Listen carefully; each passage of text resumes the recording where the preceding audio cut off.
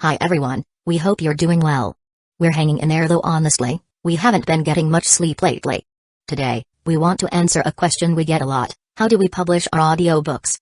First, we post most audiobooks on Patreon as paid content. They stay paid for a few months. After that, they become free to listen to on Patreon forever. A few weeks later, we post them on other places like YouTube, Facebook, and Twitter, X. Lately, things have been a bit slow in terms of new members. So we'd love your help. Please share our site with your friends or in places like Facebook groups, Twitter, X, Discord, Reddit, or novel forums. Even one share can really help us grow. Thanks so much for your support. Will you do this again in the future? Tadakuni asked. No, never again. Tanaka shamefully confessed. You guys are my best friends, and when I did something like this again, I'm not human. Well, it's not that serious. Tabata said nonchalantly. Forget that. Let's go somewhere and read it together? Tadakuni suggested. Yeah. Tanaka nodded eagerly. Before long, the three of them found themselves sitting at a family restaurant, eagerly flipping through the pages of the magazine. They quickly reached the section for Anohana. Because of Madoka Magica, the three of them were now die-hard fans of the Warriors of Love and Hope. Even when rumors about the series had been circulating online recently, they remained unwavering in their support. And now, their faith had been vindicated. As they looked at the full-color illustration on the cover, their faces lit up in awe. No matter how many times I see it, Sensei's stunning style always amazes me. Especially in this color illustration, it's just perfect. If only Madoka Magica could have a full-color collector's edition. Tanaka sighed wistfully. After marveling at the artwork, the trio's attention shifted back to the story itself. So, is this the main girl? Kawaii. Tanaka said, eyes wide. She's totally my type. Tadakuni added. I hereby declare this is my new wife. Tabata announced confidently. You already have too many wife. Tanaka said. My wife's skin is so smooth. Tadakuni chimed in. They all went back to reading the manga, thoroughly immersed in the story. With only 20 pages of content in the first chapter, it didn't take long before they finished. But something feels a little off. Tanaka said, frowning. Yeah, it feels a bit too slow.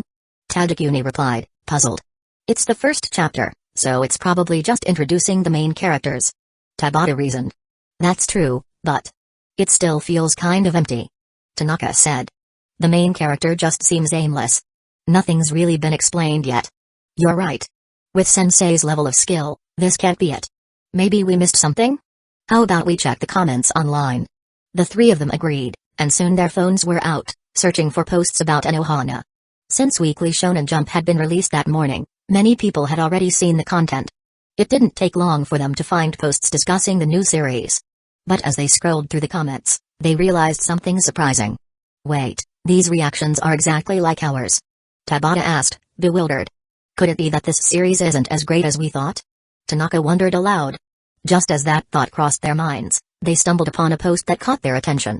The post read, did anyone really think that Sensei's Anohana isn't up to par? Let's take a look at some of the hidden foreshadowing that you might have missed. The three of them's eyes lit up at the same time.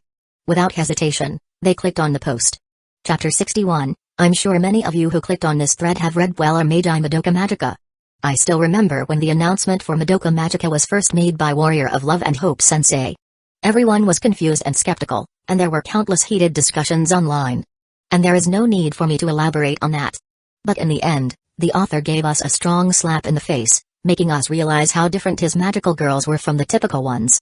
When Mommy-san's head was chopped off, I think everyone felt bewildered, shocked, and confused. How could this happen? But the truth was, it could happen. Think about it, fighting evil entities with endless magical powers. Does that sound like an easy job? Of course not. If it were us, mere mortals, we'd never stand a chance. They could easily play with us. Being a magical girl was never a carefree job. It's just that this genre was originally aimed at children, so while we may have recognized that magical girl battles were tough, no one ever really peeled away the thin veil that we all subconsciously ignored. But Warrior of Love and Hope Sensei didn't hesitate to peel away the glossy exterior of magical girls. Perhaps because young people are full of creativity and aren't afraid of things like this, he stripped away that shiny surface and showed us the true reality: the magical girls who gain power through hope still die in battle. Or maybe this is the fate of magical girls who crave hope? I'm not sure, but it's certainly a thought-provoking direction. Anyway, let's get back to today's main topic: the author's new work Anohana Hana no Nami wo Bakataki wa Mata Shiranai. As soon as I saw the colored cover for the first issue, I knew that even if the author hadn't explained everything in detail last Friday, the rumors that circulated earlier had already been disproven. From this image, it's easy to see the sincerity and skill the teacher has put into this work. Just like Madoka Magica was a story with a large ensemble cast. For a more detailed explanation on ensemble works, the novel goes into more detail, so I won't embarrass myself by explaining here. But just to give a simple summary, it's not about focusing on just one character. Every character has their own story behind them, making them feel like real people with depth. Of course, the most important thing is to make you accept these characters. If you don't buy into them, no matter how much effort goes into describing them, it's a failure. But the author clearly succeeded. Just look at how many people were heartbroken and sad when Mommy-san's head fell off, right? Clearly, this work continues the same style as the previous one, with an ensemble cast. When I saw the 6 characters on the cover, I had this idea. After finishing the first chapter, I was even more convinced. Still, in this picture, the author didn't focus on the background but instead used a relatively blurred form to present it, leaving a lot of space for interpretation. Why is leaving space a good thing? Because it allows the author to add more content. In the original blank space, there's now a group of children gathered in a circle, seemingly discussing something. This was the most surprising and heartwarming detail in the whole picture. It's a clear sign of the author's sincerity. From their hair colors, it's obvious they correspond to the characters in the picture, standing in different positions. Can't you tell who's who? And since they aren't standing together as they did before, can we guess that, for some reason, their relationship has changed? It's no longer as friendly as it used to be? This is confirmed in the content of the next chapter. Just from the first picture, we can infer so much. So naturally, my curiosity about the work itself deepened. However, after reading the first chapter, I found myself puzzled. Aside from the introduction, it didn't seem like much had happened. Some fans might say, it's just one chapter, why the rush? Shouldn't the characters be introduced first? Yes, you're right. But the truth is, a top-tier artist like the author can't make such mistakes. Forgive me for putting the sensei in the top-tier category directly, but in my opinion, any artist capable of creating a masterpiece like Madoka Magica has skills that rival any top-tier artist. The only reason they aren't considered top-tier is that they haven't released enough works yet. Back to the point, if you look at other top-tier manga artists, none of them would waste an entire chapter on filler content. So where's the problem? With this question in mind, I reread the chapter, again and again, and slowly realized there were several things I hadn't considered before. Why is the male lead so cold towards the female lead? Why do other characters ignore her? Why? Luckily, these questions can be answered in the work itself. The female lead isn't actually a human. Besides the main character, no one else can see her. Flip to the 4th page of the manga, and in one panel, the male lead is grabbing some dishes from a cabinet. In the glass of the cabinet, we can see his reflection, but not the female lead, who's standing behind him, hugging him. When I discovered this truth, I realized it wasn't that the mangaka's skills had declined, but rather, we hadn't paid close enough attention. It's surprising how many details are right in front of us, but we still fail to notice them. It's probably because modern manga usually lays everything out plainly, making it easy to understand, but this has robbed us of the habit of thinking deeply. After realizing this, when I went back to reread the first chapter of Anohana, I found so many interesting details that made me look forward to the next chapters. However, I won't go into specifics here about what I found interesting or what I'm looking forward to. After all, every reader has their own perspective. Shakespeare once wrote that there are 1,000 Hamlets in 1,000 people's eyes. The joy of manga comes from what it offers to each individual. If I just lay out all the answers for you, it wouldn't be as fun to figure out yourself, right? Anyway, thank you all for patiently reading my ramblings. After reading this post, Tanaka, Tadakuni, and Tabata exchanged looks. Tanaka scratched his head, saying, I feel like I'm reading a completely different manga than everyone else. Obviously. The fact that we understand it this well means we're the ones who posted this. Tadakuni responded. What are you doing, Tadakuni? Tadakuni, who had been fiddling with his phone, finally looked up. I'm calling the expert. He said. Look at this level, this person's a pro. Really impressive. Tabata said. Tanaka rolled his eyes. Come on, hurry, flip to the 4th page of Anohana and see if what they said is true. Tanaka immediately followed the order. The three of them stared, wide-eyed. Wow, it's true. This isn't your typical manga. Why is there a ghost in it? Wait, I don't think the mangaka ever said anything about this. The mangaka's words were about summer and growing up and friendships. So this isn't a daily life story, what is it? Damn, I just can't figure it out. Doesn't matter, the setting's still pretty awesome. Come on, let's go read it again. In this reading session, the three of them unsurprisingly found themselves immersed in even more enjoyment. Darn it. Why does it have to end here? The summer monsters are seriously fierce. Can't wait to see the protagonist's face when they realize it's all real, not just a hallucination. I wonder what happened between these characters to bring them to this point.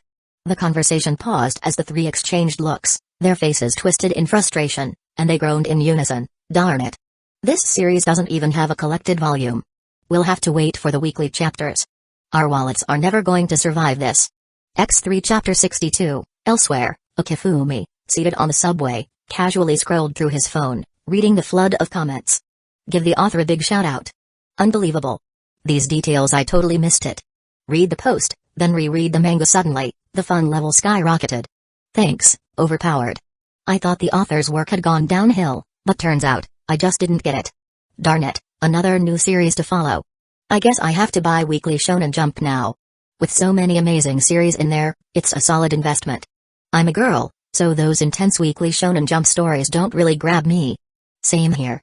The title of the post Okifumi was reading stood out clearly. Does anyone really think the author's Anohana Hana no Nami wo Bakataki wa Mata Shiranai has gone downhill? Here are some clues you missed. Speaking of which, it doesn't feel too good for the author to get directly involved, huh? If it was discovered, it would surely be another addition to his list of embarrassing moments, right? Yep. That long comment was written by him. Just like the previous post, where he mentioned that this work meant even more to him than Madoka Magica. That wasn't just empty talk, it was the truth. As for why, Madoka Magica was loosely based on a manga he'd read before, with just a few tweaks. On the other hand, Anohana Hana no Nami wo Bakataki wa Mata Shiranai was based on an anime he remembered, and adapted it according to his own ideas. To describe the difference between the two works, the former is like a daughter brought into a second marriage, already grown and independent, no need for much care, just a little attention, and in return, they'll help in old age. The latter, though, is like a child he raised with painstaking effort from the very beginning. No blood relation, but their father-daughter bond is undeniable. So, on the day of the new issue's release, Okifumi was keeping a close eye on it. When he noticed some skewed opinions online, he took a moment during class to write that detailed review. As everyone saw, the mood soon shifted in a positive direction. Hey, what's Okifumi-kun looking at? A graceful, melodic voice interrupted his thoughts. Okifumi looked up to see Shina standing beside him. A review of a newly released manga. By the way, Shina-san, do you read manga? Not really. Figures. Someone like her definitely wouldn't have much in the way of hobbies outside of school. Shina thought for a moment before speaking again, but I often hear the boys in class talking about it. Is manga it really that fun? Some people think it's fun, others find it boring. Okifumi casually replied. Shina nodded thoughtfully before breaking into a smile, but Okifumi-kun seems to think it's fun, right? Of course. Even though he's now the creator, that fact doesn't change. If anything, being the creator only strengthens his belief in it. Listening to you talk about manga, I'm kind of interested in it now. Want to give it a try? Eh? Shina blinked in surprise before quickly waving her hands, her face flushing. No, I can't afford it. I have a ton of light novels and manga at home, and besides, you won't be. He paused, and Okifumi added, just making sure, but you're not planning any trips during the break, are you? Trips? Her eyes briefly sparkled with longing, but then that glimmer was extinguished by a sense of loss. She shook her head, voice tinged with disappointment. No, I'll be alone. Even during the break, nothing will change. Probably. Her eyes clouded with a faint sadness, a wordless confusion about the future. Ouch. Shina lightly rubbed the back of her head, looking at Okifumi with a puzzled expression. Why did you hit me? Just saw a idiot zoning out on the train, couldn't resist reminding her to snap back to reality. Shina tilted her head. Are you calling me an idiot? Who else could I be talking about? I'm not an idiot. She scrunched her nose and pouted slightly, clearly annoyed. Okifumi didn't pay much attention to her irritation. Well, during the break, you'll still be cooking for me, right? So how could you be alone? You forgot that, and yet you're saying you're not an idiot? Shina froze, and then her previously perfect features brightened into a dazzling smile. Okifumi-kun, you really are too much. It's already vacation, and yet you're still making me cook? Okifumi shrugged. Not my fault. You insisted on cooking for me, and now you're stuck with me as your bossy overlord. You're calling yourself an overlord? Okifumi-kun, you're such a character. She giggled. He ignored her teasing and returned to the previous topic. Since you're not doing anything special for the break, why don't you come over and read manga when you're bored? I've got plenty here. The girl's face lit up with clear interest. Really? Why not? I've already read them, so if you can enjoy them, you're just helping them get more use. Shinigami hesitated for a moment but then tried to refuse. Wouldn't it be a bother to you, Akifumi-kun? In response, Akifumi reached out and ruffled her delicate, shimmering golden hair with his large hand. If you're worried about that, then you shouldn't have agreed to help me cook my food in the first place. Ugh. She let out a little groan, but her tone remained gentle. Akifumi-kun, you really are cruel. You messed up my hair. Well, you were practically asking for it with that come bother me look on your face. I was not. By the way, do we have any ingredients at home? What an awkward change of topic. But is this what it feels like to trust a friend? It's nice. Sheena smiled tenderly. We still have some. I don't need to go shopping today. Got it? Then let's head home. Let's go home, Uck. This weather's getting hotter. It's already July, after all. When they enter his apartment, Sheena smiled softly. Akifumi-kun, you should rest now. I'll go cook. You really don't have to rush to cook as soon as we get home. Akifumi shook his head helplessly, knowing full well she wouldn't listen, so he let her go. At the same time, a certain blonde girl with twin tails, holding a stack of original manuscript pages, arrived at Akifumi's door. Chapter 63, After days of hard work, Airi finally beamed with satisfaction. Finally, I'm done. That went smoother than I expected, she declared cheerfully. Her hand had moved as if guided by divine intervention. Even without fully forming the ideas in her mind, her body instinctively drew ahead of her thoughts. The result? Beyond satisfying. This is the fastest I've ever completed a project, she admitted with a mix of pride and disbelief. Since debuting under the name Kashiwagi Airi, the deadlines had always loomed like grim reapers. But this time, finishing 20 pages a whole month early is unprecedented. However, I got so absorbed in drawing that I forgot about his birthday. Airi's smile faltered. Her hand, poised to knock on the door, froze. He's probably still mad, right? She sighed, switching perspectives. If he forgot my birthday? Absolutely unforgivable. Airi thought grimly. At least 3 days of the silent treatment. No. A week. Actually, no, 3 days. That's fair. But guilt gnawed at her. Would her limited edition Kakrit figurine be enough as a peace offering? He liked it last year, but that was last year. She muttered nervously. Pushing aside her doubts, she squared her shoulders. Whatever. Worst case, I'll cooperate with him a bit if he acts clingy. A vivid blush crept across her cheeks as she recalled that incident in his room, how unexpectedly bold he had been. The memory was so intoxicating that it often became her guilty bedtime indulgence. No. Stop. She shook her head fiercely. It's broad daylight, Airi. Focus. Steeling herself, she reached for the door. Before she could not click, the door opened from the inside. Airi blinked, momentarily stunned. The person standing there made her pause. She wasn't used to being impressed by other girls' looks after all, she was a certified beauty. But this girl? She was on Airi's level. Long, silky flaxen blonde hair cascaded down her back, and her fair, flawless skin gleamed under the light. Her delicate features were framed by long lashes, and her full, glossy lips hinted at a sweetness Airi couldn't ignore. Her presence radiated a calming elegance, reminiscent of a traditional Yamato Neijiko. But what was she doing here? Airi's gaze darted to the nameplate on the door. Nope, she hadn't gotten the wrong place. What's going on? Airi's brain short-circuited. The girl holding a garbage bag blinked in surprise too, but quickly composed herself. Hello, are you here to see Akifumi-kun? She asked politely, setting the trash bag aside. Airi's scattered thoughts reassembled. And you are? I'm Shinigami, Akifumi-kun's neighbor. She introduced herself with a polite smile. Shinigami. That name rang a bell, but Airi couldn't quite place it. Wait, even if you're his neighbor, why were you inside his house? A wave of irritation surged through Airi. Mahiru seemed to sense her confusion. Why don't you come inside first? It's hot out here. Inside, Akifumi sat casually on the couch, flipping through channels on the TV. Airi, seated nearby, was too agitated to relax. Meanwhile, Mahiru returned to the kitchen. So, care to explain what's going on? Airi demanded, unable to suppress her rising frustration. Akifumi, clearly expecting this confrontation, smiled wearily. I knew this was coming. He opened the fridge and handed her a cold soda. What one? It's hot outside. Airi accepted but didn't drink it, her glare never wavering. Akifumi sighed. Long story. Then make it short. She huffed. Sheena lives downstairs. She noticed I was living off takeout and offered to handle my meals. Airi blinked. That's it? That's it. He confirmed, shrugging. You told me to keep it short, right? Not that short. She fumed. Do you think I'm an idiot? What kind of classmate does that?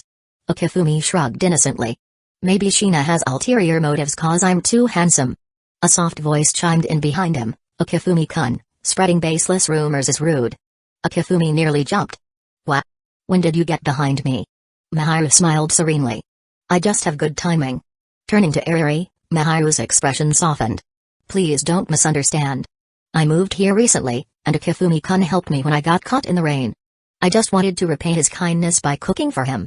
That's all. Airi's suspicion didn't completely fade. But Mahiru added with a knowing smile, and no, nothing inappropriate has ever happened between us.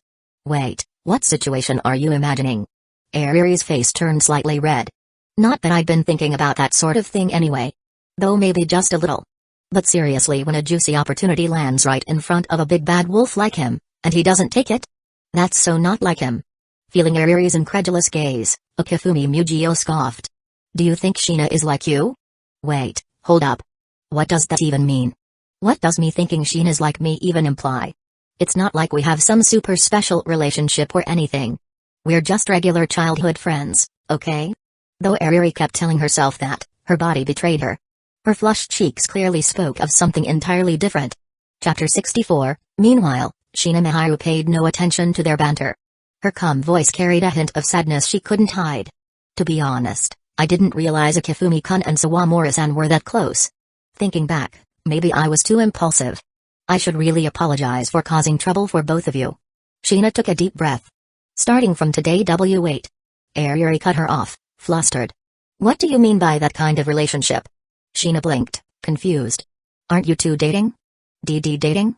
Boom. Heat surged across Airi's face, practically steaming from her head. She wobbled like a crab fresh out of a pot, barely able to keep her balance. PFFT-ha-ha-ha. Okifumi couldn't hold back his laughter. And nope, we're not. We're just childhood friends. Not like what Sheena-san imagining. Sheena's eyes widened. So, they're not a couple? What kind of nonsense did I just blurt out? Recalling her words, Sheena's embarrassment hit her like a tidal wave. Her toes curled awkwardly in her slippers as she stammered, I'm really sorry, Sawamura-san. I jumped to conclusions. Despite the apology, a flicker of relief bloomed in her chest. So, that means I can still stay close to Okifumi-kun, right? Immediately, guilt crept in. Ugh, what a horrible person I am. Airi, now thoroughly overheated, remained frozen in place, her brain clearly fried. Okifumi sniffed the air and frowned. Hey, Sheena, do you smell something burning? Huh? Sheena froze. Her face turned pale. Without her usual grace, she bolted toward the kitchen. Flipping the hamburger patty in the pan, her worst fears were confirmed. It was completely burned. Hyuga. She whimpered, devastated. At the dining table, Sheena sat slumped, disheartened. Airi, still red-faced, seemed lost in thought. Okifumi sat between them, amused by their expressions. A few minutes passed before Sheena broke the silence. I'm really sorry. I was planning to serve hamburg steak, but I messed it up and had to throw together some leftovers from the fridge.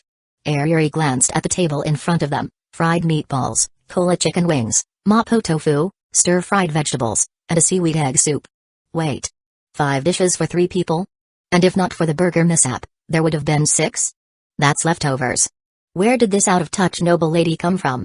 Even I, the daughter of a diplomat, think this is extravagant. I think it's amazing. Airi admitted. Yeah. Okifumi agreed. Besides, if we're being honest, part of this is on us, right, Airi? Humphrey. She pouted but nodded reluctantly. Alright, dig in. The food's getting cold. Okifumi urged, picking up his chopsticks. Thank you for the meal. The 3 of them said. Airi followed, grabbing a meatball. Wait. What was I even worried about just now? Sheena may be pretty, but I'm no pushover. Her gaze drifted downward to Sheena's. Ahem. Seriously? How is she so well developed for her age? Biting down on her chopsticks, Airi refused to give in. No worries. Mugio and I are childhood friends. Childhood friends are unbeatable. There's no way some newcomer can just wait. Newcomer? A metaphorical lightning bolt struck Airi. Her face turned completely ashen. And no big deal. Just because she's new doesn't mean she wins. Airi, fear nothing. Besides, we have common interests. Just being good at cooking doesn't mean her thoughts were cut off as she took a bite of the meatball. Her eyes lost all focus. So good. How can something made from such simple ingredients taste this incredible? I lost. I completely lost. This is unfair. She whimpered through tears. Shina blinked in shock. Sawamura-san? Is something wrong? Akifumi chuckled. She's just moved to tears by your amazing cooking. My cooking is that good? Shina mumbled to herself. Be confident. And drop the question mark. Akifumi grinned.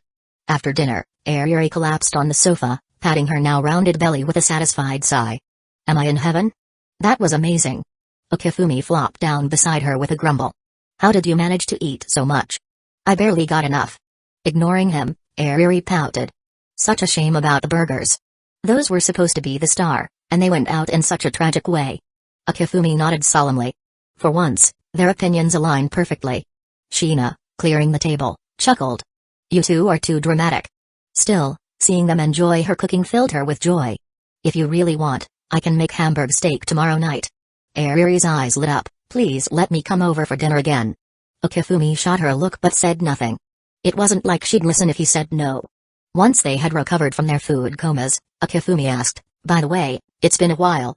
What brings you here today? Hey, guess what? Finished your manuscript? TCH. So predictable, no satisfaction at all. But Airi nodded proudly. That's right, all done. Not bad. Let me see it. Chapter 65, Akifumi accepted the manuscript from Airi and skimmed through it, his expression quickly turning serious and evaluative. A few minutes later, as he lay sprawled on the couch, Akifumi noticed his little brother acting unusually tense. He immediately adjusted his posture, subtly turning his back to Airi. What are you doing? Airi asked, puzzled. Too full. Can't sit like that, or I'll gain weight. And you think that position will stop it? Absolutely. Akifumi declared with a straight face, spouting nonsense. Airi hesitated but ended up mimicking his position. Akifumi quietly breathed a sigh of relief. Whispering under his breath, he muttered to himself, you just can't make things easy for me, can you? Always thinking about dirty thoughts just by reading manga. Sure, her art style's sexy, and the plot's solid this time, but this is definitely the wrong moment. Of course, there was no response. A few more minutes passed. Akifumi finally finished reading the entire manga and set it down. Instead of speaking immediately, he waited until his thoughts settled. Only then did he turn back around. Hearing the shift in movement, Airi nervously asked, so? How was it? It's really good. After a brief pause, he added, honestly, it surpasses all your previous works. If it weren't for the fact that your art style stayed the same, people might question whether it was even done by Kashiwagi Iri or not. Airi's smug expression froze instantly at those last 4 words. Idiot. Shina-san is here. Don't go shouting that name out loud. She snapped, panicking. Had she gotten so used to Shina being around that she'd completely forgotten to be careful? Sorry. Akifumi apologized earnestly. But she's in the kitchen, she probably didn't hear that, right? He then whispered, by the way, with Shina-san here, I can't help much, can I? I didn't know she'd be here either. Airi sighed. So, what now? Sigh. Whatever. There's still plenty of time. After finals, I'll just finish it up on my own. Yes. No more extra work. Akifumi tried his best not to grin. By the way, Airi suddenly said, now that I'm done, isn't it time for you to fulfill your promise? Wait, his promise? Akifumi's stomach churned. Was this day already here? He felt an ominous pain in his gut. What wrong? Airi declared boldly. It's not like I'm doing anything scandalous. Even if my identity gets revealed, there's nothing to be embarrassed about. Somewhere, someone who did draw scandalous stuff suddenly felt attacked. Why do I get the feeling someone's bad-mouthing me? Airi shot Akifumi a suspicious glare. You're not thinking bad things about me, are you? Akifumi blinked innocently. What bad things? Airi scrutinized him for a moment before sighing and dropping the issue. Never mind. Just fulfill your promise. Introduce me to the warrior of love and hope sensei. Facing her excited, expectant gaze, Akifumi hesitated. He sighed deeply. Just. Don't be disappointed, okay? Airi was baffled. Huh? Why would I be disappointed? Meeting my idol would be the best thing ever. Without explaining further, Akifumi gestured. Follow me. Airi obediently trailed after him. Just as they were leaving, Shinigami emerged from the kitchen, Curiosity gleaming in her eyes, Okifumi paused and considered for a moment. Want to come too, Shina-san? Come too? Where are we going? She asked cheerfully. Airi perked up. Are you a fan of the Warrior of Love and Hope sensei too? The joy of discovering a fellow fan lit up her face. Given her masked persona at school, Airi rarely found anyone with similar interests. But with Okifumi's home being outside school grounds, she'd stopped hiding her geeky passions. Naturally, discovering a potential fellow fan made her excited. Unfortunately, Airi had jumped to conclusions a little too quickly. Warrior of Love and Hope. Shina blinked, puzzled. Is that some kind of code name? It sounds odd. Okifumi's lips twitched. Yeah, I know the name was a bit strange, thanks for pointing that out. No, it's not like that. Airi explained. The rookie manga artist I really admire. Oh. Shina nodded blankly, still not quite understanding. Airi pouted, dissatisfied with Shina's tepid reaction. Before she could gush about the artist's greatness, Okifumi led them into his room. Wait here for a second, he said. Chapter 66, Airi refrained from continuing the conversation and plopped onto the bed. Childhood friends, huh? Shina observed with a hint of envy. It wasn't that she envied Airi's carefree attitude about entering a guy's room, rather, it was the effortless and unguarded relationship they shared. Airi misunderstood Shina's expression and assumed she was shy. Why are you staring at me? Come sit too, she said warmly. Thanks. Shina smiled politely and sat beside her. Her eyes wandered around the room, taking in the layout.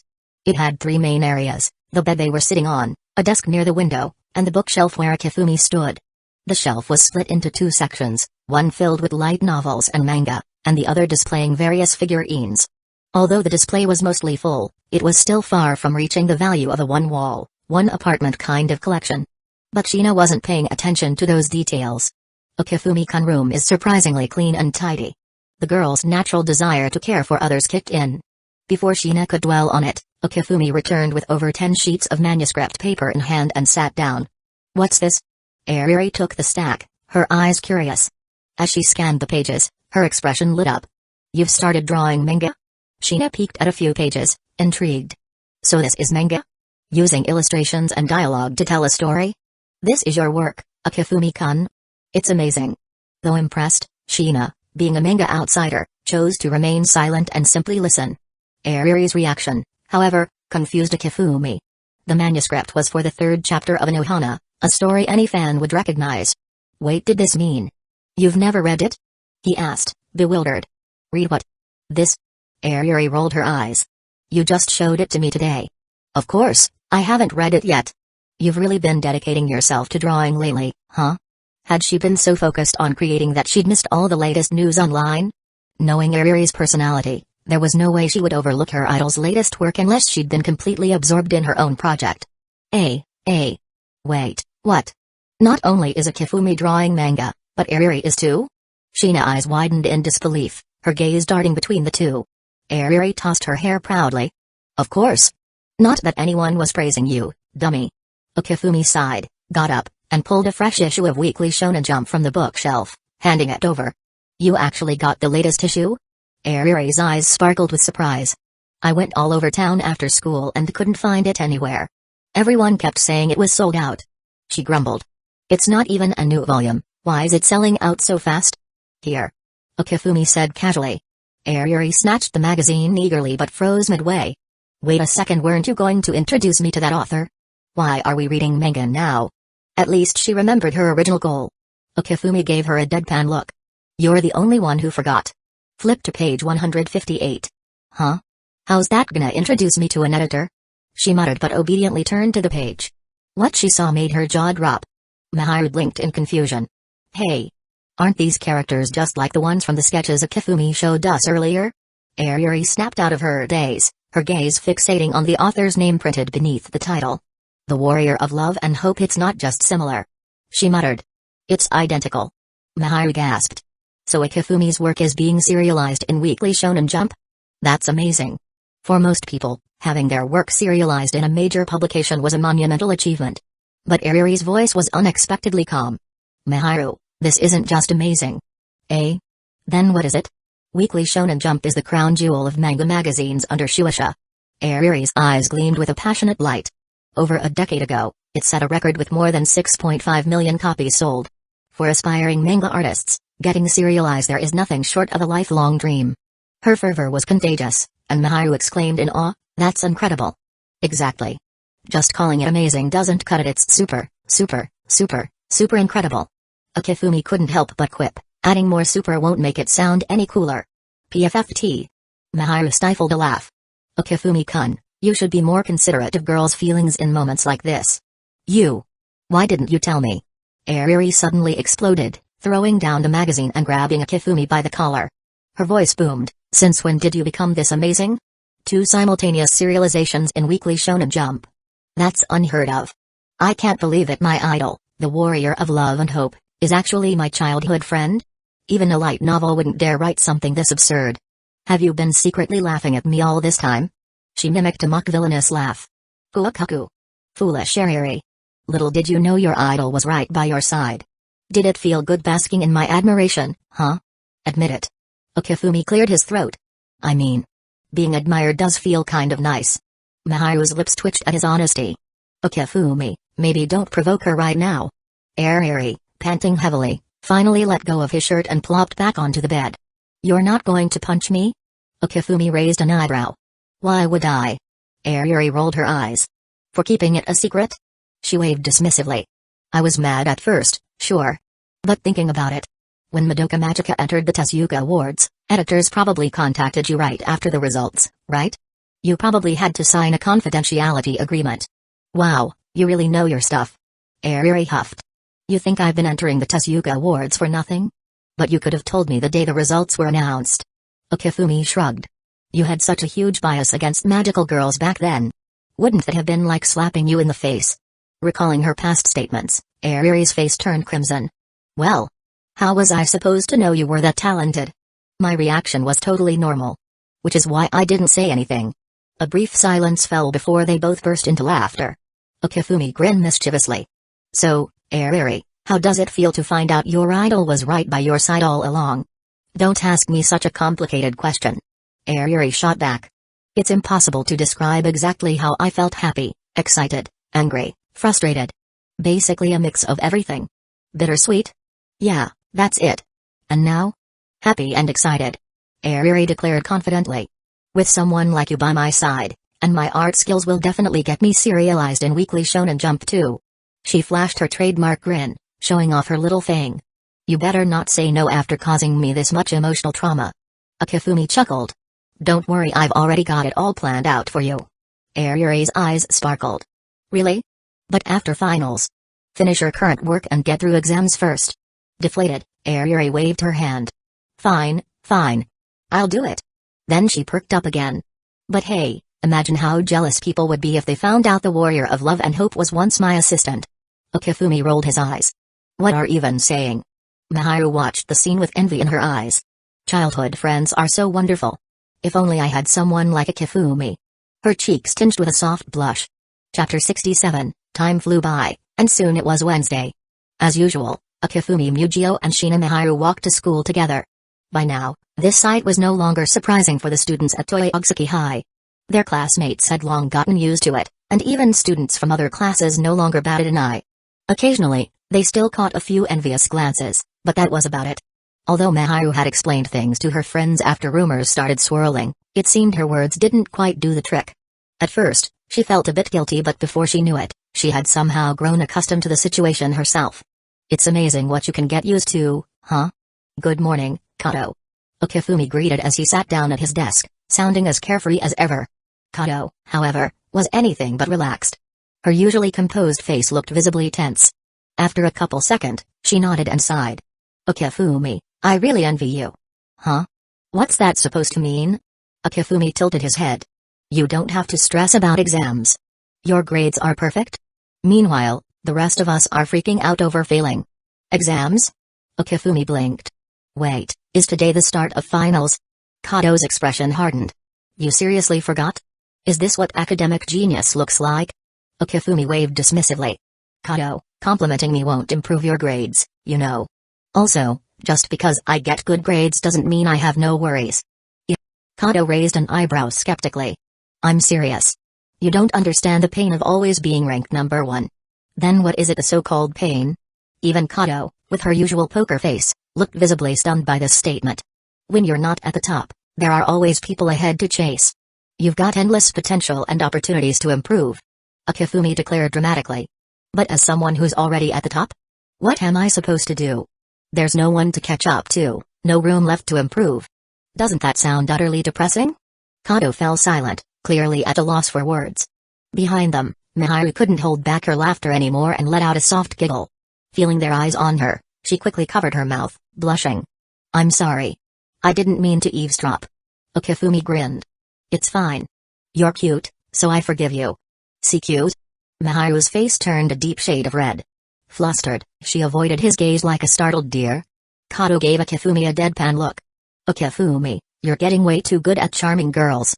Akifumi's grin only widened. Oh? So are you saying Shina-san isn't cute? Kato paused, then shook his head. No, she's very cute. See? Then I was being genuine, not a sweet talker. Deciding not to engage further in Akifumi's antics, Kato brought the conversation back to the exams. Akifumi, as your friend, I have some advice. Don't repeat that nonsense about having no room to improve.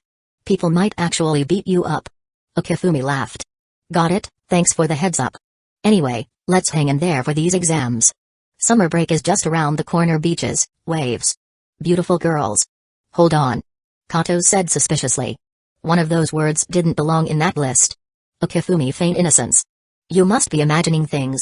At Shueisha Publishing, Mihari, the chief editor wants to see you. A colleague called out. Atosuna Mihari, who had been diligently working on a manuscript, looked up in surprise. Thanks. Any idea what it's about? The colleague shrugged. How would I know what the chief editor's thinking? After saving her work, Mihari grabbed her notebook and headed toward the office. She knocked politely. Excuse me, sorry to disturb you. Come in. The voice belonged to Chief Editor Minano Madam. She was seated at her desk, typing furiously without even looking up. Take a seat on the sofa. Help yourself to a drink. Used to her boss's busy nature, Mihari poured herself a glass of water and sat down, feeling a bit restless. What could this meeting be about? Had she made a mistake on a recent project? Was there a problem with a manuscript? Her calm demeanor began to waver. After a few minutes, Minano finally stood up, carrying a file. She sat across from Mihari and smiled. Sorry to keep you waiting. And not at all. Mihari stammered. Honestly, getting a chance to slack off guilt-free? Who'd complain about that? Though it would have been nice to know the reason for being called in right away. Minano cut to the chase. It's about Akifumi-sensei. Oh, Akifumi? Phew, that's a relief. Wait, there hadn't been any recent developments, right?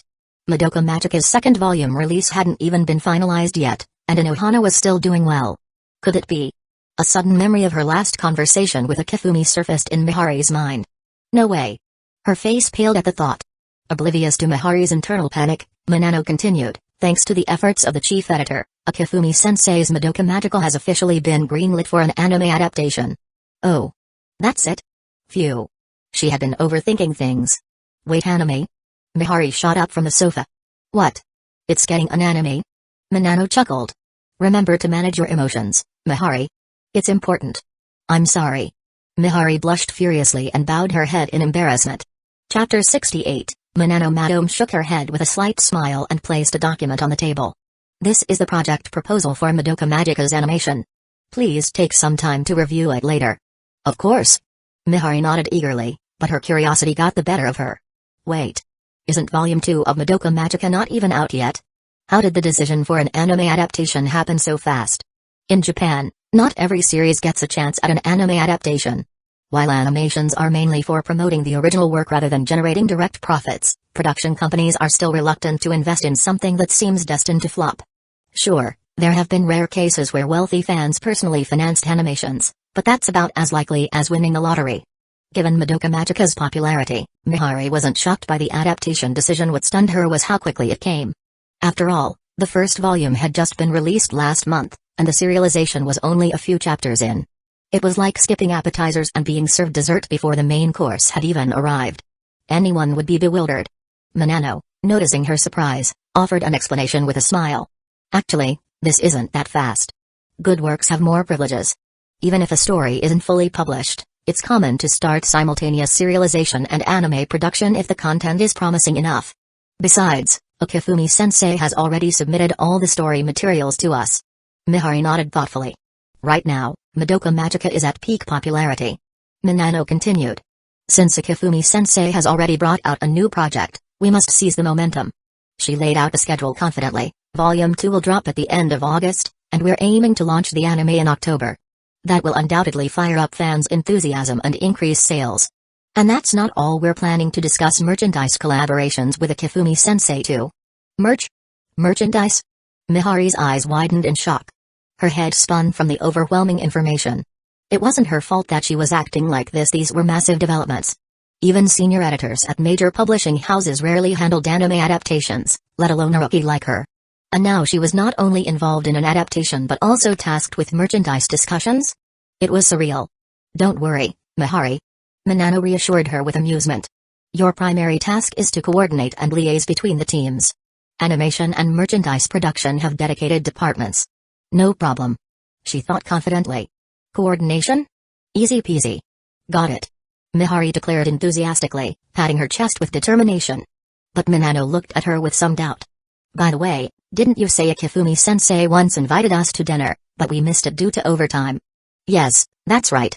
Well, please contact Okifumi-sensei and set up a meeting again. We need to discuss these matters face to face, and we'll even treat him to dinner this time. Got it. Leaving Minano's office, Mihari couldn't hide her grin. Anime. Merchandise. Hee. By 12:20 p.m., she couldn't hold back anymore and called Okifumi-sensei. Before she could speak, a grumpy voice came through the line. Do you know how short high school students' lunch breaks are in Japan? Okifumi-sensei growled. You better have a very good reason for calling, or you'll face the consequences. Mihari shuddered instinctively, recalling the sheer terror of Okifumi-sensei's past reprimands. But she wouldn't let that intimidate her. Please calm down, Okifumi-sensei. I totally understand how precious lunchtime is. I went through that too, remember? I wouldn't disturb you unless it was super important. Curse my pride as an editor. But it's fine. One day, when I become chief editor, I'll reclaim everything I've lost. Fine. What's the news? Okifumi's voice softened slightly. Madoka Magica is getting an anime adaptation. Plus, some merchandise will be produced. Okifumi paused. Tell me everything. Mihari quickly relayed the morning's developments. I see. Okifumi said thoughtfully.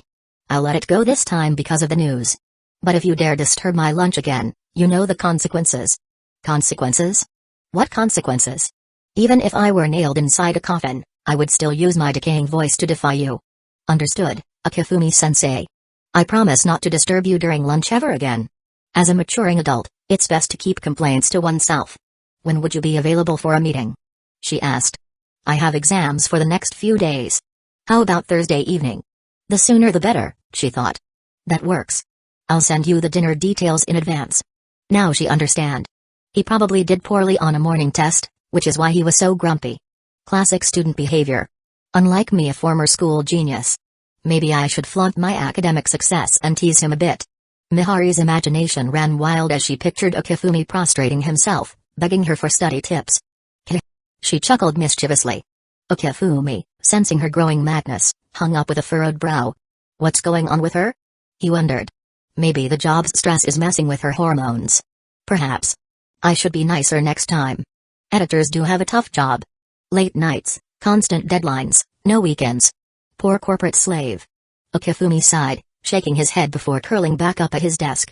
He blamed the exam for making him sleep too much in the morning, and now the post-lunch drowsiness hit him like a truck. Chapter 69, Thursday afternoon. The final exam had just ended, signaling that summer vacation was just around the corner. Even though the exams were over, no one left the classroom immediately. Hiratsuka-sensei was scheduled to give some announcements, and anyone who dared sneak out early might face her infamous iron fist of love. That would likely come with the added bonus of a special summer assignment. Kato, how was the exam? Kato responded calmly, I probably won't get grades as high as you, but I think I passed. That's good. At least you won't need remedial lessons during the break, said Okifumi, grinning as he waved dismissively. But hey, no need to praise me for my brilliance. Kato gave him a blank stare. Your shamelessness is really getting out of hand. She muttered. Shameless? Me? No way. Okifumi laughed before turning to Shina Miharu. How about you? How did you do? Shina smiled gently. I think I should be in the top 10. Wow, There are some pretty strong students at this school. Akifumi remarked. Do you think you'll get first place this time? Kato asked. Akifumi blinked playfully. You want the truth or a lie? Lie first. I don't think I did well, but I tried my best, so it's up to luck now. Kato frowned. Wait, that's supposed to be the lie? What's the truth, then? Even if I intentionally made 2 mistakes, first place is still locked in. Kato was speechless. Why was she even talking about grades with 2 overachievers? Oh right, Akifumi started it. Never mind then. Shina looked curious. Wait, why would you intentionally make mistakes? Kato answered before Akifumi could. To make sure he doesn't get a perfect score. Shina tilted her head, confused. What's the point of doing that? Kato sighed. Shina-san, remember this guy's twisted logic? If the gap between first and second place is too wide, it makes people give up. But if it's only a few points, it motivates them to try harder next time. He is basically doing it to give the second place student hope. Shina looked shocked. What? There are people who think like that? Of course. Kato muttered. Akifumi's just that type of person. Akifumi smirked. Hey, Kato-san, are you secretly in love with me? How else would you know me so well? Shina blinked in disbelief. Was this actually true? Kato remained expressionless. No thanks. I don't want to be accused of being a third party in someone else's love life. She glanced at Shina and continued coolly, it's just that Akifumi's weird behavior is really easy to predict. Oi? What's that supposed to mean? Kato shrugged. Every exam in this semester, the gap between you and Yuki no Shita was really narrow. Oh? Akifumi raised an eyebrow. In our first year, you two had a 10 to 20 point gap. But now it's always within a few points. You're clearly controlling your scores. Akifumi rubbed his neck awkwardly. He hadn't realized it was that obvious. Would Yuki no Shita notice? If she did, she'd probably feel insulted and furious. But then again, if she gets mad, that might actually be kind of funny. Akifumi chuckled. Shina couldn't hold back her curiosity any longer. But how do you predict other people's scores so accurately? It's not really predicting. Akifumi explained. I've just observed Yuki no Shita long enough to know where she's likely to make mistakes. Combine that with the exam format, and it's easy to guess. Shina's eyes widened. That sounds terrifying. If Yuki no Shita ever hears this, and she punches you, I'll say you totally deserved it. Kato deadpanned. Akifumi shrugged. She's just too predictable, you know. Even when she gives it her all, she never gives up. That stubbornness is admirable in a way. Shina pondered this. So Yuki no Shita has been second place since our first year? Yup. Kato confirmed. Honestly, I didn't expect Akifumi and Yuki no Shita to have any connection. We don't. Akifumi clarified. We've never spoken a word to each other. Then how do you know her so well? Shina asked, puzzled. It's like that saying, your enemies understand you best. Just looking at her test mistakes tells me a lot about her personality. Is that even a thing? Kato waved dismissively. Shina-san, wake up. Only someone as weird as Akifumi could pull that off. True enough. Shina agreed. Hey. Calling me a weirdo is harsh. I was complimenting you. Oh, in that case, I'll graciously accept it. Akifumi grinned. At that moment, Hayatsuka-sensei stepped up to the front of the class, her usual stern expression softening into a rare smile. Alright, listen up. I know this is repetitive, but it's important, so I'll say it one more time, be mindful and stay safe during the break. And don't forget to show up this Saturday morning. With that, she paused dramatically. Now then. Go ahead and celebrate. Enjoy your well-earned summer vacation. Cheers erupted through the classroom. Woo! Sun, beach, beautiful girls, here I come. Summer dates and unforgettable festival memories, yes. Binge-watching shows and eating ice cream. Sleeping in and gaming all night long. Yay! The thunderous excitement practically shook the roof. Hayatsuka-sensei watched with a relaxed smile. Akifumi covered his ears, grimacing. Idiots. He muttered. Sure, the beach had plenty of beautiful girls, but did that have anything to do with them? Summer romances? More like heat stroke under the blazing sun. Gaming all night? Let's be real, their parents would probably confiscate their consoles by day 2. Still so naive, even after all these vacations. He sighed. As the noise settled, Akifumi turned to Kato. So Kato, any plans for the break? Probably a family trip first. Kato said thoughtfully. After that, I'm free. What about you? Staying home, of course. A summer without staying indoors has no soul. Kato shook her head in resignation. You really never change. Turning to Shina, she asked, What about you, Shina-san? Any plans for the break? Chapter 70, Huh, me? Shina Miharu snapped out of her thoughts and, after receiving a confirming glance from Kato, she spoke up, well, I'll probably just stay at home, I guess. As she said this, she subtly glanced at Akifumi, who was busy looking at something on his phone. Kato noticed this little exchange, of course. At the school gate, alright, see you on Saturday then. Bye, Kato. Akifumi Mujio and Shina Miharu waved goodbye to Kato.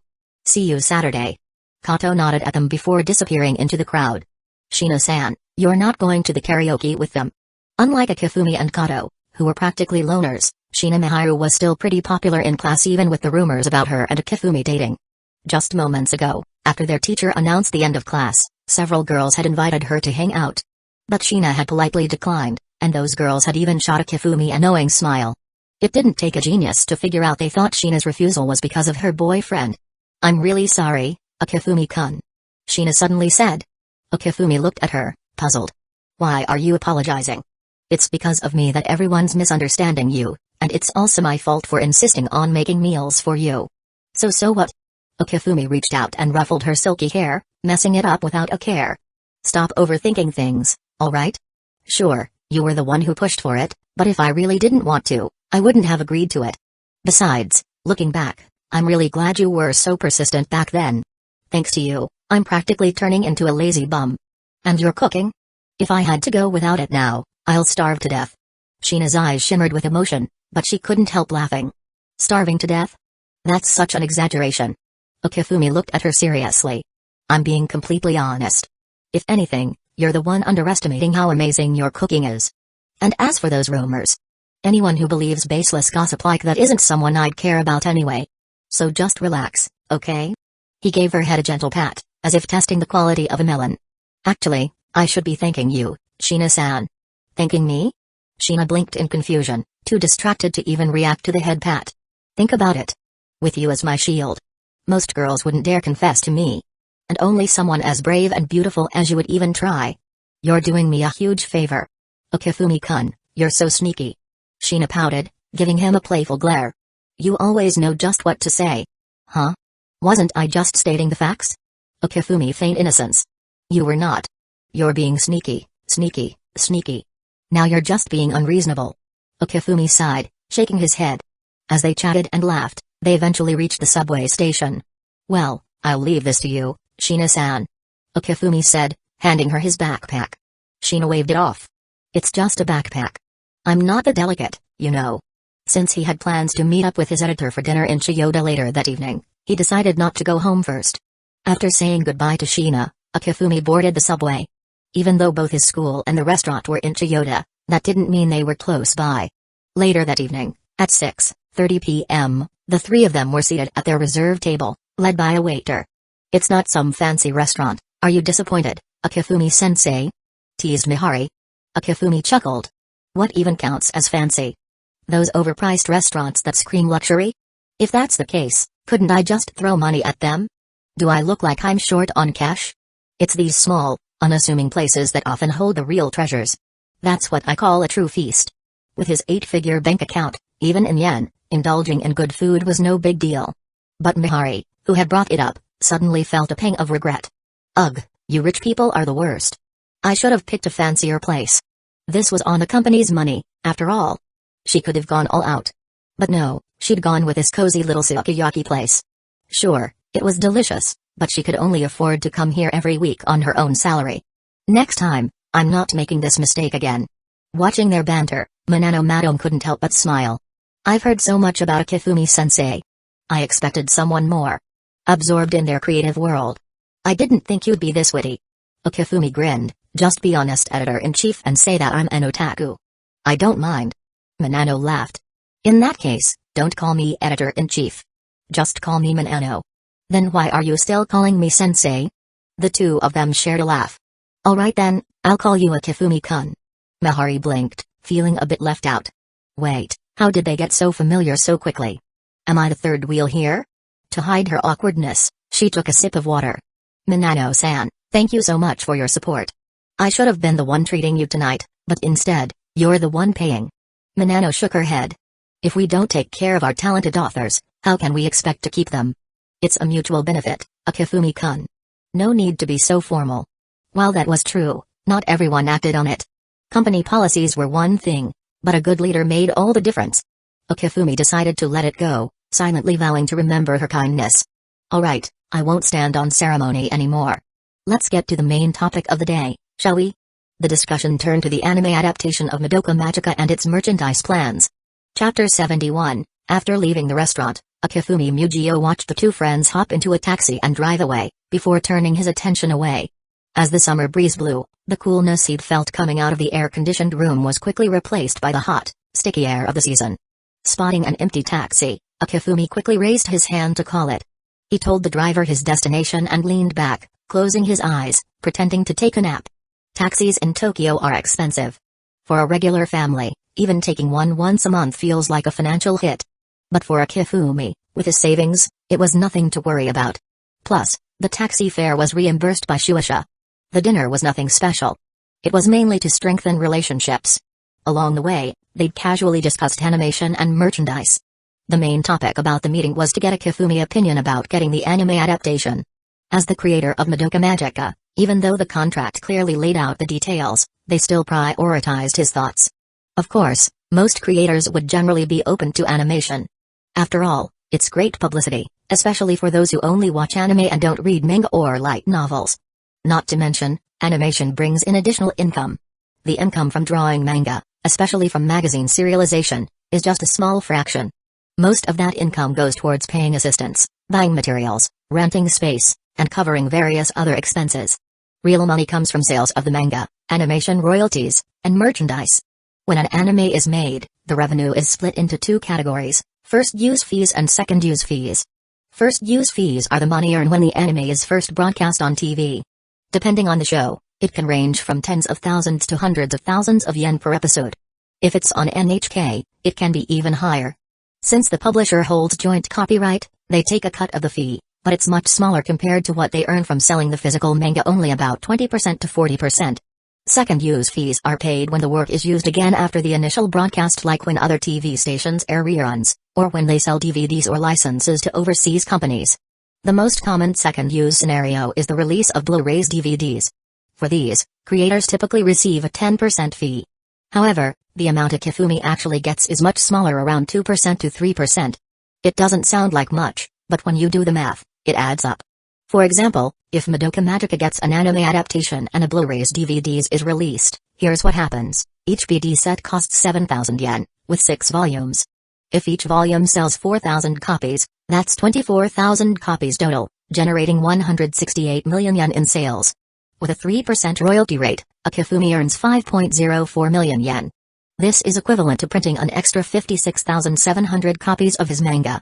On top of that, the DVD sales further increase his earnings, equivalent to printing more than 100,000 copies of his book. Given such a lucrative opportunity, there's really no reason to turn it down. Still, some creators do choose to reject animation deals, but that's not Akifumi's concern. He's got no reason to refuse, especially when he heard the person handling the project was Shinbo. 1 word, solid. 2 words, easy win. He couldn't see any way this would fail. As for merchandise, the discussion was simple. Aside from the character figurines, was there anything else Akifumi wanted to design? To his surprise, he actually had an idea. He wanted to make Jinchai for one of his character, Mami-senpai. When he suggested it, both Minano and Mihari looked at him like he was crazy. They almost didn't want to respond, but after a few moments, they decided not to criticize him. Minano agreed to pass the idea along. Merchandise usually gives creators 1% to 7% of the retail price. As for directly buying out Madoka Magica, that's a no-go. Given the series' success, Akifumi quickly secured the highest 7% royalty.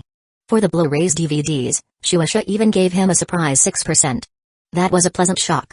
It must be because they were handling production themselves and didn't mind sharing a bit more.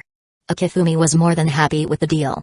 Even if it was only 3%, he wouldn't have turned it down, so 6% was fantastic. As for doing things independently, Akifumi only briefly considered it before dismissing the idea. Sure, he'd make more money doing it alone, but how much would he have to invest? Starting an animation studio, building connections, it'd take so much time and energy. Not an option. Most importantly, Akifumi wasn't interested in any of that. Why work hard when you can just lie back and let the money roll in? Even if it's a little less, everything will be handled by other people. And he didn't need to worry about a thing. How awesome is that? He just lies down and collects the rewards. With those thoughts in mind, the taxi arrived at his destination.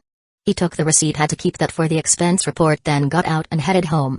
He turned on the air conditioning and fired up his PSP. First day of vacation, and there's still work to do? Who's got that kind of self-punishing personality? Living alone? It means time to play until you can't anymore. Suddenly, he heard a familiar voice with a tone of mild exasperation. Okifumi-kun, even though it's vacation, you should at least get out of bed by now. Then another voice joined in, more playful. I told you, there's no way you're waking him up like this. Well then, what do we do? Don't worry, I bought a can of herring today. Let's open it and put it in his room, then lock the door. There's no way he won't get up after that. Huh? Did she had some kind of grudge with him? He just wanted to sleep in, and now they're bringing out biochemical weapons? And locking the door too? Are they really trying to make sure I can't escape? Even though he was still tired, Okifumi couldn't keep his eyes shut anymore. They snapped open in an instant. And of course, he was greeted by the familiar faces of his two friends. I knew it was you, Airi. You're trying to ruin my sleep. He was still groggy, hungry, and annoyed, but he didn't have the energy to yell. He muttered instead, it's the first day of vacation, you know. Why can't you just let me sleep in at home for once? Why torture me? When Airi heard that, she just crossed her arms, snorting dismissively. As a manga creator with 2 series running in Weekly Shonen Jump, being lazy is just unacceptable. I can't turn a blind eye to that, whether as a fan or a fellow creator. Okifumi shot her a sarcastic look. Don't pretend to act like saint, you just want me to hurry up and teach you how to draw manga. Don't try to make it sound all noble. His words hit home so hard, he felt like he could hear her internal thoughts from across the universe. Airi groaned in defeat. Okifumi-kun, whatever her reasons, it's time to get up, said Sheena, her voice suddenly taking on a menacing tone. She was smiling, but the deadly aura radiating from her made Okifumi think twice. Okay, I'm up. Okifumi chuckled nervously. I guess I can't stay in bed forever, can I? Trying to change the subject, he asked, so, what's for breakfast? Miso soup, rice, and grilled fish, replied Miharu. Ugh. Classic. Even though he'd been living here for years, he still couldn't quite get used to this traditional breakfast. Next time, can we have soy milk, fried dough sticks, or buns with porridge instead? Okifumi asked. Airi grumbled, you should be thankful anyone's cooking for you. Stop being so picky. By the way, Sheena-san. This girl here isn't my problem. Okifumi pointed at Airi. Don't prepare anything for her next time. Airi immediately clasped her hands together, bowing her head with an exaggerated apology. I'm sorry. Miharu couldn't help but laugh. The breakfast ended, and as Airi rubbed her stomach, she said, Miharu's cooking is so amazing, but when I go back to eat mom's food again, it feels like I want her with you. You just exaggerating it too much, Miharu chuckled. Okifumi shook his phone. I have recorded it. I'll play it for Ansei Yuri next time I visit. What? When did you even do that? Right before you said that line, you bastard. Well, wasn't it Airi being too much? Ansei Yuri works hard every day making you food, and you still complain about it? Airi groaned in defeat. Chapter 72, Airi lowered her head. I'm sorry. Please forgive me, Okifumi-sama. Well, that depends on how I'm feeling. Okifumi Mugio smiled as he put his phone back into his bag. This is what you get for trying to scare me with a can of herring in the morning. It's payback time now. After a short break, the 3 of them entered Okifumi's room once Sheena had finished cleaning up. While his room wasn't exactly small, having 3 people in it made it feel a little cramped. But there wasn't much that could be done. With his 8-digit savings, he still couldn't afford a bigger house in the ultra-expensive Central District. By the way, Airi, aren't you interested? Airi blinked. Interested in what? The upcoming plotlines for Madoka Magica and Anohana no Nami Hana wo Bakataki wa Mata Shiran. I have all the drafts right here. Okifumi Mugio's words were like the devil's whisper, tempting people to make mistakes. Airi hesitated, her curiosity piqued, but she forced herself to resist. No. I couldn't possibly be interested. But as a fan, I can't give spoiler to myself on things like this. I can't betray my own conviction. It was almost like she was trying to reassure herself, repeating her words with determination. Seeing that, Okifumi stopped teasing her, and then he flicked her forehead with his finger. Ow! What was that for? Airi glared at him. I just wanted to wake you up. Even if you wanted to read it, I wouldn't even show you. Not even if we're childhood friends. Even without anyone monitoring, the spirit of the contract must still be upheld. Airi pouted and mumbled under her breath, Humphrey, fine, I won't read it. It's not like I was planning to read it right now anyway. Pretending she didn't hear him, Okifumi Mujio turned to Shina Miharu, who had been quietly listening. Shina-san, is there any manga you'd like to read? Shina Miharu smiled shyly. I've never really read manga, so I'm not sure what to pick. The only thing I know is the you make. Okifumi-kun, so can you recommend me something? Okay, no problem. Okifumi Mujio agreed without hesitation. After all, the things he drew were meant to be shared with others. He wasn't ashamed to have his friends see them. He grabbed Madoka Magica off the shelf and handed it to Shina Miharu. Shina blinked when she saw the title, then couldn't help but laugh. I didn't expect you, Okifumi, to have such a girly side. Though she hadn't read the manga, she had seen the TV show as a child.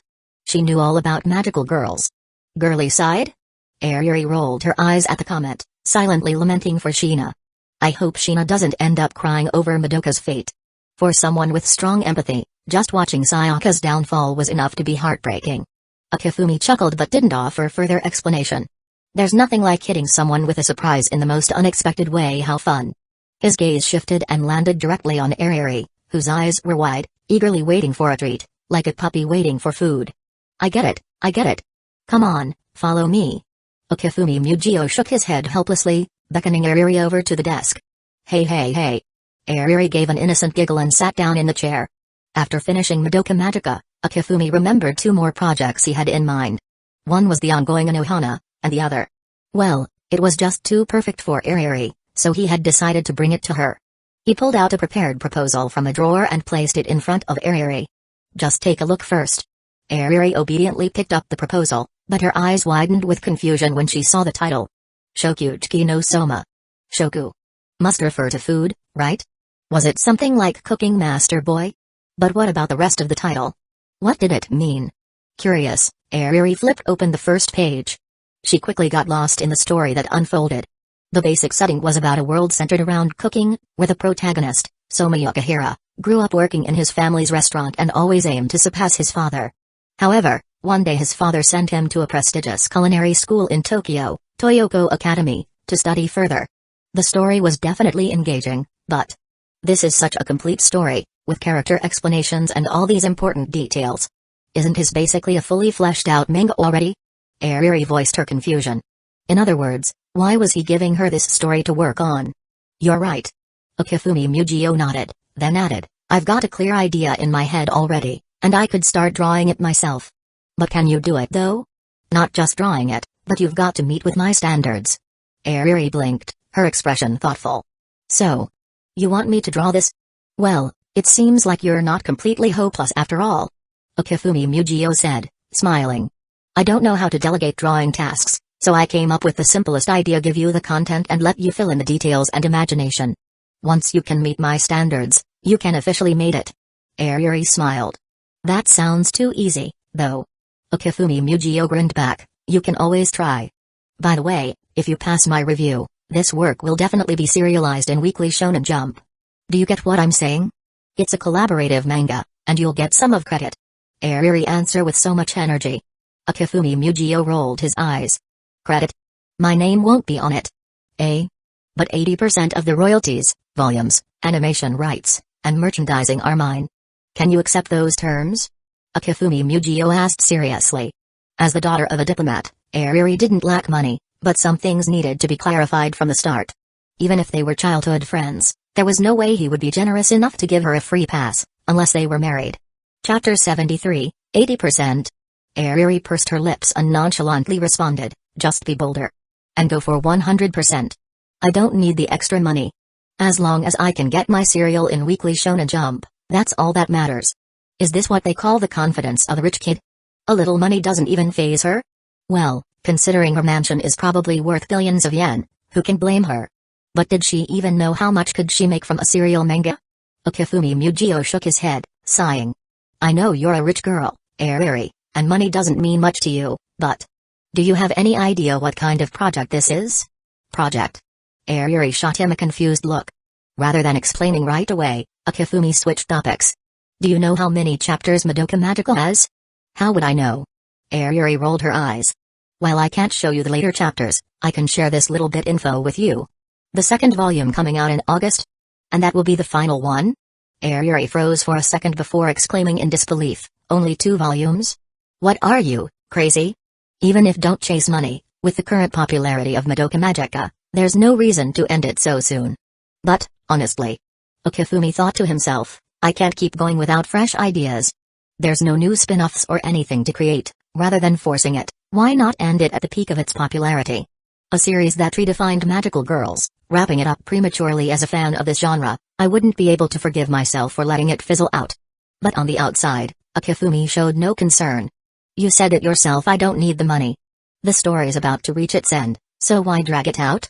Beautiful things always leave a little room for imagination. Airi sighed. Fine. The publishers have probably already discussed this enough. They're fine with you doing whatever you want. What can I, an outsider, even say? Hopefully, the ending doesn't disappoint the fans.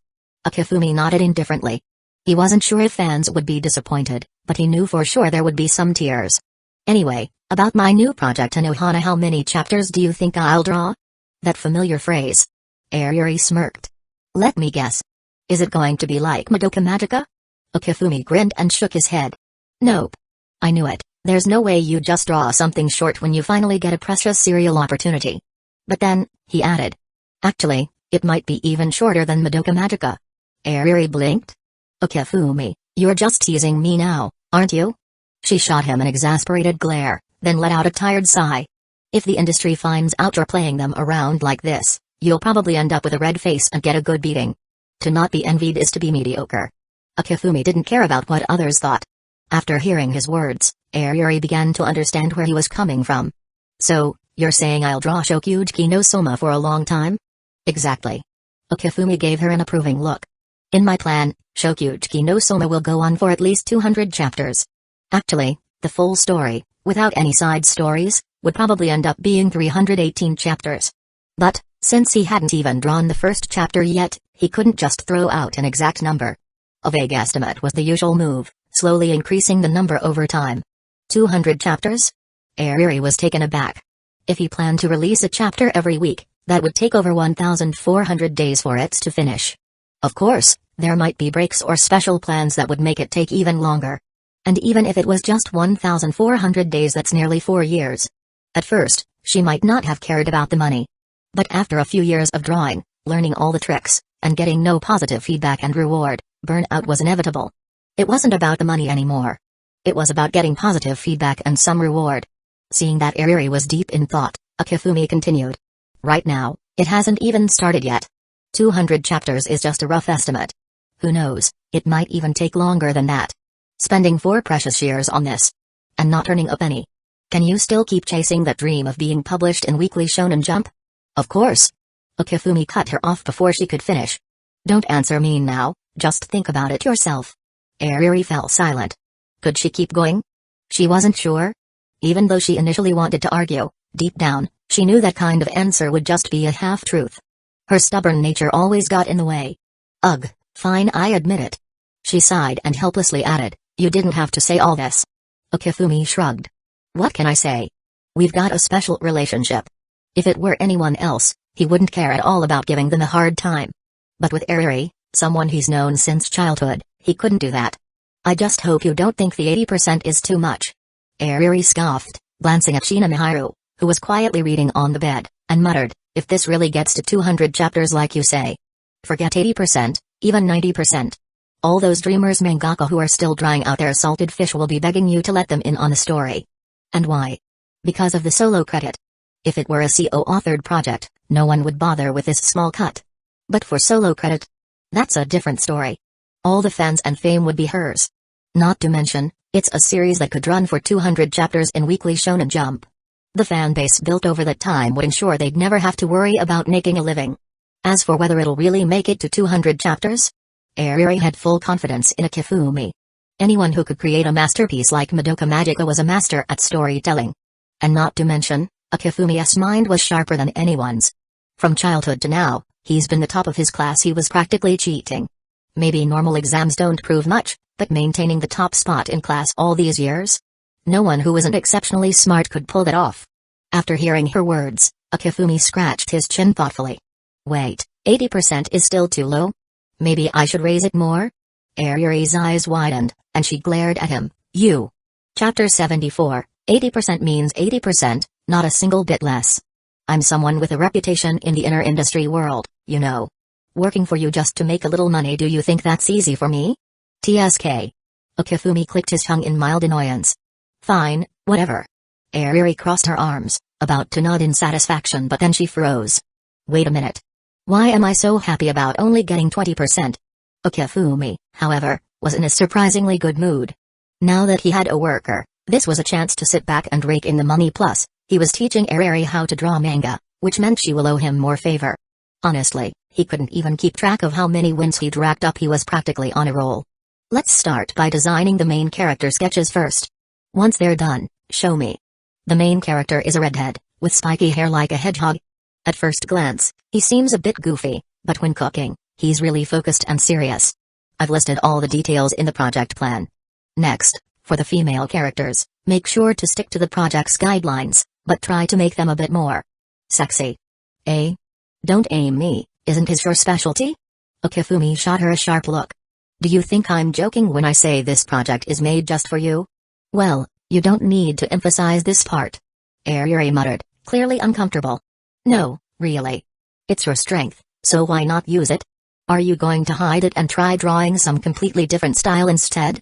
Seeing Airi lost in thought, Akifumi stopped talking and gave her space to think. Start drawing and think it through as you go. Once you have a draft, show it to me so I can guide you in the right direction and help with revisions. Once you've nailed the designs for the main characters, we can officially begin. For this summer, aim to finish the first chapter. Finish the first chapter in 2 months? Who does he think I am? Airi glared at Akifumi, clearly unimpressed. But she didn't say anything after all. She had chosen him as her teacher, and if she felt he was wrong, she would have to prove it with her own ability, not words. Good luck, Airi. Akifumi nodded as she sat down at the desk. Then, grabbing his comic tools, he headed outside. The room was small, and since a guest was visiting, he couldn't just kick the others out. So, the work area would have to be in the living room. The day passed quickly. To his surprise, after reading Magica Madoka, Shinigami didn't burst into tears. Instead, she smiled happily and said the story was fantastic and that she couldn't wait for the next volume. She also checked out the first chapter of Anohana Hana no Nami wo Bakataki wa Mata Shiranai, Anohana, but since it was so short, she didn't have much to comment on. Still, she said she'll continue following it. After that, based on these 2 comics, Akifumi picked out an already completed series for Shina. Meanwhile, Airi was completely absorbed in her drawing. Thus, the first day of vacation passed quietly. The next day, Saturday, was the day grades were announced. For most, it meant that after today, their real vacation would finally start. Those who failed would be called back to school for makeup classes. For these unfortunate souls, their vacation wouldn't truly begin until after their retakes. But for Akifumi's group, none of this mattered. Kato's grades weren't exceptional, but she was only a bit weak in science, and even then, it was easy for her to pass. The one at risk was Airi. She barely passed several subjects. Although she sweat a little in panic, she still stubbornly declared, failing? No problem, I've got this. I guess the next time we'll meet is when school starts? Akifumi mumbled, watching Kato leave. Shinigami, puzzled, asked, don't you want to invite Kato out during vacation? Why would I? Aren't you too close? Akifumi didn't deny their good relationship. But it's so hot outside, and just thinking about going outside gives me a headache. Why would I want to torture us both by going somewhere for fun? Shina stifled a laugh. Even so, there are times when you have to go out. Hearing this, Akifumi slouched and sighed deeply. Even though he could easily have groceries delivered from Amazon, the trash wouldn't disappear by itself. And there was certainly work that would require him to step out during the break. If only everything could be solved without ever leaving the house. Akifumi sighed from the bottom of his heart. Right now, it was just him and Shinigami. Airi had said she wouldn't come to draw today because she was going out with her friends. Oh yeah, before we head back, come with me to the bookstore. Did something new catch your eye? After spending time together yesterday, Shina had learned a few new phrases. Not really, just some books in a different area. Shina nodded and didn't ask more questions. Before long, they arrived at the bookstore near the school. Akifumi was quick and efficient, finding what he was looking for in a matter of minutes. Shina glanced over at the books in his hands and quietly asked, are you into music, Akifumi-san? Akifumi was holding a few books about sheet music, piano, and composition. I used to study it a bit, but lately I've developed some interest in it again. Akifumi said that, but inside, he was feeling a bit resigned. It was still the same if he could slack off, he would. But sadly, he hadn't found that one song he was looking for. The ending theme of Anohana, Secret Base Kimi ga Kuritamano, was too iconic to forget. The song brought an emotional punch to the anime that left viewers teary-eyed in its final moments. For anyone who have seen the anime, it's hard to imagine the show without that song. This summer, he had plenty of time, so he might as well try learning how to compose and remake the song himself. Would it be too much? Then again, he had studied music as a child, so it couldn't hurt to try, right? He'd let his genius shine and no one would question it. At the counter, after paying, Shinigami asked, "Next stop, the supermarket?" Yep. With Airi now living here, their fridge, which could have lasted another day, was now completely empty. "Tomorrow, I'll make her pay for groceries. She's a girl, but she eats as much as I do." "Seriously, where does all the food go?" Sheena smiled and nodded. "Let's buy extra this time. Let's fill up our cart." "Do we really need that much?" "Well, you said you don't want to go outside much this summer. If we buy in bulk, we can go out less, right? It's just upstairs and downstairs. And it's not that hard to carry." Akifumi blinked. "Is she really an angel?" "Well, buying so much won't spoil, right?" "Not at all. It's no big deal." Chapter 75, by mid-July. Hyuga. Airi let out a groan as she slumped over her desk. Damn it. The sudden outburst startled Sheena, who had been quietly reading. She looked up and smiled faintly at the sight of Airi's defeated posture. "Did Akifumi reject your work again?" Airi, looking as deflated as a wilted flower, sighed heavily. "Yeah. I was so satisfied with my work this time, but he still rejected it." Recalling the events of the past week, Airi couldn't help but grumble. Every day was the same routine: wake up, go to the studio, then come back home to draw and revise. The cycle was relentless: drafts, revisions, and meals. There was nothing else in between, and the requirements were insanely demanding. Take this latest task, for example, drawing the character Mangekyō. At first, Akifumi insisted that female characters should have a certain spicy appeal. Now he's saying it's too explicit, and the spiciness should be subtle and reserved, only revealed unintentionally.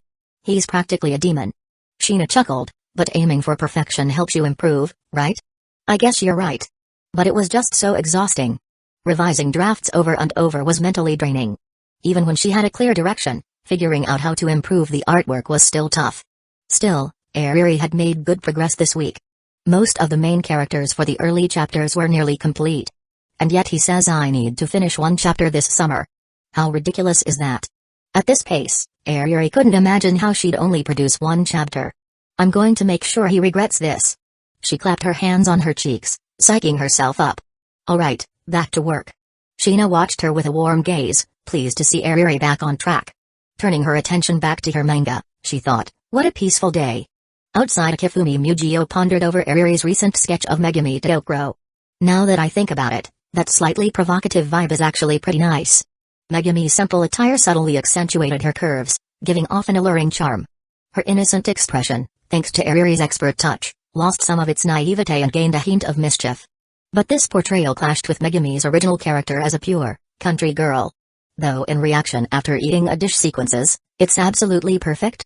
After all, one of the highlights of Food Wars was the imaginative scenes after tasting dishes. That's when characters should look as spicy as possible.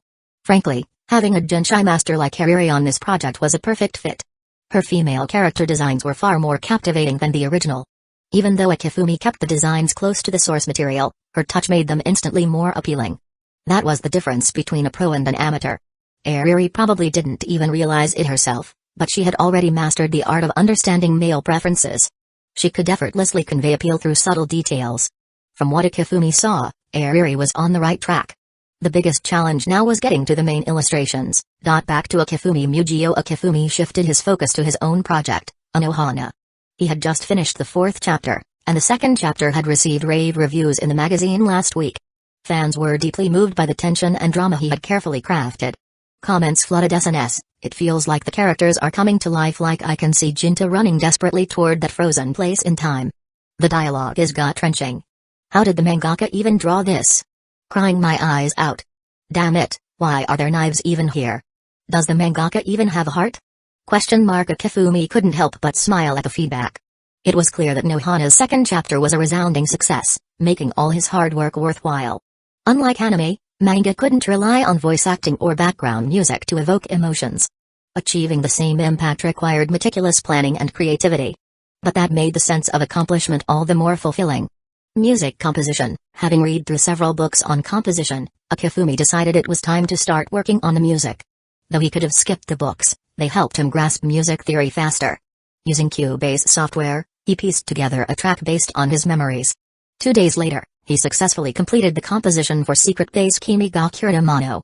The next challenge was finding a vocalist. Kifumi sighed. His own voice was decent, but his singing could give people headaches, not ideal for this song. Now where can I find a good singer?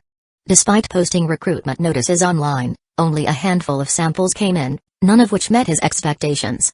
Well, as long as the song is ready by the final episode, it'll be fine, he muttered. Suddenly, his simple phone rang.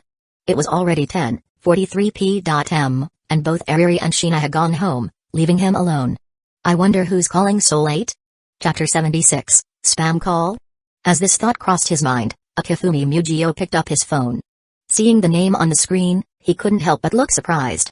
Why's this woman calling for at this hour? Though puzzled, he decisively answered the call. Hey kid, how's your summer vacation going? A hearty laugh came from the other end of the line. Kifumi sighed. Hiratsuka-sensei, even though it's summer vacation, please remember you're still a teacher. That rough tone of yours makes you sound like some street thug. Cough cough. Hiratsuka-sensei's face turned slightly red, and she spoke awkwardly. Yeah, I've been a bit too wild lately, sorry about that. But I bet you've stayed up all night playing games since you live alone. Actually, no. Though he did live alone, there were 2 key reasons he couldn't afford to be lazy: an angel named Shina who showed up every morning to wake him up on time. Airi, who threatened to toss smelly herring cans into his room if he dared oversleep. Oversleep? They'd show him the meaning of brutal punishment. Confidently, Kifumi Mugio declared, Nope. I've been going to bed early and waking up on time every single day. My schedule is more regular than when school is in session. Seriously? Hiratsuka-sensei sounded skeptical. Are you really that disciplined? Absolutely. No, he wasn't, but even if forced, he had been remarkably disciplined this summer. Without dwelling further, Kifumi asked, So why are you calling so late? Don't tell me you're just checking in on my summer life. I won't believe it. Ugh. Even though it was faint, her tongue clicking sound came through the receiver. I need a favor, she said without any reservation. No way. Kifumi immediately responded. It was probably troublesome thing better to enjoy his summer without getting involved. There are some reward. She tempted. Still no. It's super simple. If it's simple, do it yourself. Hiratsuka-sensei bit her lip and admitted with frustration, If I weren't abroad, I would task you. Abroad? TSK. Of course, what a wealthy lady. Jetting off the nation for summer vacation like that. Maybe I should take a trip there next time too. That sounds tempting. Fine. Kifumi Mugio relented. What's the deal? A friend of mine runs a live house and asked me to check out some issues. Wait. Live house? That's a venue for live concerts, right? Perfect for enjoying performances up close. They sell drinks too, right? Kifumi Mugio mused. So what's the problem with it? It's not exactly a problem. It's probably related to my college past. Hiratsuka-sensei's tone grew nostalgic. People who run live houses must love music. So, it had something to do with when she was in college, huh? Wait, were you into music during college? Kifumi Mugio asked, curious. Oh. Aren't you sharp? She confirmed. Yeah, I was in a band with that friend. TCH, that makes it even less appropriate for me to go. Relax. You don't have to do anything, just show up and listen to a few songs. If you don't like it, you can leave anytime. Her voice was like the devil's whisper, luring him step by step. Come on, don't you want to check out a live house? It's super fun. Kifumi was intrigued not because it sounded fun, but because live houses had connections with many bands. He'd been struggling to find a vocalist for Secret Base Kimi ga Kurutamano. Getting acquainted with the owner might make it much easier to find the right singer. Seeing his hesitation, Hiratsuka-sensei upped the ante. Help me this time, and I'll owe you a favor. A favor from the wealthy Hiratsuka-sensei and an introduction to a live house owner? What a deal. Hiratsuka-sensei, you're like a lifesaver. Kifumi praised her enthusiastically. Deal. Got him, Hiratsuka-sensei thought, breathing a sigh of relief as both of them smiled triumphantly. So what's the name and address of the place? It's called Starry, located in Setagaya. I'll send you the exact details online. Setagaya. That's about 10 kilometers away, kind of far. Should I call when I arrive? Don't worry. I'll send message that you will come. After hanging up, Okifumi Mugio received a line message within a minute. Address, Setagaya XXXX contact person, Ecchi phone, XXXX67 Ecchi. Why does that name sound oddly familiar? But someone from the same club as Hiratsuka-sensei would be pushing 30, right? No way he'd know anyone that age, must be a coincidence. Then another line message popped up. By the way, show up by 5 p.m. tomorrow. Don't be late. 5 p.m.? That's when the temperature rise to its peak. This feels like a scam. Still, there was no backing out now. Should I just leave earlier before the sun gets too hot? His thoughts swirled, but in the end, Okifumi decided to head out early. Glancing at the time, almost 11 p.m., it was time to wash up and sleep. Following his disciplined routine, he stood up from his chair. Okifumi paused and let out a bitter smile. When was the last time I had such a healthy schedule? Probably in elementary school. Chapter 77. The next morning came bright and early. Okifumi didn't bother calling Shina to help with breakfast. He rummaged through the fridge, whipped up something simple, and ate quickly. Before the temperature outside rise too high, he was already out the door. As for Airi, he had called her the night before to give her a little break. Come to think of it, I'm not some evil capitalist. Why did I even say giving her a break like that? She was the one constantly pushing herself to draw, totally unrelated to me. Whatever, forget it. Hopefully, today would be productive. 11 a.m. Okifumi arrived at his destination, only to find it predictably closed at this hour. Guess I'll hang around somewhere nearby. He found a cozy family restaurant, air-conditioned and not too crowded. After ordering a meal, he noticed the free soda policy. No wonder high school students love these places. For students without deep pockets, a spot where you can chill, drink endlessly, and never get kicked out is basically unbeatable. With a satisfied sigh, Okifumi pulled out his Switch from his backpack and dove into gaming. At some point, it happened. Even for introverts, there's a place to shine on stage. Ah, that's right. She remembered watching an interview on TV. Inspired by the idea, she decided to join a band. That was the beginning of her journey with a guitar. Maybe someone like me can shine too? She approached her dad hesitantly. Dad, can I borrow your guitar? Oh. My daughter's finally interested in guitar. She was just a first-year middle schooler back then. Clueless about chords and utterly baffled by sheet music, her initial attempts produced bizarre noises that still made her want to hide under the covers when she thought back on them. But she stuck with it. For 2.5 years, she practiced for 6 hours daily. The videos she uploaded to video sharing sites gained tons of views and praise. Being admired at the school festival for her performance was exhilarating. But just as she was soaking in the glory, bam! Graduation. I swore I'd join a band in high school. But a month into high school, no friends, no band. Yep, I'm hopeless. Not only was she a klutz and a sports idiot, but she couldn't even look people in the eye when talking. Her conversations always started with an awkward She was one step away from becoming a total recluse. The guitar, which was supposed to help me make friends and shine, ended up becoming my emotional crutch instead. But she didn't mind anymore. She genuinely loved the guitar now. Yet deep down, someone like me will never have friends, right? Just as she was about to give up entirely, the TV blared again. Coming up next, a feature on the #1 club among high schoolers, the Light Music Club. Wow, I'm so jealous of people who get to be in that club. Some even have fan clubs for their band members. Encouraged by this, she decided to give it one last shot. She decked herself out with rock band patches all over her guitar case, wore a Bulldrocker tee under a pink jacket, and read a rock magazine at her desk, hoping someone would notice. But why didn't anyone come up to me? It was so obvious. Frustrated, she nearly smashed something. Were they ignoring me on purpose? No, that'd be soul-crushing. Desperate and lonely, she sat by herself at a park. Staring at her phone, she saw that her online fan count had surpassed 30,000. It felt like the internet was her only safe place. She was about to skip school entirely when someone suddenly spoke to her. That person invited her to join a band and even took her to perform at a live house. Although she hid in a box during the performance, I'm so glad I decided to pick up the guitar. Bachi-chan, also known as Hitori Goto, believed this wholeheartedly to this very day. Even though she still felt awkward and downcast around her friends, she had come a long way from middle school. And today was special because her friends were coming over. Is this outfit too weird? She fretted. Home attire included a pink pajama set, glowing star-shaped glasses, a tiny red top hat, a comedy mustache, and a welcome banner reading "One Day Patrol Chief." "Oh no, they're here." The doorbell rang, and cheerful voices called out, "We're here, Bocchi-chan." Bocchi had no time to rethink her choices. As the door opened, the lively chatter of two girls fell into awkward silence. Pop! Confetti burst into the air. Still, silence lingered. "Bocchi-chan, you seem happy," the blonde girl remarked flatly. "Why yeah." Bocchi stammered, her face obscured by all the accessories. "Oh no. Did I ruin the vibe?" She was visibly deflated now. The red-haired girl tried to maintain a smile to keep her friend from feeling bad. "You must have been really excited for today, huh?" "Yeah." The blonde girl chimed in, forcing a grin.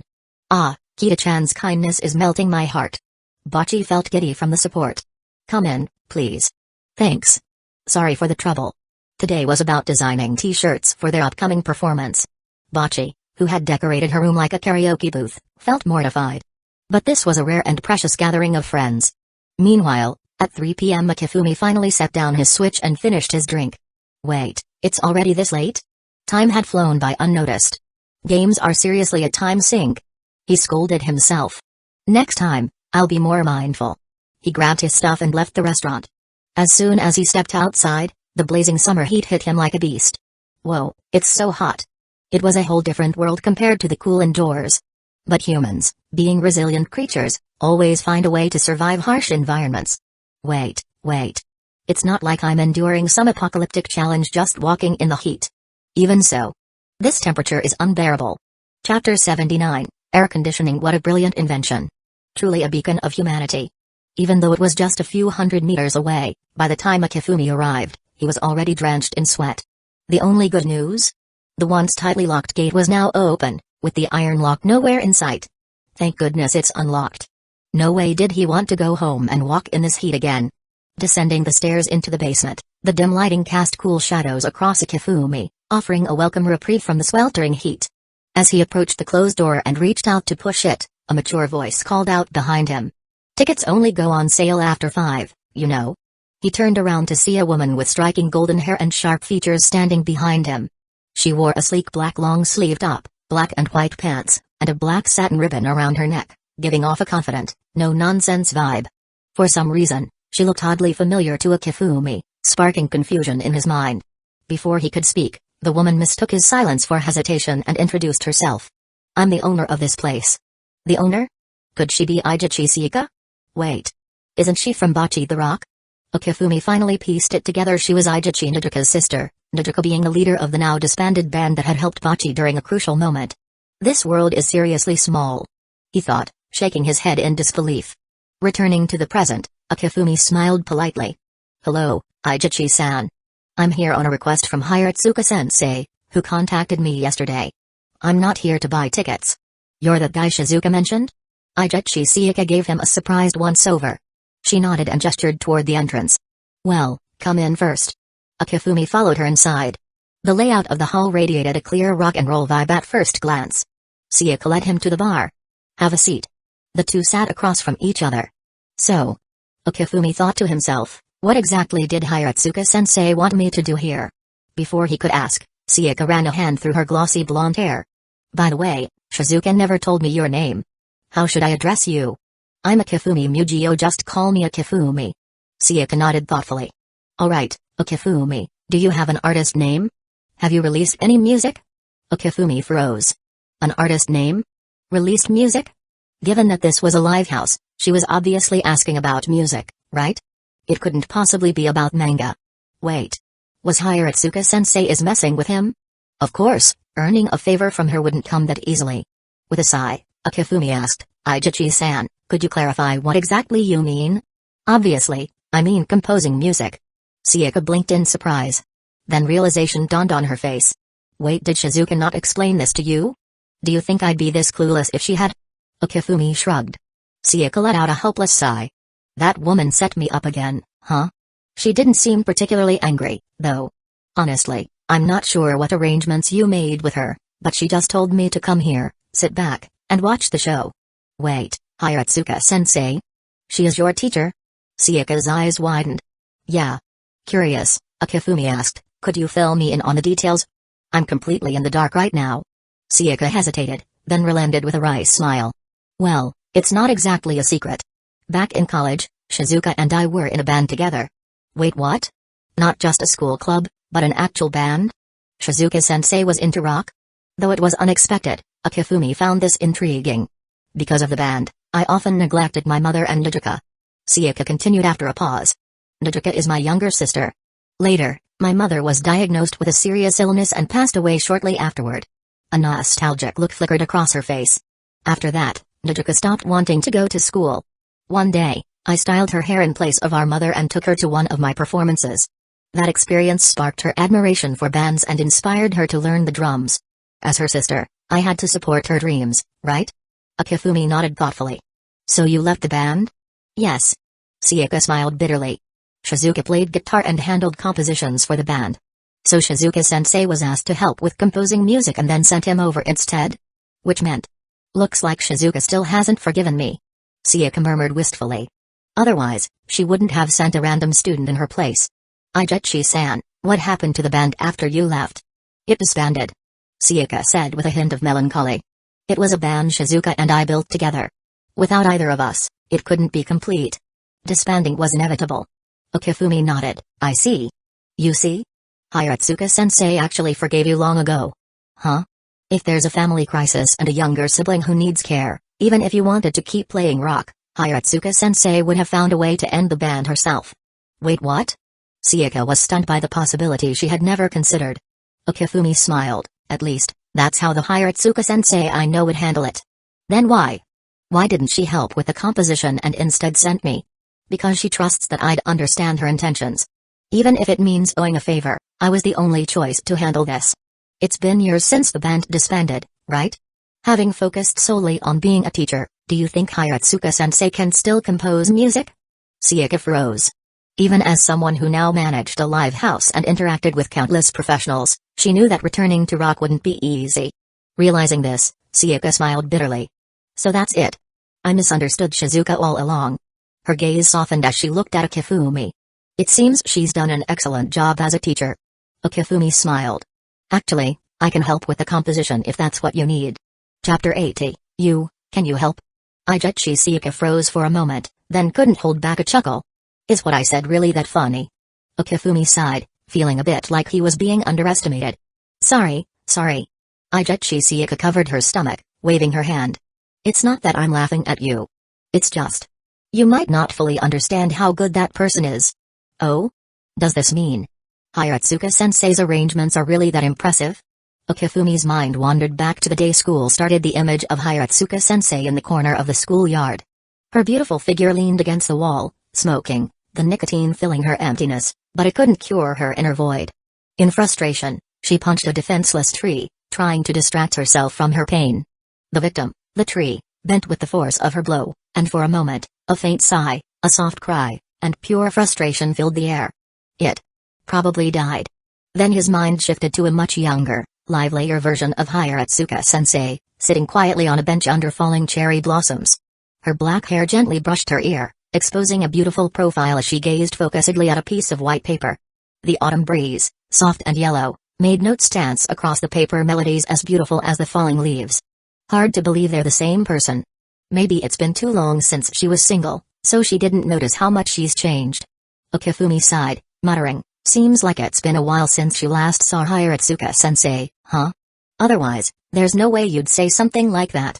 I even wonder if my memories of her have been a bit off. Sayaka paused, then nodded.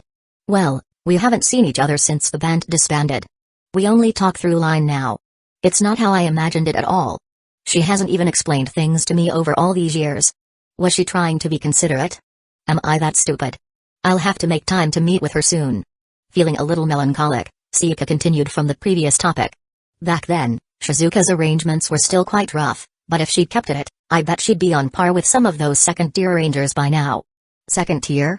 So she really had some talent. No wonder she'd want to ask Hiratsuka-sensei for help. But considering Hiratsuka-sensei's background, she probably isn't concerned about it. Clearly, it's not the arrangements, but the teaching job that Hiratsuka-sensei prefers. Shaking his head, Akifumi responded, well, I'm just offering you a backup plan. If you've got other ideas, I won't insist. Sorry, Aijichi Sika apologized somewhat sheepishly. Akifumi didn't mind. After all, collaboration is all about mutual willingness. At his young age, it's completely normal for her to think he can't come up with good arrangements. And even if she knew he had connections, she probably wouldn't trust them either. Besides, his suggestion was made with the thought of helping out someone close to Hiratsuka-sensei. If Sika wasn't interested, that's perfectly fine. Now that the matter with Hiratsuka-sensei seemed to settled, it was time for Akifumi to focus on his own business. Aijichi-san, actually, aside from helping Hiratsuka-sensei, there's something I need your help with. Sika raised an eyebrow, surprised, but still smiled and nodded. Go ahead. You've probably worked with a lot of bands, right? Sika chuckled. Well, this is a live house, after all. It's all part of the job. I was hoping you could help me find a band to record a song. Sika raised an eyebrow. Oh? Is it the one you mentioned earlier? She wasn't new to this business and had dealt with these kinds of requests before. If it was something simple, a band could make some extra cash, so she didn't mind doing a favor. Well. Akifumi shrugged, although I think it sounds good, I'd like to have professionals give it a try and see how it turns out. Do you have a demo I can listen to? Akifumi scratched his nose. I've got the melody and lyrics. Is that okay? Since he'd already registered the copyright, he wasn't concerned about others seeing it. Sika was surprised, but nodded. No demo? That's fine. Akifumi handed over a USB.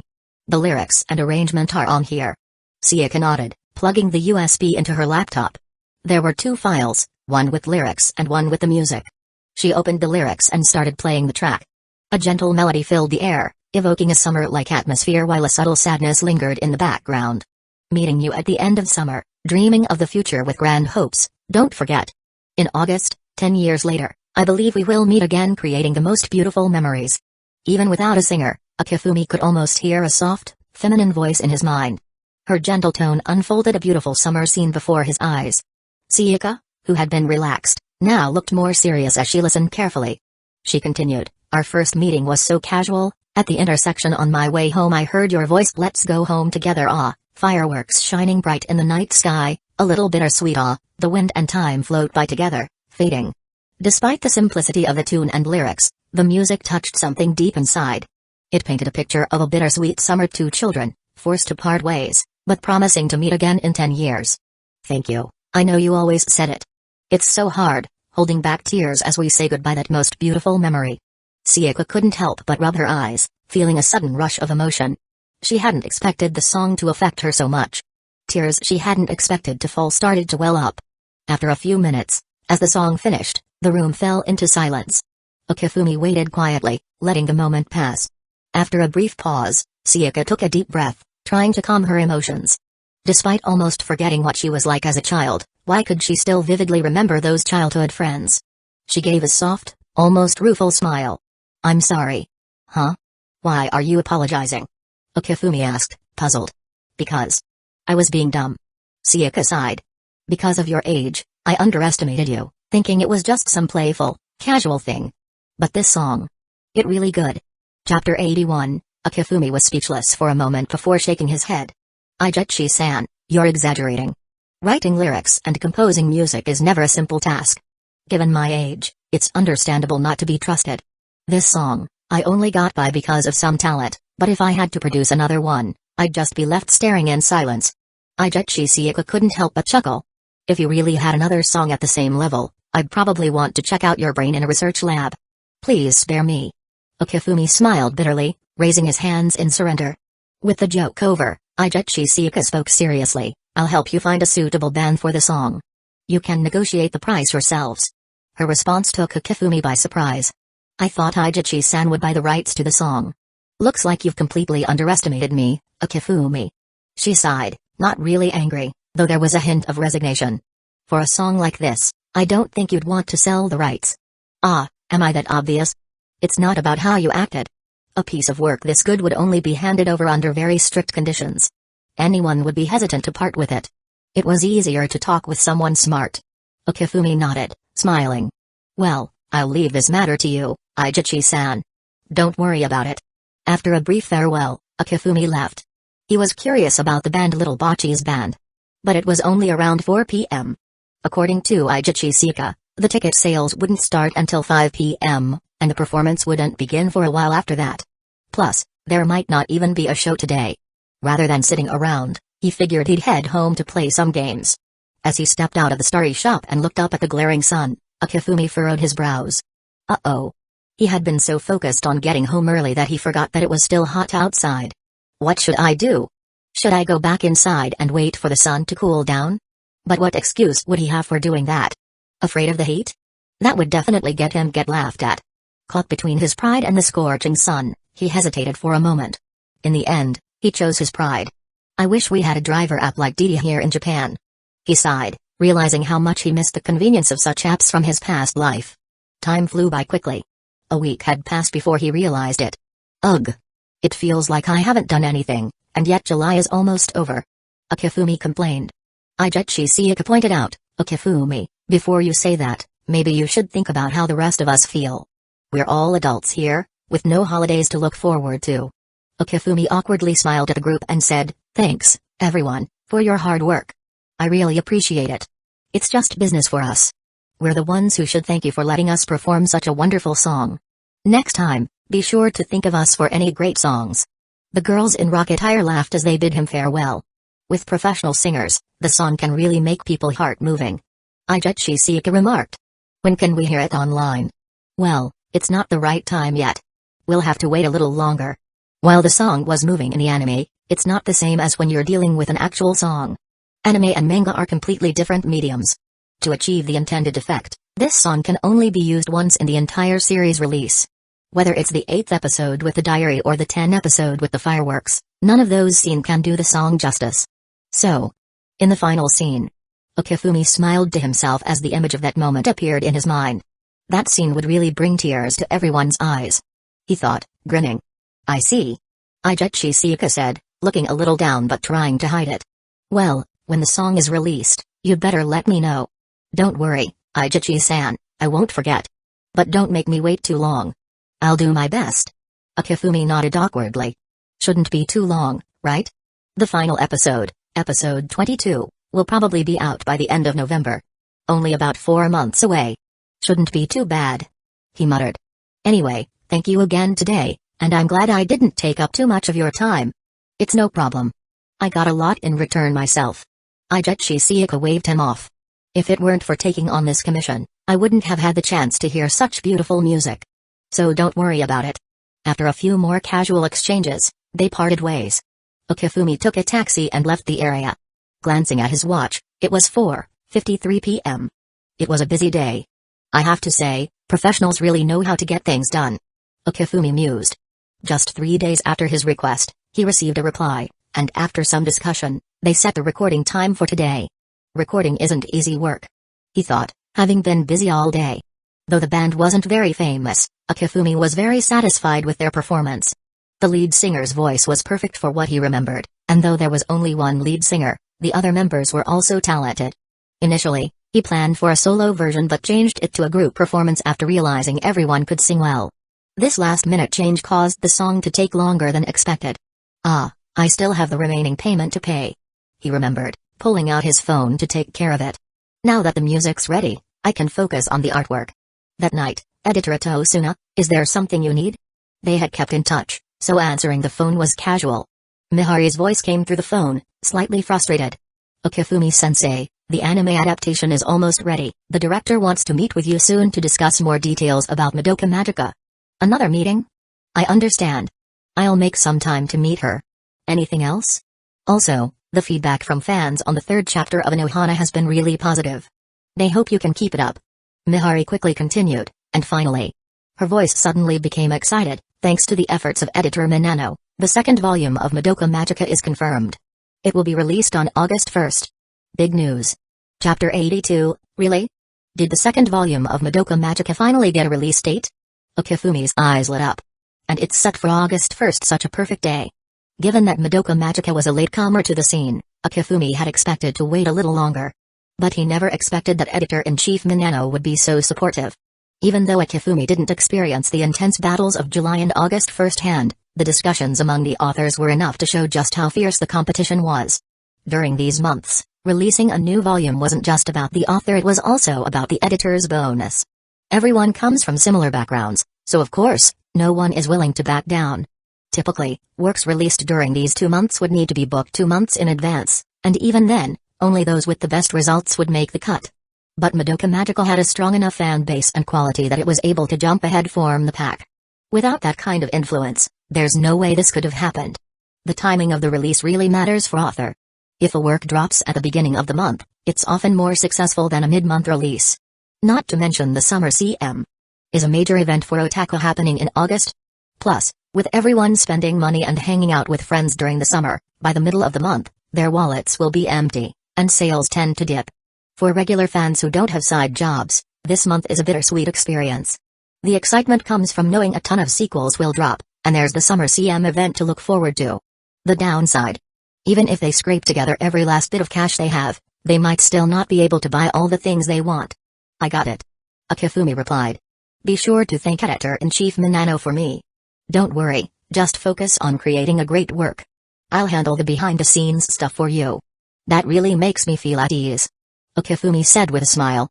Well, of course. Editor Mihari chuckled. I've learned a lot during this time, too. At that moment, Akifumi casually added, of course, it's also thanks to Minano-san being behind you, right? What do you mean by that? Are you saying I wouldn't be reliable without Minano-san behind me? Akifumi laughed awkwardly. I mean, it's just Minano-san's support is essential, right? Mihari sighed. Anyway, without Minano-san, Madoka Magica wouldn't even be able to release in August. And I wasn't joking about that. I didn't think you were. Akifumi replied, amused. I'll definitely remember your help, Atosuna-san. Next time, I'll treat you to a big meal. Now that's more like it. Mihari nodded in satisfaction. By the way, make sure to announce this news on SNS and to your fans. We'll be doing a simultaneous promotional push on our end. Got it. By the way, Akifumi-sensei, any interest in holding a book signing event? A book signing event in this heat? Even in a mall with air conditioning, it's going to be unbearably hot, right? He didn't really mind, but if too many fans showed up and the line stretched outside the mall, he'd feel guilty if anyone fainted from the heat. And besides, this is the final volume of Madoka Magica. The first volume barely got by with a single character death. Fans were already sending death threats. Who knows what might happen with this second volume? Well, Akifumi hesitated. Isn't it a bit soon for a book signing right after the second volume's release? Mihari didn't catch the hint. Nah, not at all. Actually, we could have held a signing for the first volume, but considering you had school, we didn't push it. Akifumi sighed. Let me think about it. Sure thing. Book signings didn't require as much preparation as a book release, so they could pull it off within a few days' notice. They chatted a bit more before Akifumi ended the call. Time really flies. It feels like summer just started, but now it's already halfway through. He opened his phone and checked SNS, where he saw fans eagerly commenting. Where has Sensei been lately? So quiet. I miss last month when there was a new post every day. I'm dying without Madoka Magica from Sensei. I can't survive without Anohana Mita Hana no Nami wo Bakataki wa Mata Shiranai from Sensei. Didn't Sensei say that Madoka Magica Volume 2 would be out in August? July is almost over, and we haven't heard anything. Looks like Madoka Magica Volume 2 is getting delayed. That's a lie, it's all a scam. Akifumi couldn't help but roll his eyes. These fans, talking nonsense as usual. Then, he smiled brightly. So you want news about Madoka Magica Volume 2, huh? Don't worry, I'll give it to you right now. His hands moved quickly, and soon a long post appeared. After a quick check, he hit send. Hello, everyone. How's your summer going? Did you go out with anyone special? In this scorching heat, did you go to the beach or pool with friends? Or maybe you went on a summer vacation with family? Just thinking about it sounds amazing. Too bad for me while everyone else is out enjoying their vacation, I'm stuck at home drawing. Otherwise, my editor would come at me with a knife. Shudders. I work hard during the school year, and now I can't even relax during summer break. But I chose this path, so I guess I'll just have to endure it. Anyway, enough with the whining. Here's the big news you've all been waiting for. That's right. Drumroll, please. Madoka Magica Volume 2 is officially will be coming out. What? Didn't we already say that? Hold on, don't worry, let me reveal the exact date. It's coming on the 1st of next month. Isn't that a surprise? Honestly, when I first heard the news, I couldn't believe it either, but it's true. I made my editor confirm it 3 times. Once might have been a mistake, But surely the editor wouldn't get it wrong 3 times, right? Before I go, I want to give a huge thanks to the 2 editors who've supported me since the start. And lastly, I'm probably a bit full of myself here, but I'm confident that Madoka Magica Volume 2's story will not disappoint. Who is Kibi really? What's their true purpose? What's the fate of Sayaka and Kyoko? What's the real plan of Homura Aikmi? And what wish will Madoka make for herself? Oops, I think I might have spoiled too much. But hey, if it gets you excited, then it's all good. That's all for now. Hope you're as excited as I am. And of course, thanks again for your continued support of my work, including Madoka Magica and Anohana Hana no Nami wo Bakataki wa Mata Shiranai. Thank you so much. After hitting send, Akifumi refreshed his page and smiled, seeing the flood of responses from his fans. Chapter 83, Last night I sleep really well. Tanaka woke up groggy, a satisfied smile lingering on his face. An entire summer vacation. It was the first time he had such a perfect chance to relax. With both parents out of the house, it meant one thing, freedom. A private home, just for him. Is too bad. Even though he was young, he hadn't managed to stay up all night. What time did he crash? 4 a.m. maybe 5?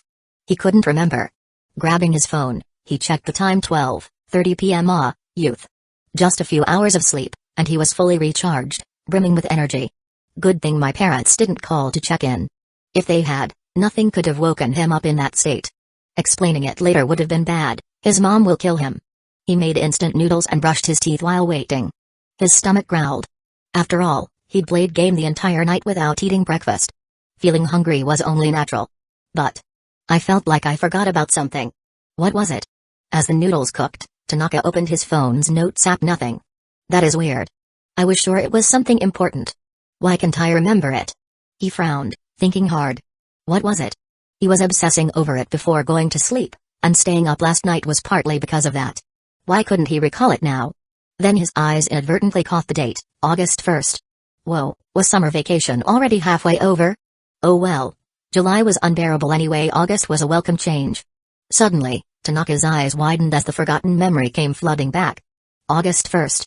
Volume 2 of Madoka Magica releases today. Crap. He clutched his head, howling in anguish. He had planned it perfectly, stay up all night, go to the bookstore first thing in the morning, grab Volume 2, read it, and then crash. Now that flawless plan was in shambles, all because he overslept. The regret was suffocating. Well. Tanaka sighed. Forget it. It was already past noon, the perfect plan had flaws now. Being a little late didn't matter anymore. First, food. He should have felt lucky for waking up late. After all, if he had read Volume 2, sleeping would have been a whole other problem. 20 minutes later, with stomach full, Tanaka bolted out the door to the nearest bookstore. Do you have Madoka Magica Volume 2? The shopkeeper, barely lifting his head, lazily replied, Nope. Tanaka couldn't believe it. What do you mean no? It's such a hot series. Why run a bookstore if you don't want money? The shopkeeper smirked. Kid, I'll throw that question right back at you. Why want it if you're coming so late? You think I'm lazy? I hadn't even opened the store this morning, and people were already camping outside. Within 30 minutes, every copy was gone. Of course I stocked up, it just sold out that fast. What? Were people seriously that crazy? Camping outside before opening and clearing out an entire store in under half an hour? Even wild animals don't go that hard. Tanaka wanted to call the shopkeeper's story nonsense, but then remembered his own plan. Had he not fallen asleep, he would have left at 8 a.m. himself. Damn. They thought the same thing as me. Teeth gritted, he turned to leave. The shopkeeper called out. Looking for other stores? Tanaka's face gave it away. Don't bother. Every store with stock has already sold out. If you really want it, wait for the second shipment. When's that? With Shueisha's efficiency? Probably by noon tomorrow. Tomorrow in noon? Tanaka's face darkened. That might as well be never. Waiting until tomorrow? Was he supposed to die out of frustration? No way. Tanaka stormed out. If this store didn't have it, maybe some other store would. But experience proved the shopkeeper is right. Tanaka searched every nearby bookstore under the blazing sun. The only thing he gained was drenched clothes and the same answer, wait until tomorrow. Damn it. He roared in powerless fury. Was he really going to give up? Desperation lit a spark in his brain, spinning faster than it ever did during exams. Then I know. Tanaka's eyes gleamed as 2 familiar faces appeared in his mind, Tadakuni and Tabata. Maybe. Just maybe. With trembling hands and a racing heart, he dialed. Tadakuni answered, sounding half-dead, like a fish without a dream. Tanaka? What's up?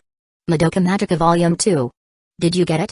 Exclamation mark. Tadakuni's voice became booming. Wait, did you miss it? I overslept. No time for that. Do you have it or not? Tadakuni glanced at the lifeless Tabata sprawled on the tatami like a corpse, his soul visibly drifting out. Tanaka? Is that you? Tabata whispered faintly. At his feet, the coveted Madoka Magica Volume 2 lay scattered across the floor. A sinister smile spread across Tadakuni's face. I have it. His voice dripped with false sweetness. But Tanaka, overjoyed by the confirmation, missed the ominous tone. You're at home? Don't move. I'm coming right now. I'll be waiting. After hanging up, Tadakuni's smile vanished. He glanced at the corpse on the floor, dragged it to another room, and tidied up. Looking at the ominous mangan on the floor, he muttered, Don't blame me, Tanaka. You chose this fate. With a wicked grin, he whispered, 10 minutes later. Thudding footsteps. The door flew open. A sweat-soaked Tanaka stood there, eyes glowing green, and hands outstretched. Quick, where is it? Give me Madoka Magica. I can't wait another second. TCH. Tadakuni reluctantly handed over the manga. Here, take it already. Chapter 84, yes, yes, yes. Tanaka let out an excited howl. I've wandered aimlessly for half my life without a guiding leader. If you're willing to accept me, I'd like to swear loyalty as your adopted son. Good boy. Shihara amused reply.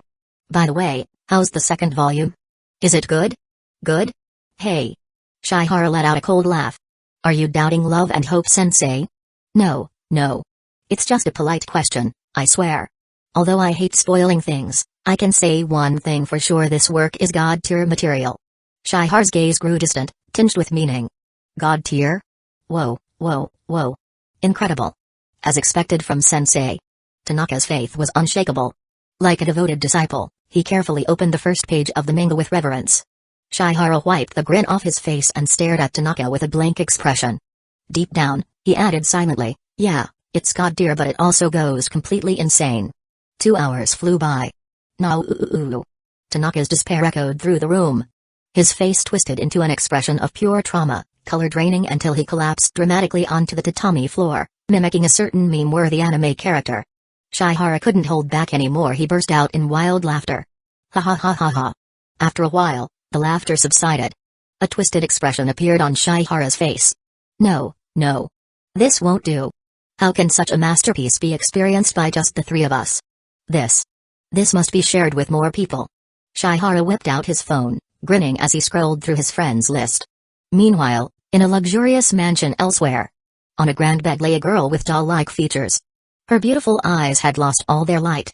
Beside her, Hayasaka anxiously shook the young lady. But there was no response. I can't believe that manga made her look like she'd been emotionally demolished by a dragon. I muttered, casting a wary glance at the manga beside Kaguya. In her imagination, dark energy seemed to coil ominously around the book. This thing's cursed, she thought. Just as I was lost in thought, Kaguya suddenly sat up, black hair obscuring her face. Her voice was ghostly. Hayasaka. I snapped her head around. Young lady? Are the 1-ton blades still in storage? What the? I stiffened, forcing herself to reply, yes, young lady. You've already tracked down the warrior of Love and Hope's address, haven't you? Yes. Good. Kaguya nodded, her voice icy and bone-chilling. Send all the blades to him. Ai's years of stoic training nearly shattered at that moment. Young lady, are you serious? I understand. This beautiful, chaotic woman. Ai's fists clenched involuntarily. Back online, SNS users were in chaos. God, it's all gone. My sanity. Ha ha ha ha ha. Why did I think Volume 2 would have a happy turn around? I'm such a fool. So this is how Sayaka and Kyoko's story ends? Damn you, author. Thanks a lot. They were so close to becoming friends. Why did it have to end like that? Hamura. My poor Hamura. In countless timelines, she never gave up even in despair. This is so heartbreaking. The concept of witches is just mind-blowing. At least some people are talking normally. Muttered Minano Matone, scrolling through comments with a satisfied nod.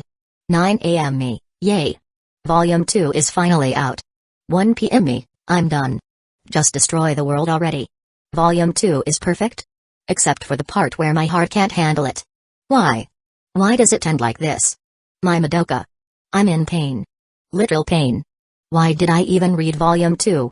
All the plot holes got resolved beautifully, but why can't I stop crying? Could you guys stop being cryptic? I didn't get volume 2, and now I'm dying of curiosity. Trust me, it's better if you never know. Authors don't have hearts. Wait, what does that have to do with me reading it? You poor, naive soul. Hey, author. Can I have your address? No reason, just wanna send some local delicacies. Have you ever tried slicing flesh with a dull knife? That's how my heart feels right now. You get it, don't you? This is what a true magical girl story is, hope and despair intertwined. I'm devastated, but it's so addictive. I feel depressed now. How did a manga do this to me? Too heavy. I can't handle it. Can't handle it. Just cry with me. Author, please, I'm begging you, change the ending. Manano Madam nodded with satisfaction. Looks like everyone loves this story. Chapter 85, without a doubt, Magical Girl Madoka completely took over August within just a single day. Readers who finished the second volume flooded Akifumi's social media, anime forums, and fan communities with passionate discussions. Some eagerly dissected the plot. Others raved about the brilliant and captivating world building. Many lamented the abrupt ending of the series. But most notably, there was a flood of complaints from readers wounded by the heart-wrenching twists in the second volume. They accused the merciless author of being heartless. This wave of heated discussion naturally attracted curious bystanders and made the pain even worse for those who couldn't get their hands on the book. After all, even if fans detailed the plot online, it was impossible to capture the emotional impact of seeing the visuals firsthand. And knowing in advance that a beloved character dies? That only made readers even more eager to witness it themselves. Don't doubt it, tragic storytelling is oddly popular in Japan. The culture has long embraced a sense of bittersweet beauty, cherishing fleeting and radiant moments. Younger audiences, prone to sentimentality, often gravitate toward works filled with sorrow and heartbreak. Of course, after being emotionally devastated, readers often cursed the author. But the moment a new series begins, they eagerly dive right back in. It's a simple truth: if a work can make readers mourn the death of a character, it's already a mark of excellence. On the other hand, if a book fails to connect, readers won't care how many characters die, they'll just quietly abandon it. In summary, if a story is well written, damn that heartless author. Readers curse but keep reading. If a story is poorly written, what garbage is this? Readers curse and never come back.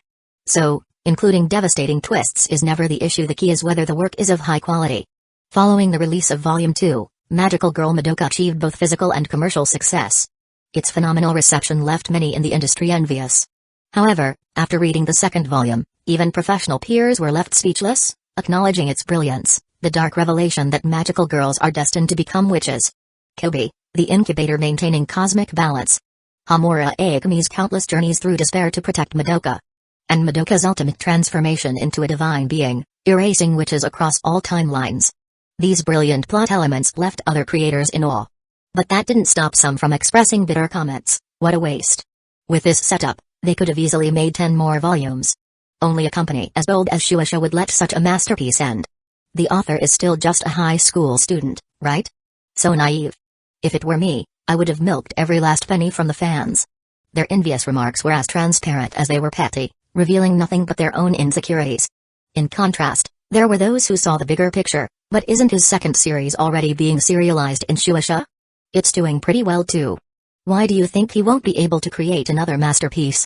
Let's face it, you haven't even managed to land a series in Weekly Shonen Jump, let alone create something like Madoka. Meanwhile, Akifumi remained largely unaffected by the online chaos.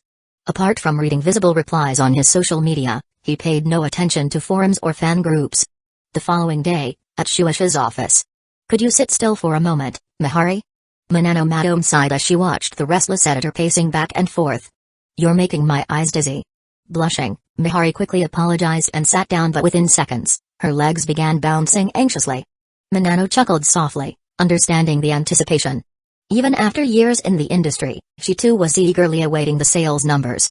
I wonder what the first day sales will be. Mihari muttered.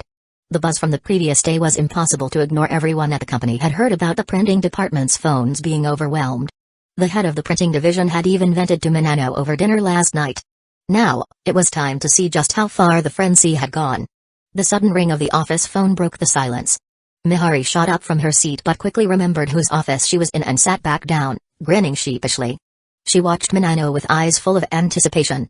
Manano picked up the receiver, her voice steady. This is Manano, madam. Yes, I see. Thank you. Don't worry, there will be a celebratory dinner for you two. Trying to raise the price? You should have waited to tell me the numbers first. Got it. I'll let you get back to work.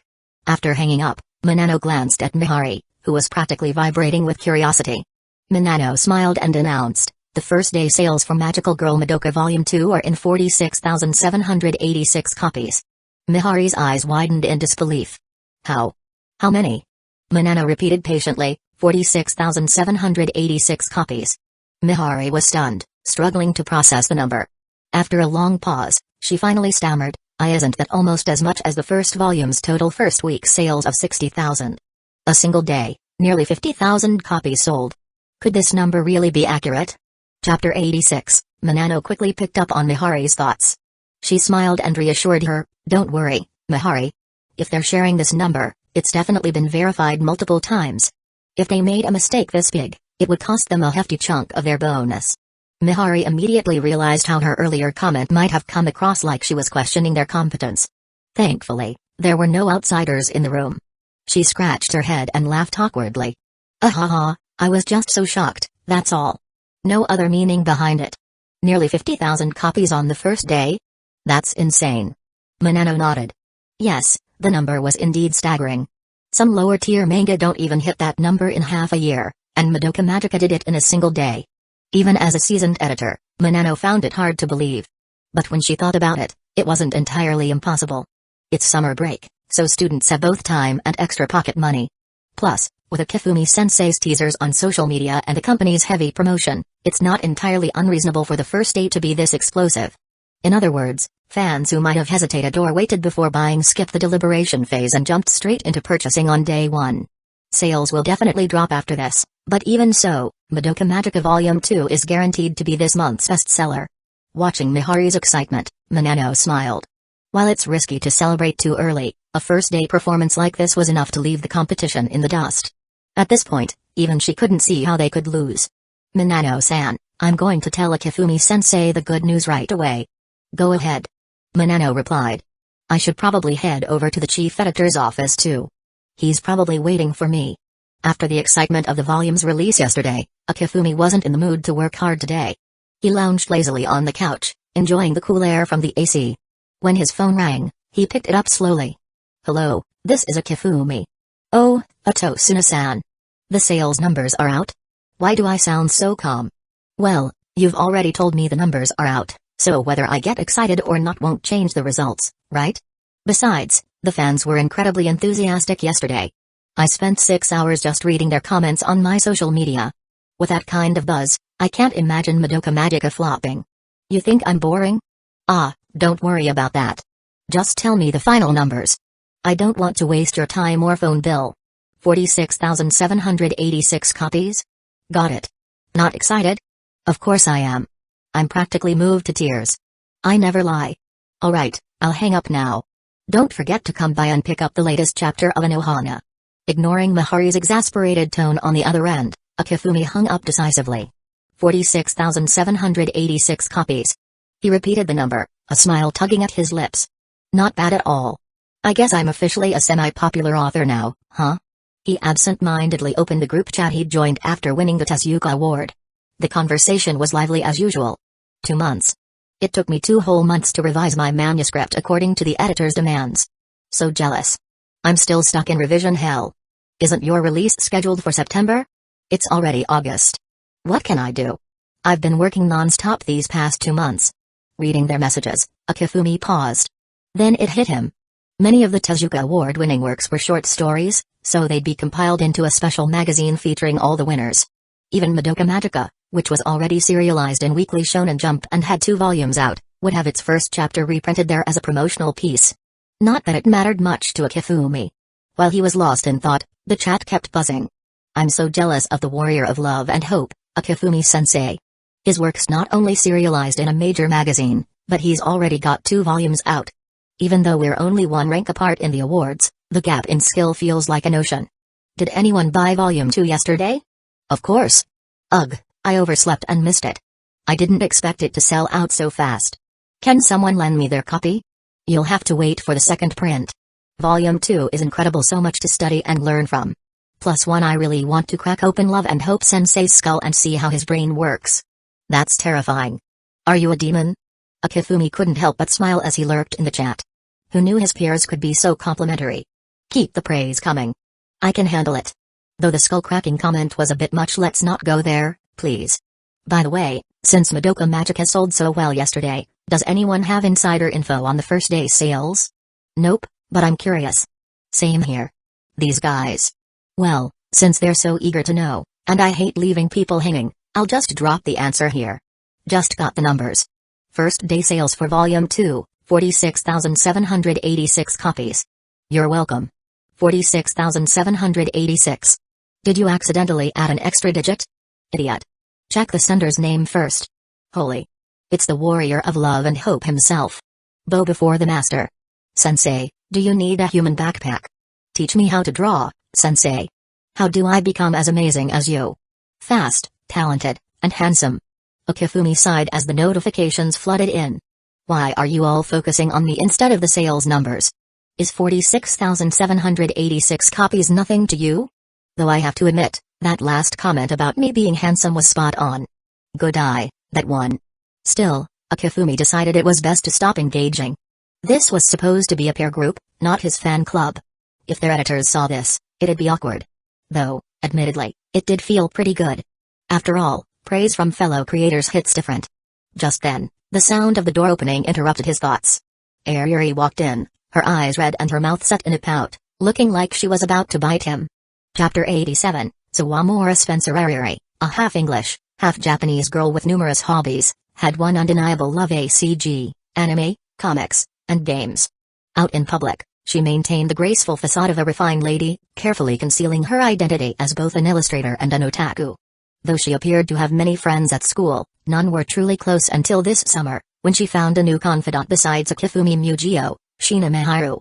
Their friendship blossomed, though no one could say whether it was sparked by Miharu's kind personality or her exceptional cooking. By now, the reason hardly mattered. Now, back to Airi herself.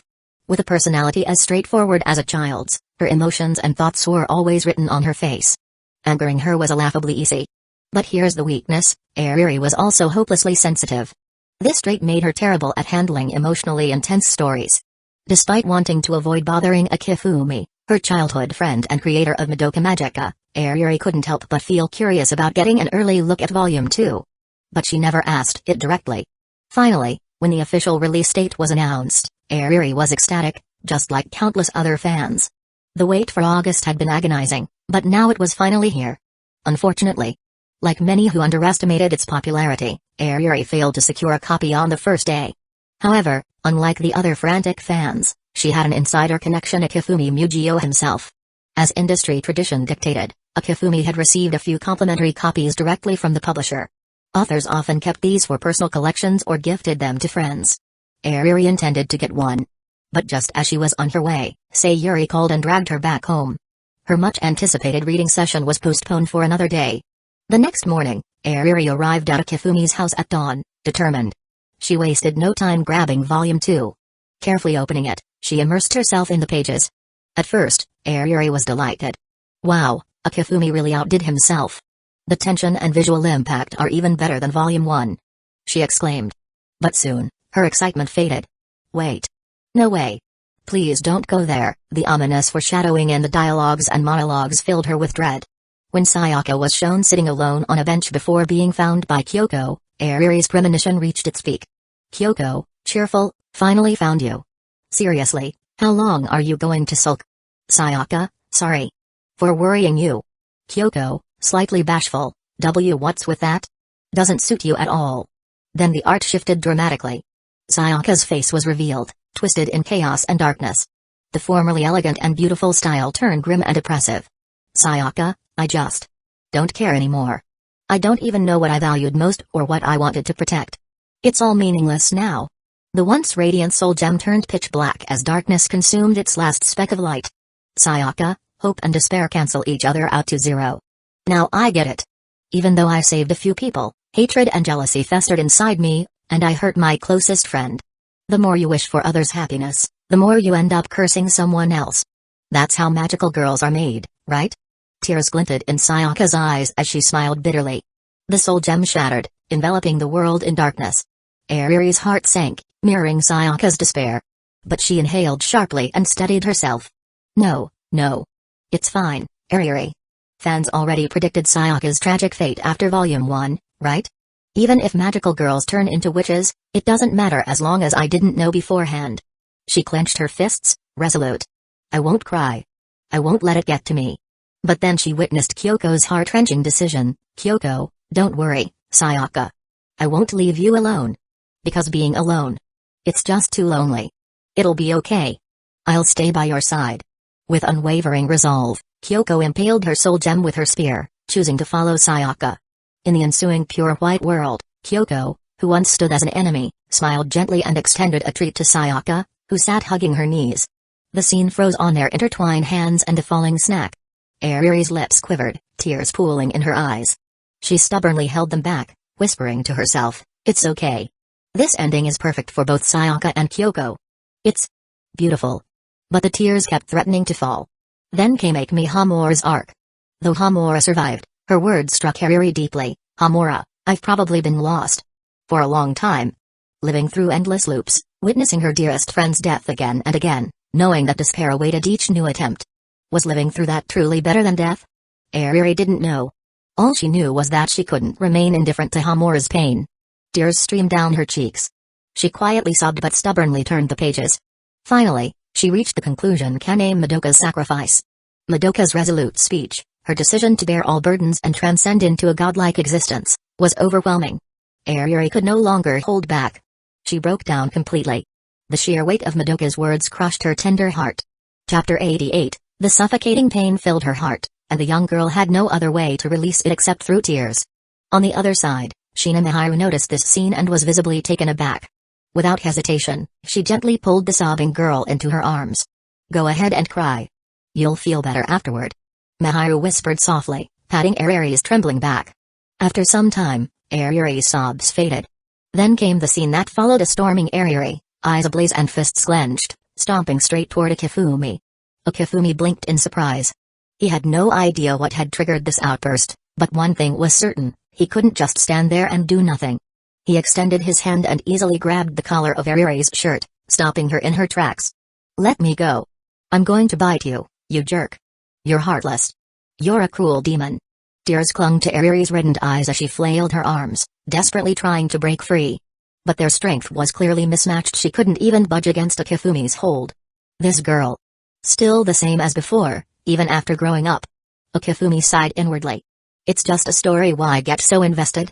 He conveniently forgot how he had reacted when his friend had tricked him into watching magical girl Madoka. His response back then had been only slightly better than Airi's current meltdown. Miharu, who had been quietly watching from the side, couldn't help but smile at the scene unfolding before her. When Airi finally wore herself out, Akifumi spoke calmly, I'll let you go, but promise you won't try to bite me again. Airi's eyes glinted with stubborn defiance. Akifumi shrugged. Fine. We can just stay like this, then. Having regained a youthful body, Akifumi took care of his health diligently. Regular exercise had made him physically fit enough to overpower Airi, whose frail, nerdy frame was no match for him. A minute later, Airi acknowledged the power gap and begrudgingly gave up. Fine, let me go. She muttered sullenly. Akifumi released her, and Airi flopped onto the couch, sulking in silence. Sitting across from her, Akifumi sighed. What's with the tantrum? They all died. How can you even ask me that? What do you want me to do about it? Akifumi spread his hands helplessly. Make it a cliché magical girl story with a perfect, happy ending? Leaving plot holes is bad enough, but that ending was just plain cruel. Are you trying to get your readers to come after you? Airi opened her mouth to argue but was at a loss for words. She knew he was right, but that didn't make her feel any better about the fate of her favorite characters. She turned her head away, still upset. Miharu, who had been listening quietly, chimed in with a smile. I actually thought Akifumi-kun's ending was quite good. What? Even you, Shina? Airi's eyes widened in disbelief, as if she had just been betrayed by her most trusted ally. Didn't you feel sad at all? Of course.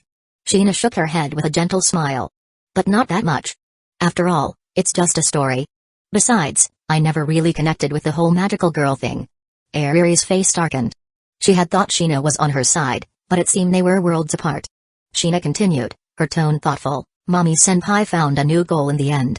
Sure, it looked tragic at first, but Kyoko and Sayaka became close friends, didn't they?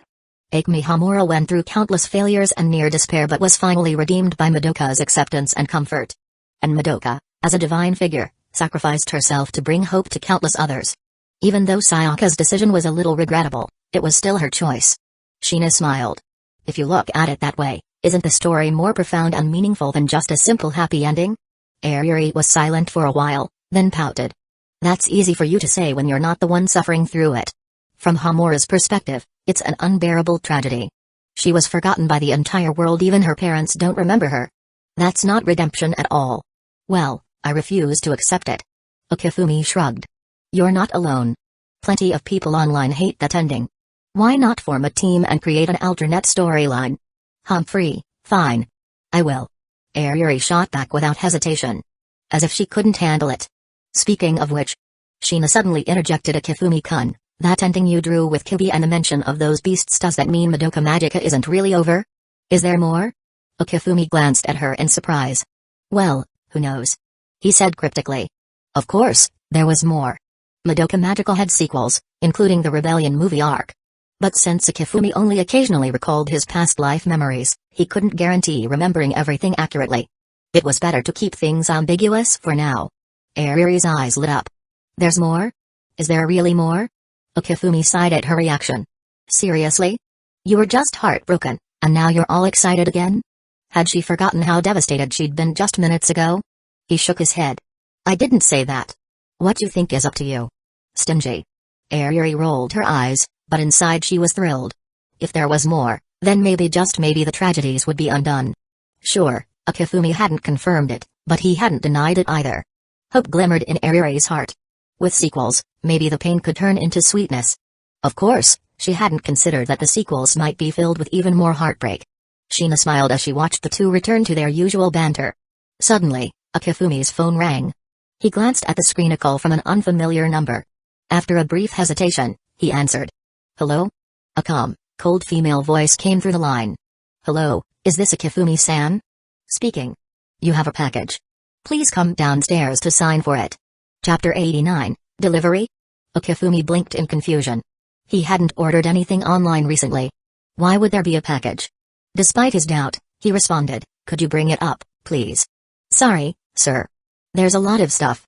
You'll need to come down and confirm it yourself. A lot of stuff? What in the world? Okifumi's mind immediately conjured a wild scenario. Was someone plotting against him? Curious but cautious, he stepped out of his apartment and looked down the hallway. Sure enough, a large truck with Amazon's Express delivery logo was parked below. His suspicion eased slightly. Still, it wasn't like he could completely lower his guard. It was broad daylight in a bustling residential area, but you never know. If something bad happened, who would he cry to? Just as he was about to refuse and say he wasn't home, the delivery person added, It's a gift package from the editorial department of Shueisha. We kindly ask you to come down as soon as possible. The editorial department of Shueisha? Was this some sort of surprise from the company? Wow, they really know how to treat their creators.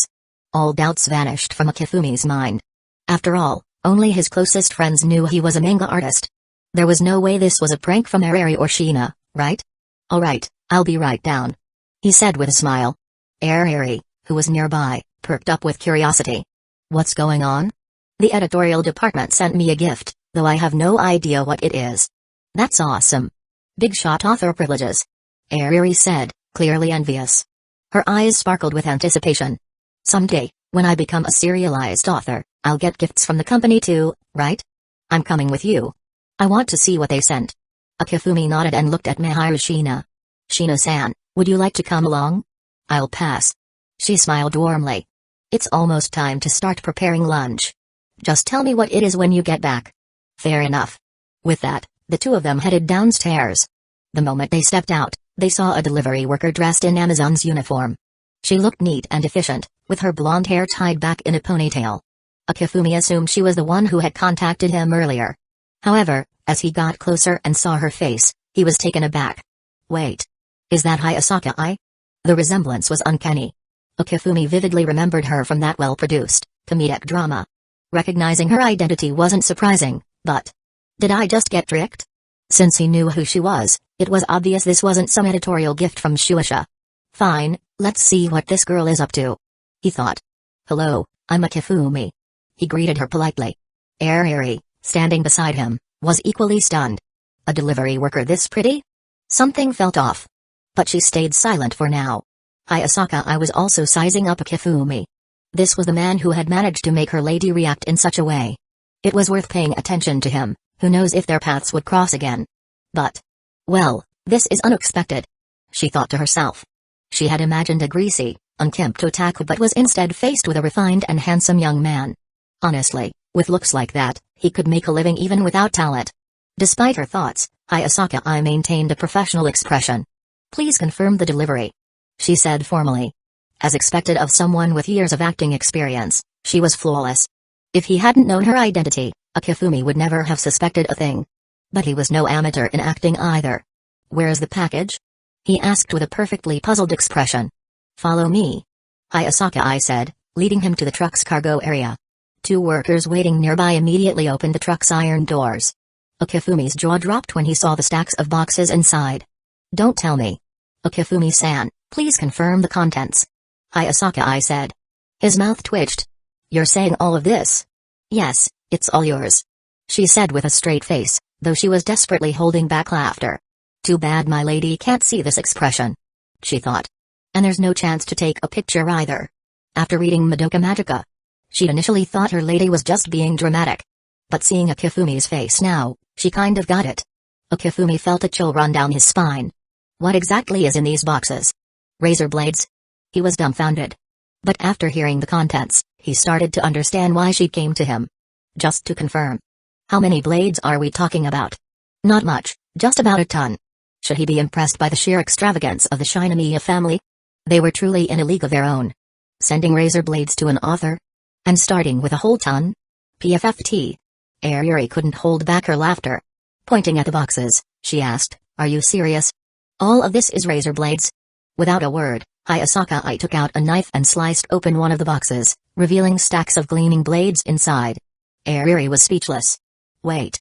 Is this really how Shueisha sends gifts to their authors? She had considered sending Akifumi razor blades herself after reading the second volume of Madoka Magica. But it was just a fleeting thought. She never actually went through with it.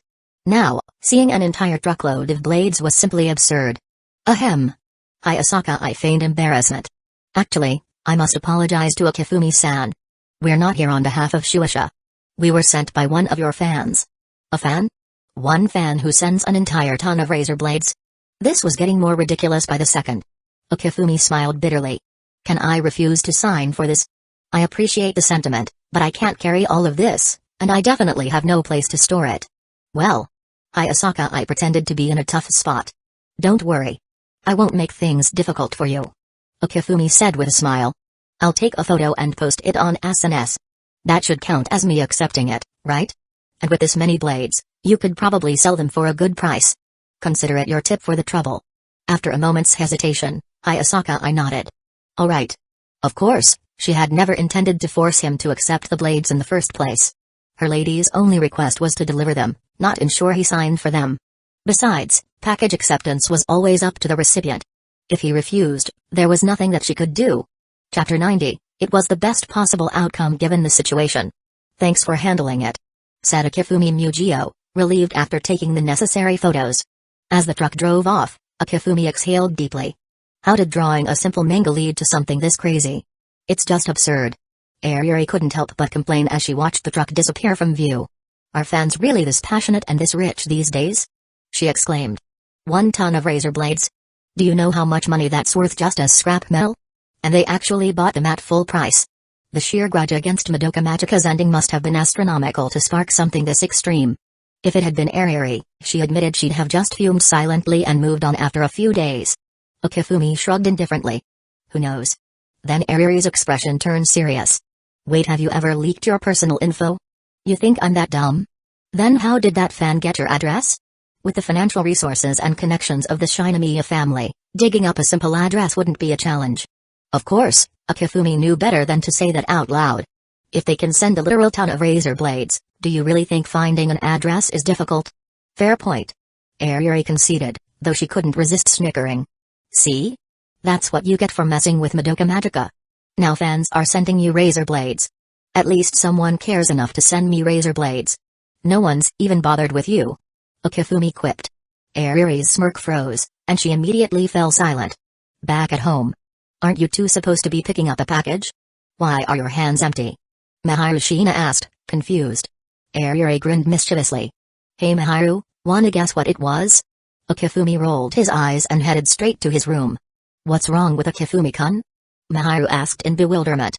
Don't be fooled by that calm face, he's probably super annoyed right now. Airi teased with a laugh. What happened? Oh, nothing much. Just a fan sending him a ton of razor blades. Seriously? Miharu was speechless, then sighed in disbelief. People really have nothing better to do, huh? Who knows? Airi shrugged. Meanwhile, Okifumi wasted no time in his room. He edited a post and attached the earlier photo before hitting send. Thanks to my passionate fan for the 1-ton gift of razor blades. Nearly killed me carrying it upstairs. Image attached. The comments poured in immediately after refreshing. Is that for real? A ton of razor blades? How rich is this fan? I can totally imagine the look on the author face must have been priceless. Kuakaku, that's what you get for being so ruthless. Feel the love, demon. Wait, what's the author address? Can the fan share it? Okifumi couldn't help but roll his eyes at the flood of reactions. At least this ridiculous saga was finally over. It was closure for those upset by Madoka Magica's ending. As for his address being leaked, he wasn't worried. Knowing the Shinigami heiress, she wouldn't know his address. And given her unspoken agreement with Hyuga, they definitely wouldn't pull anything that childish. Still. Has she met Sharingan Miyuki yet? If the heiress had done something this outrageous, it was probably because of that. But Okifumi brushed the thought aside. Not my problem. Time flew by, and the summer comiket on August 11th kicked off. Okifumi had no interest in the Holy War. He'd been to it before and didn't want to endure the blazing heat again. Airi, however, took leave on the 13th. After all, it was her hard work on display, no way she'd miss it. Soon, August 16th rolled around. That day, the first chapter of Shokuchi no Soma finally met Okifumi's standards. A thrilled Airi dove back into her work with renewed enthusiasm. By August 28th, fueled by her initial success, she completed chapters 2 and 3. Seeing the timing was right, Okifumi took Airi and her work to Shueisha on August 29th. In a small meeting room, Airi sat nervously, clearly on edge. Relax. Okifumi reassured her, and she calmed down a bit. Soon, the editor, Ato Tsunamihari, walked in. Long time no see, Okifumi-sensei. She greeted warmly. Okifumi raised an eyebrow. Didn't you just pick up Anohana's draft from me last week? Funny as always. Mihari replied, unfazed. She then turned to Airi. Good to see you too, Airi. Mihari had grown familiar with Airi after regularly visiting Okifumi's place for drafts. And Shina too. She added with a smile. Hello, editor Atosuna-san. Airi stammered nervously. Having been an editor for 6 months, Mihari exuded maturity and reliability now. She smiled warmly at Airi before turning back to Okifumi. Just so we're clear, even with our connection, I won't hold back. Okifumi waved dismissively. Do whatever you need. I'm just helping you boost your stats out of goodwill. Should I thank you, then? Mihari retorted playfully. Of course. Okifumi replied without a hint of modesty. Mihari shook her head, amused, and turned back to Airi. Alright, let's see the manuscript. Yes. Here it is. Airi handed over the carefully prepared pages. Mihari removed the cover sheet to reveal the title, Shokuchi no Soma. On the cover, a confident red-haired boy grinned alongside a serious yet proud blonde girl. Just from the cover design and character composition, Mihari's eyes lit up. This looks amazing. She exclaimed instinctively. If the content is on par with this cover, getting serialized shouldn't be a problem. She glanced at Okifumi. Looks like I owe you a thank you after all. Of course. Okifumi said smugly. Mihari chuckled and focused on reading the manuscript. Half an hour later, she sighed and put it down. Airi anxiously asked, well? How was it? I can't wait to see how the story unfolds. Atosuna Mihari smiled. Which means? It's approved. Chapter 91. In a moment of surprise, Airi froze, her blue eyes widening as she smiled with excitement. Did it really pass? Yes. Smiled Mihari, nodding. She couldn't help but think, this is the right reaction. She glanced at the person beside Airi, and thought. Is this guy heart-made form stone? Who else could remain so calm after something like this? Mugio, I passed. I really passed? Airi shouted excitedly. Yeah, I heard you. Okifumi replied, rubbing his ear. Can't she keep it down a little? And why is she so hyped about this? Congrats. He added casually, but maybe try to calm down a bit. All this is just the initial assessment. He continued. There's still a long way to go before an actual serialization. What? Airi's face froze, the joy fading as she processed his words. But didn't I pass? It only passed here. Okifumi explained, gesturing to Mihari for more details. Is it just me, or is this guy getting better at giving me orders? Mihari thought with a sigh but smiled as she explained to Airi, well, like Okifumi-san said, this is just my approval. The final decision comes from the editorial board after a meeting. She added, once they approve, that's when it can actually move forward. And with several projects already ahead, it'll take some time before it officially gets serialized. Oh. Airi slumped a little, muttering, why does it have to be like this? Mihari couldn't help but feel a little helpless. I'm just a small editor, there's no way I can control any of this. But don't worry. With a work of this quality, serialization is just a formality. She reassured. After all, she'd been analyzing a lot of the works in her magazine recently, and Shokuchi no Soma definitely stood out. Its unique art style, interesting characters, and compelling story made it superior to many currently serialized works. If this doesn't get serialized, something's wrong. She thought, her eyes gleaming with excitement. Once it gets serialized, it'll definitely receive great reviews. Mihari said with enthusiasm, looking at Airi. She mentally added, this is my second big project. And this one definitely doesn't have the same rebel vibe as the first. Maybe I can actually train her into a real asset. But then, a thought crossed her mind, and she sighed. Wait. Aren't they childhood friends? The bond between childhood friends, that was a tough one to beat, even for an editor and author who were getting closer by the day. Sighing internally, she realized, even before this second big project of mine is fully formed, it already feels like a lost cause. Annoyed, she tried to brush it off. Meanwhile, Okifumi looked at Mihari, puzzled by her sudden shift in expression. If only he knew the whirlwind of thoughts running through her mind in those few seconds. Trying to lighten the mood, Okifumi turned to Airi and said, well, this is just how it goes. And hey, you can take this time to draw even more, right? Airi sighed. I guess that's all I can do now. Anyway, thank you so much for all your help, Otosuna-san. Mihari felt a rush of pride. Is this what it feels like to be an editor? A simple thank you from Airi made her feel on top of the world. No need to thank me, it's my duty as an editor. Mihari grinned, patting her chest proudly. She thought to herself, maybe there's still hope for this project after all? Then, turning to Okifumi, she casually asked, hey, do you have some time after this? Huh? What's up? Okifumi was a bit confused. The meeting today was supposed to be just about Airi. Airi raised her hand, asking, should I leave? No, it's not confidential. Mihari waved her off. It's fine for you to stay. Well, she continued, I just got word that the first episode of Madoka Magica's anime adaptation is finished. Would you like to see it? Already finished? Okifumi was taken aback, but then thought, well, that makes sense.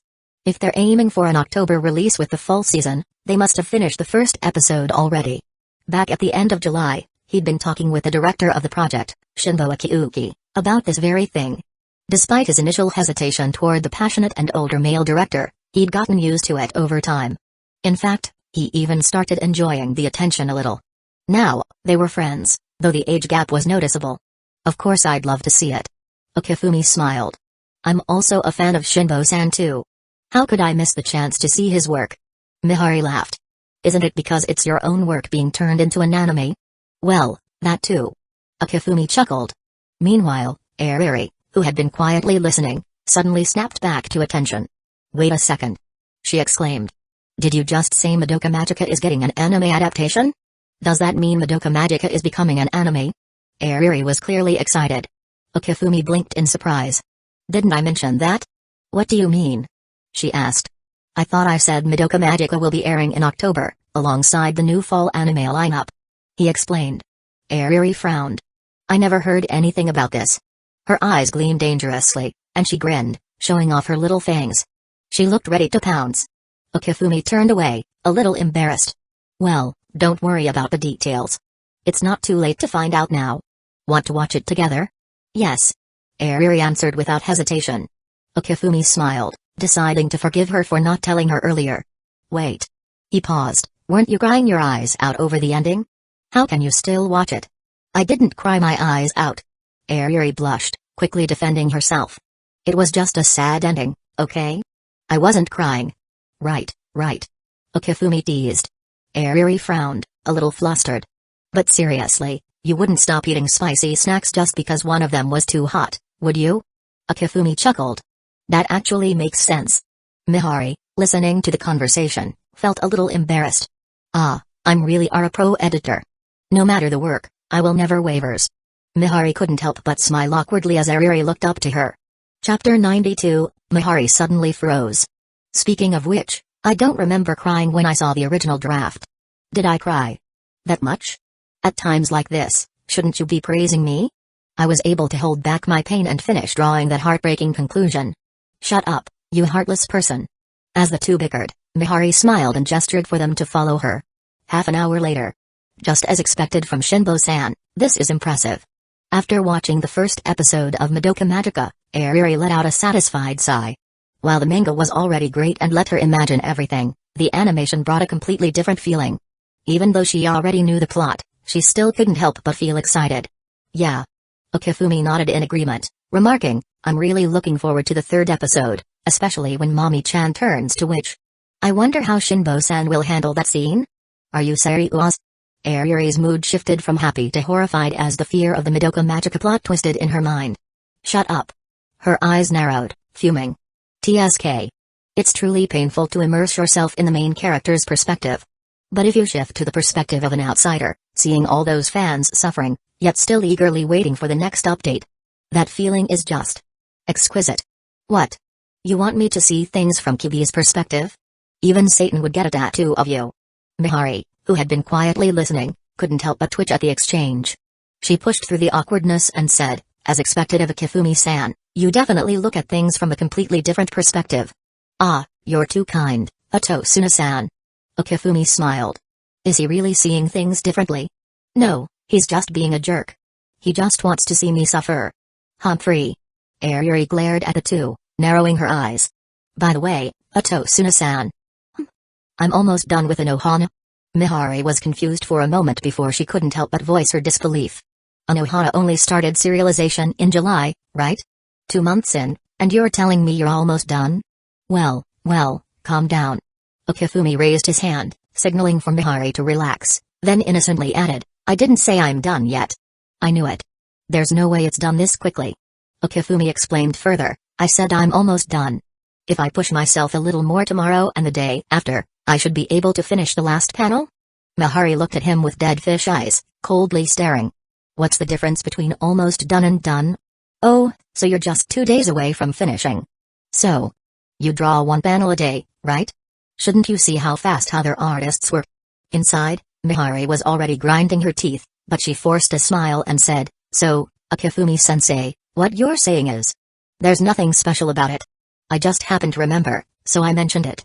You really had to bring it up like this? After working with Okifumi for so long, if Mihari still couldn't pick up on the hidden meaning behind his words, she'd be ashamed of her own intelligence. She sighed, I understand, I'll pass this along to Editor-in-Chief Minano later. But whether we can release the volume early will still depend on the meeting. You can do that? Okifumi acted surprised, blinking innocently. Come on, don't pretend with me. We all know each other too well. Mihari rolled her eyes. Since Madoka Magica is already a precedent, and the feedback seems pretty good, the company is considering this approach. I see. Okifumi smiled. Then I'll leave it to you, Atosuna-san. How to put it? Right now, Okifumi isn't lacking in money. Just from the royalties of Madoka Magica's first and second volumes, he's already surpassed 99% of people his age in wealth. But the world doesn't work that way. Some people are born into positions of power that others can never reach, no matter how hard they try. After the whole ordeal with the Shinigami family sending him a gift, Okifumi has been thinking hard. As an ordinary person with no background, and no system to rely on, how should he deal with these conglomerates? The answer is clear. Build up power and work to become a financial force like them. Of course. It's unrealistic to think he could grow his own influence to rival the Shinigami family by himself. However, at least, when facing these financial giants, I need to have the means to protect myself. Sure, the whole gift thing might just have been a joke. But thinking about it differently, if something really were to happen, Akifumi has no way to defend himself. In this world, a well-known manga artist with a few million yen to their name isn't much. It's not paranoia, it's simply the harsh reality he's seen too many times before. Though I don't need to worry too much. He's just an ordinary manga artist. Unless something major happens, he's not in any real danger. But after that thought, he can no longer just lie back on his wealth and waste away. That's why, in August, he's been pushing himself to finish Anohana while maintaining quality. He's almost finished before school starts. A manga artist with a bit of fame and a few million yen is nothing. But, if I become a top-tier manga artist with millions of fans, and my wealth is in the billions, then anyone who wants to make a move will have to think carefully. After all, anime is one of Japan's top 3 industries. So for Akifumi, manga is no longer an optional career path, it's a business he must keep up with. Plus, my network is stronger than I originally thought. He's got ties with Shueisha, the biggest publishing house in Japan. While they may not have the wealth of the Shinigami family, they're definitely not poor. For someone like Akifumi, a best-selling author, he makes at least 100 million yen a year from Madoka Magica. The publisher is also reaping huge rewards from this. Not to mention, Akifumi isn't just in the manga industry.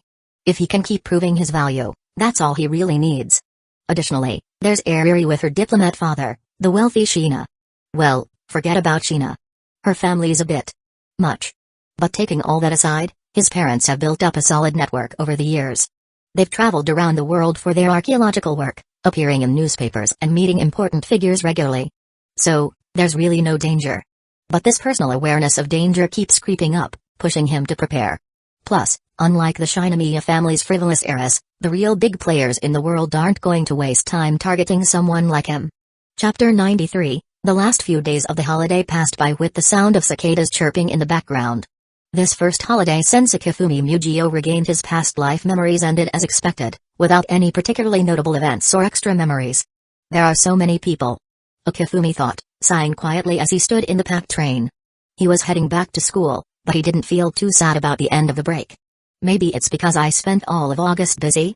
Going back to school almost felt like a relief, like I could finally take a breather. Plus, my sleep schedule had been pretty good, and I didn't have any of those bad habits of lying in bed for too long. So, no real sense of regret as the break came to an end. Soon, the train arrived at our stop. Akifumi and Shinigami got off together. As we walked side by side, Shina couldn't help but comment with a bit of a sigh, even though we're such good friends, you haven't kept in touch with Kato-san this entire month. I've been in touch. Akifumi replied. Eh? She seemed surprised and asked curiously, when? End of July, early August, mid-August. We've talked. Akifumi said. After all, Kato was my first friend at school. Keeping in touch seemed like the natural thing to do. Even if it was just sending a quick text, it was still contact. She tilted her head. Then why didn't you invite Kato to hang out, like at the amusement park, or the pool, or the summer festival? She blushed a bit and thought to herself, I kind of wanted to try going with you too, Akifumi-kun. Although just being together with him was already enough to make me happy, there was still a small part of me that wished for a little more. Unfortunately, though, I never found the chance to speak up, even until the holiday ended. Akifumi looked at her with a surprised expression. You don't want to go out in this heat, are you? She paused for a moment, then replied, No, I don't. Akifumi nodded knowingly. See? Even you don't want to go out in this heat. What makes you think Kato would want to? Don't even need to think about it, she definitely wouldn't want to go out either. She seemed like she might disagree, but there was nothing she could say. If Kato were here, she'd probably think the same, right? Shina felt a little guilty for not being fully honest, but she just smiled and nodded. Yeah, I guess staying home is more comfortable on such a hot day. Akifumi gave a satisfied nod. I knew it. Akifumi thought to himself how amusing it was that she was spending so much time with Airi that her personality had rubbed off to Shina. She used to be more straightforward, but now she's become more like her. He could tell she wasn't being entirely honest, though. Not everyone can just stay home like Airi and he do, but Akifumi wouldn't change that for anything. Even if Akifumi were with someone he liked, he wouldn't let her change his habits. He might compromise a bit, but not much. Anyway, his relationship with Shina wasn't quite at that stage yet. Akifumi was just enjoying the way she took care of me.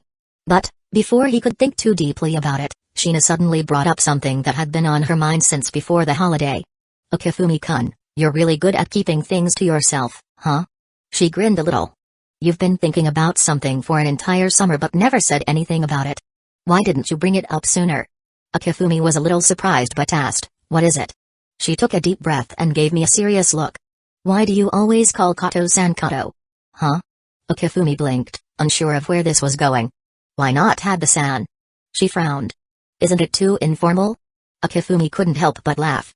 "Kato is a very common name around here, and it just sounds better that way." She puffed out her cheeks in annoyance. "Then why do you still call me Shina-san? Isn't that a bit much?"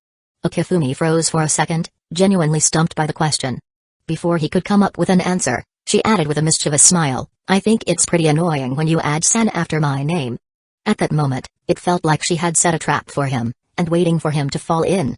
So that's what this was about. She looked at Akifumi with a sly grin. "Could you drop the san from now on?" "This girl." Akifumi sighed in defeat. "Shina?" For some reason, when he dropped the san, it felt like their relationship had just gotten a little closer. What is happening? Suddenly, his heart was racing, even though he knew it wasn't anything big. He was no longer thinking like a person in their 30s. And what was this weird sensation? The closeness? He could even smell the jasmine fragrance of her shampoo from here. As I was processing all this, Shina, seemingly unaware, raised her voice in a playful tone. "You're not happy with that, Akifumi-kun?" Akifumi froze. "She's way too cute. How does anyone resist this kind of charm?" "Long time no see, Kato-san." She greeted with a smile as Akifumi entered with Shina. Kato glanced up from where she was sitting, her expression neutral. "Long time no see, Shina-san." She glanced between Akifumi and Shina, raising an eyebrow. Why does it feel like Shina-san is in a much better mood today? Oh, maybe she was just heard something funny on the way here? But Kato soon turned her gaze to me and joked, "Even after a whole summer apart, you still make those cold jokes, huh?" Akifumi smirked. "If you think they're funny, then why don't you show it on your face?" Kato didn't react at first but then said calmly, "Good morning, by the way. Long time no see." Chapter 94, Akifumi-kun is so biased. He's never this serious with me. Shina Miharu pouted, a bit jealous. Kato blinked, confused. "What do you mean by biased, Shina-san?" Before the girl could respond, the other friends Shina had made in class crowded around her. "It's been so long, Shina-chan. You look even prettier than before the break. What's your secret? How is it possible that after a whole summer, your skin is still so fair? I've gotten so tan. You didn't even keep in touch over the summer. Hanging out with us would have been so much fun, Shina-chan." Overwhelmed by her friend's bombardment of questions, Shina Miharu couldn't keep up. "They've even taken over my spot." Akifumi sighed as the victim in this situation. He shook his head, not bothering to argue, and sat down in the vacant seat next to Kato. On the first day back, not everyone had such a peaceful schedule. They were probably still rushing to school in a panic, right? "Shina popularity is off the charts, it's impressive," Akifumi said, a touch of envy in his voice. "Honestly, if Kato showed more emotion, I'd believe you will be more popular," he added sarcastically. "I'm serious." Yeah. Akifumi nodded with feigned agreement and sighed. "I really envy Kato. This summer was so exciting. Family trips, visiting your sister, going to the summer festival." Finally, Kato spoke. "Akifumi, are you really envious?" "A little, yeah. It was like how socially anxious people often envy those who love interacting with others. Akifumi, who wasn't fond of going out, admired those who could enjoy activities under the scorching sun. Just a little, though." Kato nodded. "So you don't like it after all?" This conversation was going nowhere. Akifumi shot her a fake angry look. "Kato, if you keep this up, I might stop being your friend." "Okay. Then do you want me to lie to you?" Kato said, deadpan. "What a wonderful summer it was. It's such a shame you couldn't join." Akifumi forced a smile. "You really are the master of redefining lies. Alright, no more jokes. I'm sorry I didn't hang out with you over the summer." "Why apologize?" "Well, Kato, all your holiday fun was with your family." Akifumi replied. "From a different perspective, that meant I spent zero time hanging out with friends. As your only friend, I owe you an apology." Kato turned her gaze away, expressionless. "It's not a big deal. Just the way things were," she added. Akifumi chuckled, finding it amusing to see Kato's stoic face. If he were to believe that line, then being single would definitely be worth it. Not caring about Kato's explanation, Akifumi continued, "Anyway, I've been pretty busy after the break, but let's find a time soon to hang out, okay?" Kato nodded. "I have plenty of free time." "Deal, then." On the first day back from the break, even though Akifumi wasn't a teacher, he could tell the students were distracted. Whether it was the freedom at home, the fun at tourist spots, or the gatherings with friends. Everything was more fun than sitting in a classroom, right? Even though there was the so-called new semester assembly and the teachers kept reminding them to focus, some things couldn't be fixed overnight. All they could do was give them time to adjust. The morning passed by. At lunch break, the teacher's office. Most of the teachers were probably having lunch, leaving only Hiratsuka Shizuka behind. Hiratsuka-sensei, is something up? As expected, Akifumi was called to the office. I haven't even had lunch. I haven't either. Saying this, Shizuka took out a beautifully packaged box of cookies from her drawer. Here, have some of these to tide you over? Akifumi stared at her in disbelief. Hiratsuka-sensei, we only have an hour for lunch. Are you seriously giving me cookies, not leaving me any time to eat a proper meal? Shizuka gave him a pointed look. If you're not eating lunch, I still have to. I'm giving you cookies because I was worried you'd be hungry. Don't overthink it. Akifumi relaxed and grabbed a cookie. His eyes lit up. These are delicious. Of course, it's 20,000 yen a box. How could it not be? She said casually, popping one into her mouth herself. TCH. Of course, rich people would do this. Even though Akifumi had millions in savings, he never even thought about spending 20,000 yen on a box of cookies. He'd be happy with a pack of 200 yen bear-shaped cookies. 2 things. Shizuka got straight to the point. First, thanks for helping me out during the holiday. Did you sort things out with Aijichi-san? I've cleared things up. Shizuka smiled gently, clearly happy to have resolved a misunderstanding with her friend. Since you're so close, why didn't you clear things up sooner? You wouldn't understand. Shizuka waved him off. She's too proud. If I'd gone to talk to her, she wouldn't have believed me. Aijichi-san. Is tsundere? Akifumi thought hard for a moment, then gasped. No way. I never saw it. He had his tsundere childhood friend, Airi, to compare her to. How could he have missed it? What kind of level was she at? Shizuka didn't know what he was thinking but knew it had something to do with Aijichi-san. Rolling her eyes, she said, not all tsunderes are the same, you know.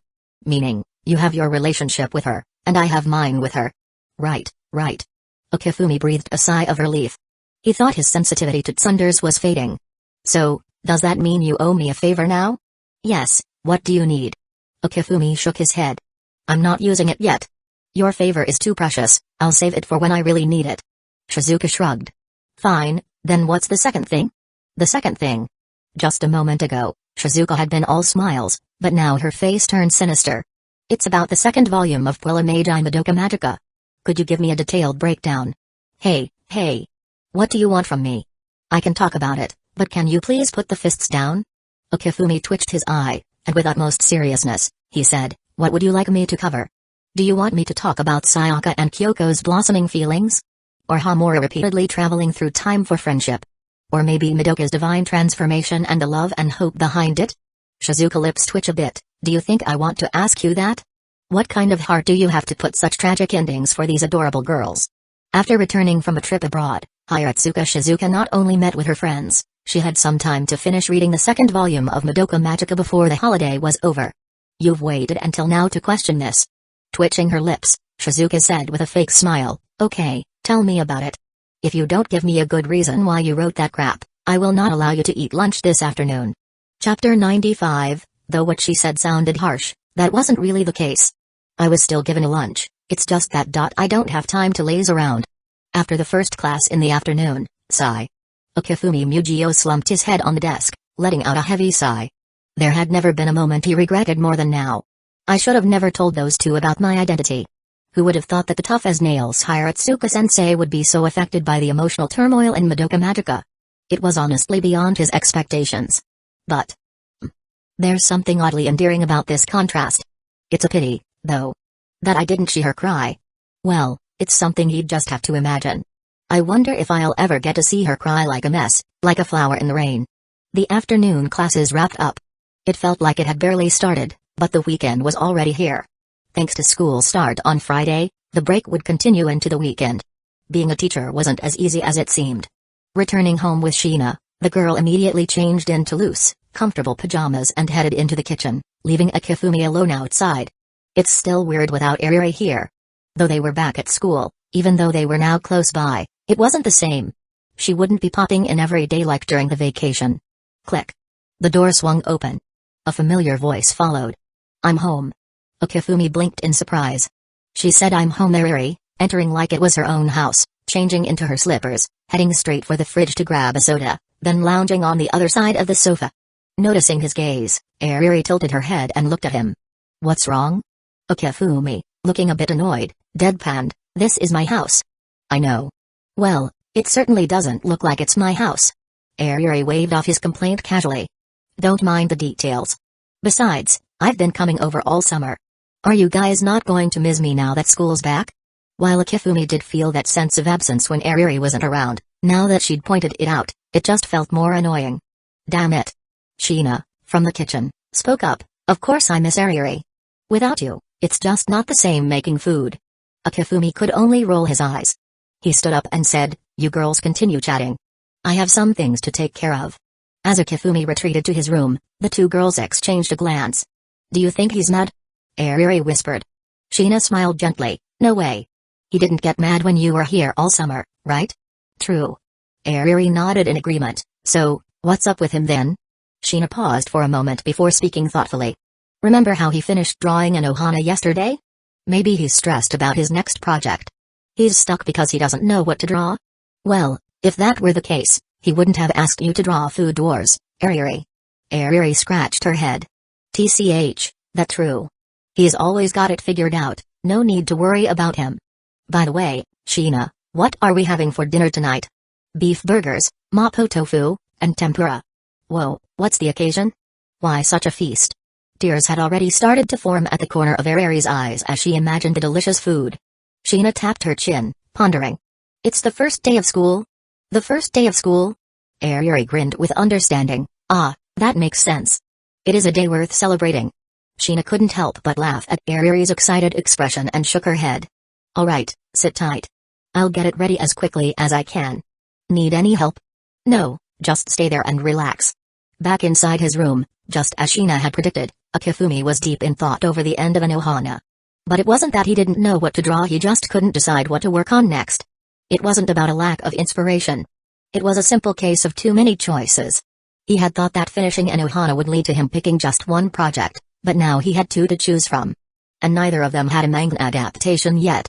Ugh, this is so annoying. He sighed deeply, staring at the two names written on the blank page in front of him. The first was Guilty Crown. The second was What Do You Do at the End of the World? Are you busy? Will you save us? Both are amazing. But why did both have to show up at the same time? He couldn't decide which one to start. The first one was all about flashy effects and intense battles. The second one was a beautiful, poignant love story set in the apocalypse between Will and Thley. Both were equally exciting, but...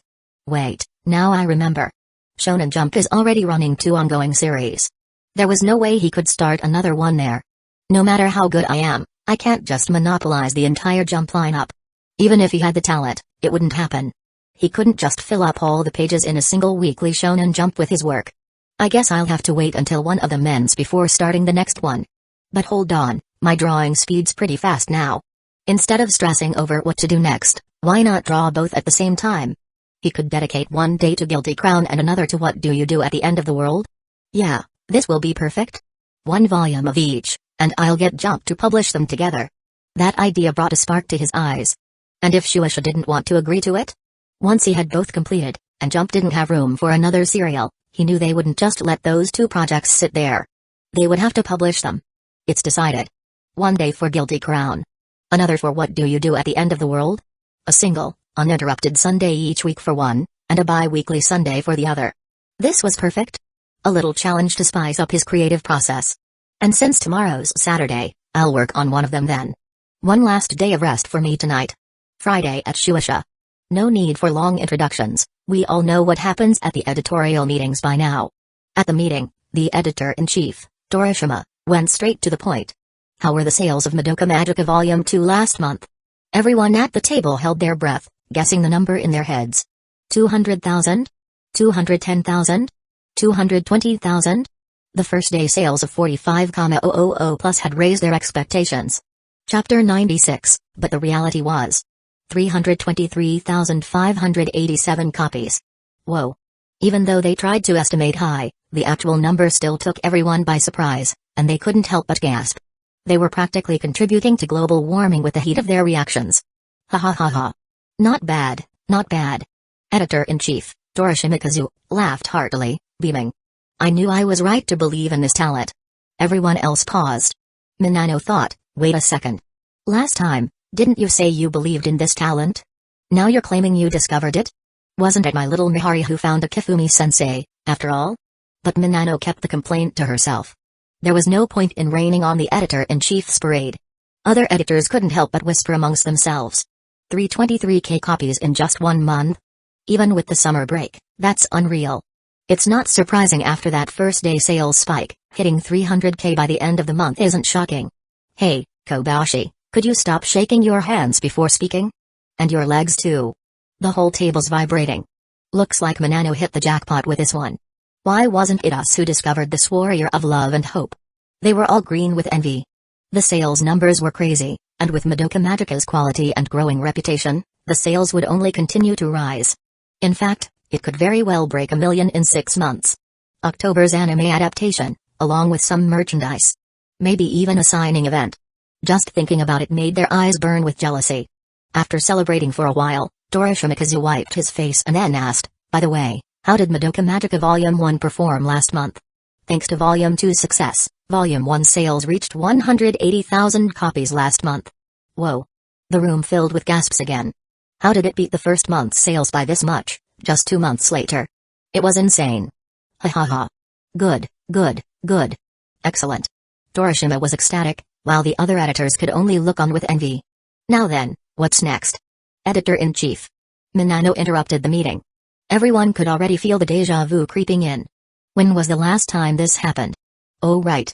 It was when they discussed the release of Madoka Magica Volume 2 and Anohana Hana no Nami wo Bakataki wa Mata Shiranai's serialization plans. Could it be? No way.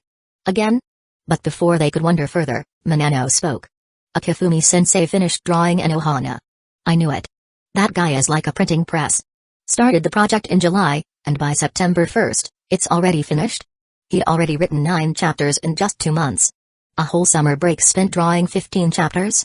Wasn't he supposed to be a high school student? The whole industry couldn't even keep up with that level of work ethic. The veteran editors rolled their eyes but remained silent. It was summer break, after all. Who cared now? Dorishima, glowing with pride, said, that's what youth is all about. Such speed. Where is the rest of Anohana content? I've already copied it. Minano said, pulling out prepared materials to hand out. Dorishima nodded in satisfaction.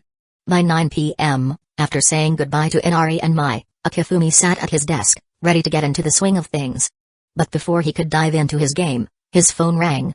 Caller, Ato Tsunamihari. This girl's working faster than ever. Akifumi picked up. Got good news? Good news. Without skipping a beat, Mihari went on, Anohana's second volume is releasing on September 15th. September 15th? By then, Chapter 10 would be in Weekly Shonen Jump, and Chapter 11 by the 11th. That means they can wrap up the remaining chapters for the second volume. They chose the 15th because it's a Friday perfect for a weekend release. Impressive planning by Shueisha. I got it. Akifumi said, grinning. So that news you kept teasing me about was for this moment, huh? Well, who knows? Mihari chuckled. It's all thanks to you. They hung up. Instead of starting his game right away, Akifumi quickly opened up his social media. The news he'd been holding back? Obviously, it was the Madoka Magica anime announcement. Edit, review, and send. He'd done this so many times that it had become second nature. Hey everyone. How's the start of the school year treating you? Running into friends you didn't see all summer, how's that feel? I'm so excited. My summer jail time is finally over. But wait, why is there a break after just 1 day of school? Why do I call it jail time? Can you imagine spending all day, every day drawing at home and losing track of time? Yeah, that was my summer. Anyway, enough complaints. You all know me, I don't post unless there's something great to share. And today I've got 2 pieces of good news that I'm sure you'll love. First up, Madoka Magica, which just wrapped in August, has officially been greenlit for an anime adaptation. And here's a secret, it actually started back in July. We kept it quiet because we were worried about the sales, but after Volume 2's first month, the sales were way beyond expectations, so now I can share this amazing news. Volume 1 of Madoka Magica is now complete, and I have to give a huge thanks to Shinbo for the incredible work on it. The final product is so much better than I ever imagined. Barring any unexpected issues, Madoka Magica will be premiering this October, and I couldn't be more excited. Oh, and the Madoka Magica merchandise is in the works, including a USB drive featuring Mommy. Hope you'll like it. Now, for the second piece of good news. I did it. I finished all of Anohana's story this summer. Since it's done, you probably know what's coming next, right? Exactly, Anohana's first and second volumes will be released on the 15th. The first volume goes up to chapter 11, which will be in Weekly Shonen Jump on the 11th. If you're into the magazines, I'd recommend just picking up the second volume. The second volume picks up from chapter 12 through chapter 22. All the mysteries will finally be revealed. If you love Anohana, don't miss it. Also, to celebrate the release, I'll be giving away a special surprise on the 15th. Be sure to check in before diving into the story. That's it for today's update. Hope you all enjoy it. Lastly, thanks as always for your continued support. Chapter 97, Akifumi saw a continuous wave of praise for Puella Magi Madoka Magica, drawing in a significant number of fans. Many who were initially just curious ended up getting hooked. After all, it's common for people to overlook a series just because of its title or synopsis. But when friends keep recommending it, and online discussions and glowing reviews are everywhere, curiosity eventually wins. Because of this growing buzz, the Warriors of Love and Hope SNS account nearly doubled its followers in just a month, going from before the release of Madoka Magica Volume 2 to an astonishing 600,000 plus fans. To put that into perspective, many mid-tier manga artists with multiple serialized works don't even have that many followers. Only top-tier, actively publishing creators usually reach these numbers. And yet, here was someone who had only published a single manga, just 2 volumes, and had already amassed this insane following. Aside from Akifumi Mujio, who else could possibly achieve such a feat? With such an enormous fanbase, it took less than a minute after the new post went live for the comments section to explode past the 99+ mark. First, Sensei finally posted again. It's been over a month, right? So happy. I love how Sensei always drops a ton of exciting updates whenever they post.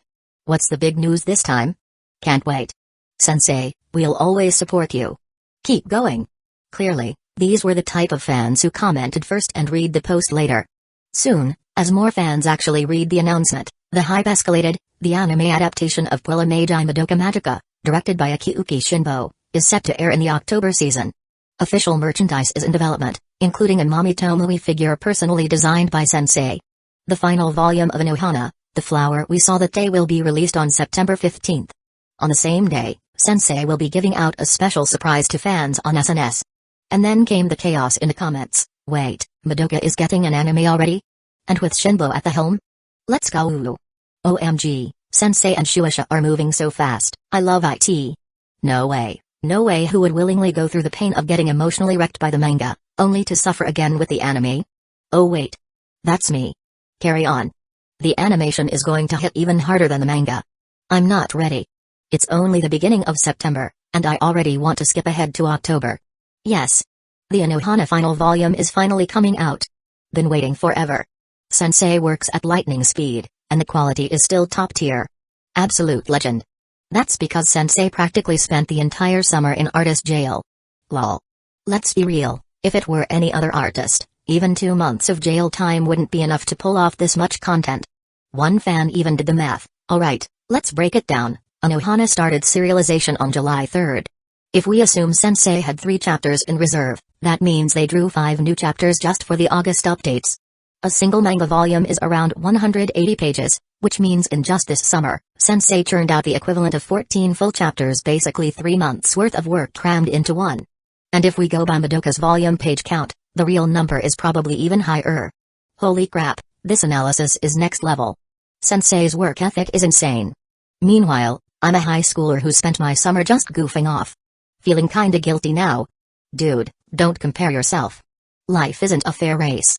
Some people start ahead, are naturally talented, and work harder than you. You just gotta accept it. So, should we just give up entirely then? You all really know how to comfort someone, huh? Then, another wave of excitement hit. Wait, hold up, Sensei's giving out a mystery gift with Anohana's release. That's so hype. I wonder what the gift will be. I'm so excited. I love manhwa. I'm definitely buying it to support Sensei. Anohana is great, but I feel like it doesn't hit quite as hard as Madoka. Is that just me? Nope, not just you. Then came an in-depth analysis. Anohana captures the bittersweet reality of growing up, the childhood friendships that drift apart over time. It's grounded in nostalgia, warmth, and melancholy. Madoka, on the other hand, embodies childhood fantasies, boys dreaming of being superheroes, girls wanting to become magical girls. But in Sensei's story, the price of those dreams is steep, set against a brutally harsh reality. It's like a metaphor for chasing dreams in the real world, the hardships, the sacrifices, the pain. And as Madoka's story unfolds, it escalates from relatable struggles to cosmic-scale existentialism. That contrast makes it feel larger than life compared to Anohana. Damn, that's deep. Now I feel like I never truly understood either series. Honestly. I just love Sensei's art. The sad parts hit hard, and that's enough for me. At the end of the day, everyone experiences a story differently. If you love it, great. If it's not for you, that's fine too. Personally, I adore both series. Madoka is adorable, and Minma is adorable. Adorable? Sounds like you just have a thing for cute girls, lol. Then, a minor controversy broke out. Wait a second, Madoka didn't get a mystery gift with its manga release. Not fair. Sensei, you're playing favorites. We demand a special gift from Madoka fans too. +1 +2 +1000. Scrolling through the comments, Akifumi couldn't help but smile. Looks like everyone's really hyped for the anime and the manga release. Then, he came across the long analysis post. Did I actually think that deeply when I draw it? He pondered for a second, then shrugged. Let the readers interpret it however they want. After all, he was just a guy drawing manga. There was no way he actually understood Madoka or Anohana, right?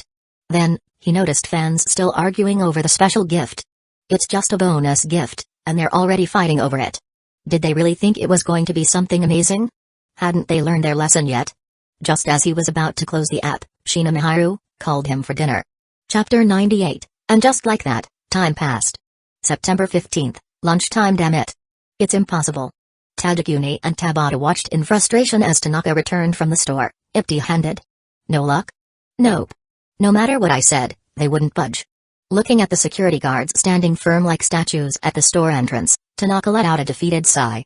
Guess we'll have to wait until after school? But will there be any copies of Anohana left by then? It should be fine, right? The summer rush was just a fluke. Yeah. Back then, everyone had free time and money. But now, we've been saving up just to split one copy between the three of us. Surely, most people have already spent their cash. The three friends comforted each other. Even if we can't buy it after school, we wouldn't be able to leave the school gates right now anyway. A brief silence followed. Tanaka took a deep breath, his expression resolute, as if ready to sacrifice himself. What if I just climb over the wall? The other two were shocked, grabbing Tanaka instinctively. You idiot. Are you trying to get yourself killed? If you get caught, it's not just a simple call to your parents. Tanaka scratched his head. Then what do we do? Let's just wait until school ends. Like we said earlier, there should still be copies left. And if we really can't get one, we'll just have to wait a little longer. By the way, didn't the sensei mention a special surprise today? Since we can't go buy an Anohana right now, why don't we check their SNS for updates? Tadakuni and Tabata turned to Tanaka in surprise. What? Tanaka asked, confused. Damn it. I refuse to believe Tanaka actually had a good idea for once. Fuck off. Tanaka rolled his eyes but still took out his phone and logged into his SNS account. The other two immediately huddled in. Don't you guys have your own phones? Don't be stingy. Yeah. This kind of thing is best experienced together. Tanaka sighed but didn't protest further. The page loaded. Their eyes lit up. New post. But it's shorter than usual. That's not like sensei at all. You idiot. It's not a progress update like before. Of course, it's going to be short. Warrior of love and hope, first of all, thank you to everyone who has purchased my work, Anohana. I hope this story brings you warmth, love, and nostalgia. May it remind you of those carefree childhood days spent playing with friends, and may it also bring you new, cherished experiences as you grow. At the bottom of the post was a link, click to jump, followed by one last sentence. I hope you all enjoy this special gift.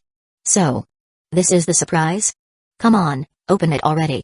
Under the urging of his friends, Tanaka clicked the link without hesitation. The screen transitioned to a new web page. A single question appeared, along with two options. Have you read page 210 of Anohana Volume 2? Yes or no, huh? What is this? Whatever, just click yes. Tanaka nodded and selected yes. Another prompt appeared, please confirm. If you haven't reached this part yet, wait until you do before opening this gift. Only then will you truly understand the sincerity behind it. Would you like to accept this gift now? Yes or no, Tanaka sighed. Knew it. So, We wait? The other two nodded. Well, if sensei says so, we don't have much choice. But now I'm even more curious about what this gift could be. With anticipation building, the afternoon dragged on painfully slow. Finally, the last bell rang. The moment their teacher left the classroom, the three wasted no time, grabbing their bags and dashing toward the nearest bookstore. Excuse me, do you have Anohana Volume 2? Seeing the three of them pale and breathless, the store owner was startled. But after a moment, he nodded. Yes, we do. Their eyes sparkled. Yes. 1 copy, please. Thank you for your purchase. Tanaka held the book like a treasure as they stepped out of the store and headed to a nearby family restaurant. Hurry, hurry. Despite their excitement, Tanaka carefully unwrapped the book and flipped it open. The three of them read at the same pace, so there was no need to argue over who went first. As for how that was possible, well, they had plenty of experience reading the same manga together. Before long, they were completely absorbed in the story. From the protagonist's fleeting childhood memories to the three of them visiting Minma's house. Finding her diary, uncovering her unfulfilled wish. Minma's tearful monologue upon realizing Jinten and the others had gone to her home. Discovering what they thought was her wish to create fireworks. Working part-time jobs to raise money, overcoming conflicts, the painful accusation that Minma was just Jinten's imagination. Then, the moment of proof, Minma's handwriting appearing on the previously blank pages of the diary. Today, I played with everyone in our secret base. No fighting. Super Peacebusters will always be best friends. A jolt of electricity ran through them. The story had them in its grip, stirring something deep in their hearts. The story continued. Eventually, everyone realized that Minma's presence wasn't just Jinten's delusion. Their determination to help her move on solidified. As the fireworks exploded in the night sky, Tanaka and his friends instinctively thought, this is it. She's going to disappear. Wait. She's still here? So. That wasn't her real wish? Then what is? Shut up and keep reading. Tanaka snapped. They reached the final 2 chapters. The characters confronted their own feelings, confessing their selfishness in wanting Minma to pass on. I have to apologize. Even though she was crying, Anaru still held firm. Following her lead, the others decided to do the same. They gathered at their secret base. But when Jinten returned home, he found Minma collapsed on the floor. He held her in his arms as she finally remembered her wish. I promised Jinten's mom. I promised to make Jinten cry for her. She smiled weakly. Memories of that day flooded back. Tears streamed down Jinten's face. Minma reached out, wiping them away. But you know. I like your smile much more. I guess it's time to say goodbye, huh? Her hand slipped from his grasp. Just saying it isn't enough. I want to see you. I've always wanted to see you. I want to call your name, apologize, tell you I love you. But it's not just me. Everyone loves you. Everyone wants to see you. We're all waiting for you. At our place. Jinten carried Minma on his back, running as fast as he could. But when they reached their base, he could no longer see her. She was right there, but he couldn't see her anymore. Panic. Fear. Helplessness. We're playing hide and seek. Minma covered her eyes, her voice trembling. Despite being 3 tough guys, they could no longer hold back their tears. Just as Tanaka was about to turn the page, wait. The gift. Chapter 99, Why does this scene hit so hard? The gift. Tanaka paused for a moment, then glanced at the page number. Idiot. We haven't reached that part yet. I know. I'm just saying, don't forget. Open the website first, get ready. Right. Saying that, Tanaka reached for his phone. Wait, why aren't you using your own phone? What's the difference? Stop wasting time, hey, you bastard. TCH. Muttering complaints, Tanaka quickly pulled up the web page they had checked at noon. He set his phone aside and turned the page. What do you mean, hide and seek? Annoyed, they grumbled, then the group bolted out from the Super Peacebusters hideout to search for Minma, who had declared the game. Not yet. Not yet. Minma's hand slowly became transparent. I still need to properly say goodbye to everyone. She whispered to herself as her friends' voices echoed in her ears. Just a little longer. Holding back tears, she clasped her hands together and scribbled in her diary. Just a little more. Almost done. Night faded. The sky gradually brightened. The group, unable to find Minma, gathered near the large tree where the sunset rose. Wait. What's that? Just when they thought she had passed on and sorrow filled their hearts, they noticed 5 neatly folded notes beneath the tree ripped from Minma's diary. They wanted to keep reading. But we're at the sensei's page. Out of trust and respect for their teacher, they hadn't forgotten the gift. You open it, I'll turn the page. Got it. Tanaka flipped to the next page. At the same time, Shihara pressed the confirmation button on the screen. Tsuruko unfolded one of the notes. I really liked Tsuruko, who is always kind. A clear, pure voice filled their ears through the phone speakers. With you in the late summer, dreams of the future. I really like Yukitsu, who never gives up. Big hopes I never forgot. 10 years later, in August. I really like Popo, who is fun and full of energy. I believe we'll meet again. Cherishing these beautiful memories. I really like Hanaru, who is always reliable. Cherishing these beautiful memories. Tears dripped onto the notes in the manga panel. Outside the panel, the three of them eyes blurred with unshed tears. The intro ended. The sorrowful yet nostalgic summer melody began to play. And then, Jinten's letter appeared as they turned the page. I really like Jinten. The kind of like where I want to marry you and be your bride. Our meeting was just a small moment at the crossroad on the way home. Reading the manga, the three of them couldn't hold back anymore. Tears streamed down their faces. Minma's face seemed to appear before them. In the manga, a teardrop slid down Jinten's cheek. They made it in time. Minma, weak, leaned against the tree, looking at her childhood friends. This time, I properly said goodbye to everyone. Come find me and say, let's go home together. Almost. I hid my blushing face behind my school bag. Jin, sobbing, what is this? What the hell is this, Minma? Wasn't this hide and seek? If we don't find you, it won't end, right? But deep down, I was really, really happy. Ready or not, bright fireworks bloom in the night sky, illuminating the fragments of sadness. All the wind and time flow away together. We had so much fun, so much happiness, we shared so many adventures together. In our secret base, just the two of us. The song paused for a moment. In the panel, Minma used all her strength and called out, I'm ready. The next second, the song's climax burst in their ears. With you in the late summer, dreams of the future, big hopes I never forgot. 10 years later, in August, I believe we'll meet again. The panel lingered on the friends' stunned expressions. At that moment, the distance between life and death felt smaller. They had all heard her voice. The scene froze on Minma. The sun rose over the mountain, casting its light. And in that light Minma stood, leaning weakly against the tree, tears in her eyes. She realized her friends could see her. For a brief moment, she was shocked. Using her last bit of strength, she stood with the tree's support. Even in such a sorrowful moment she smiled. Softly, she spoke, isn't there something else you should be saying now? Minma, you really suck at hide and seek. Jin, say it. Then. It'll really be over, right? Sunlight passed through Minma's body. They all knew this was goodbye. So Popo, I read your letter. I really like you too, Minma. Tsuruko, I really like you too. Anaru, I really like you. Yukitsu, of course, I really like you. Close-ups of their tearful faces. And then Popo, goodbyes aren't one-sided, are they? Right, Jin? Jin, his eyes full of tears, smiled in relief. Thank you for granting my wish. I really like you, Minma. The kind of like where I want you to marry me. The kind where I want you to be my bride. At his heartfelt confession, Minma's eyes overflowed with tears. Memories of their childhood flooded her mind. Tears streamed down her face as she struggled to hold back the words. Minma still wants to be with everyone. Still wants to play together. So, I'll be reborn. That way, I can be with you all again. So Jin cried, and everyone said goodbye. So, was it a lie or the truth? Nobody knew. But one, two Minma found you. As their voices rang out, blinding sunlight shone down, and Minma, tears on her cheeks, smiled in relief. You found Minma. The song reached its final verse.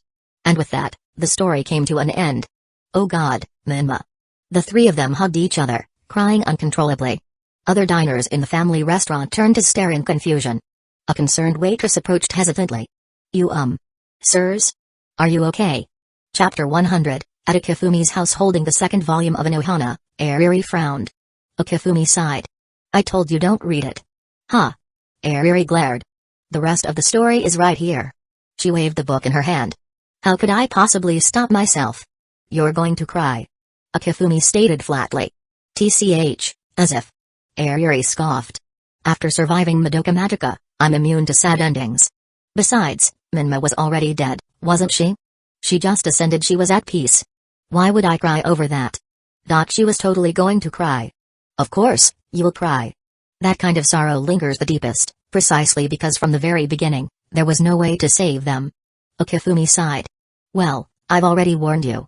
Don't blame me if you end up crying. Who need your consideration? With that, Airi plopped down on the couch and flipped open the book cover. I'm sorry, Akifumi. Shinigami said with an apologetic smile. I'm really curious about what happens next in Anohana. Looks like you'll have to manage dinner on your own tonight. Akifumi waved it off casually. No worries. I'll just have instant noodles. Want some? Let me finish first. Airi responded without looking up. I think I'll read to the end too. Sheena added with a smile. Alright then. Hopefully, when they're done, they'll still have an appetite for dinner. Not that it mattered to him, he had already given them fair warning. Whatever emotional wreckage followed wasn't his responsibility. The adaptation might not fully capture the raw emotion of the anime, but it still exceeded expectations where it mattered. Might as well cue up the BGM for them. Man, I'm so considerate. There was no rush to eat the instant noodles just yet. It was still early. Akifumi grabbed his phone and sprawled out on the couch, scrolling through SNS.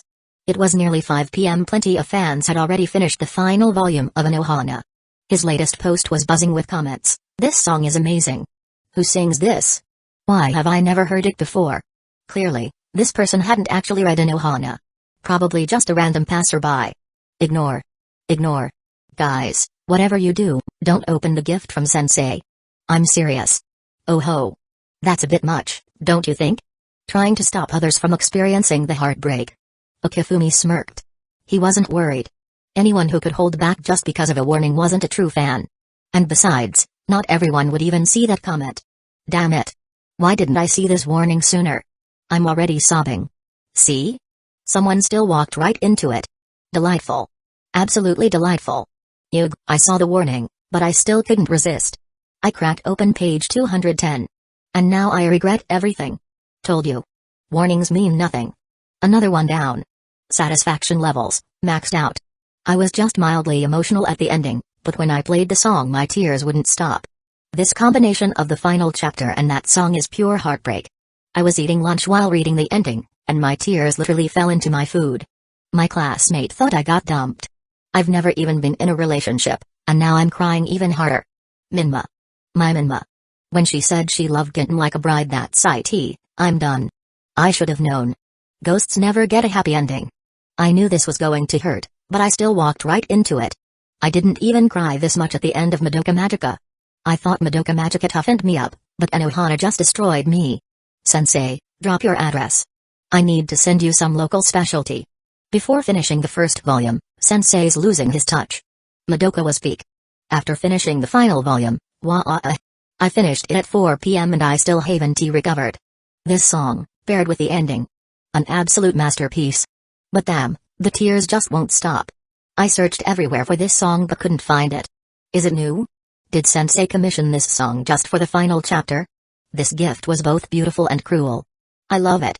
But I also hate you, Sensei. Still on loop. Still crying. Bro, above me, you're insane. Just hearing that song makes me cry.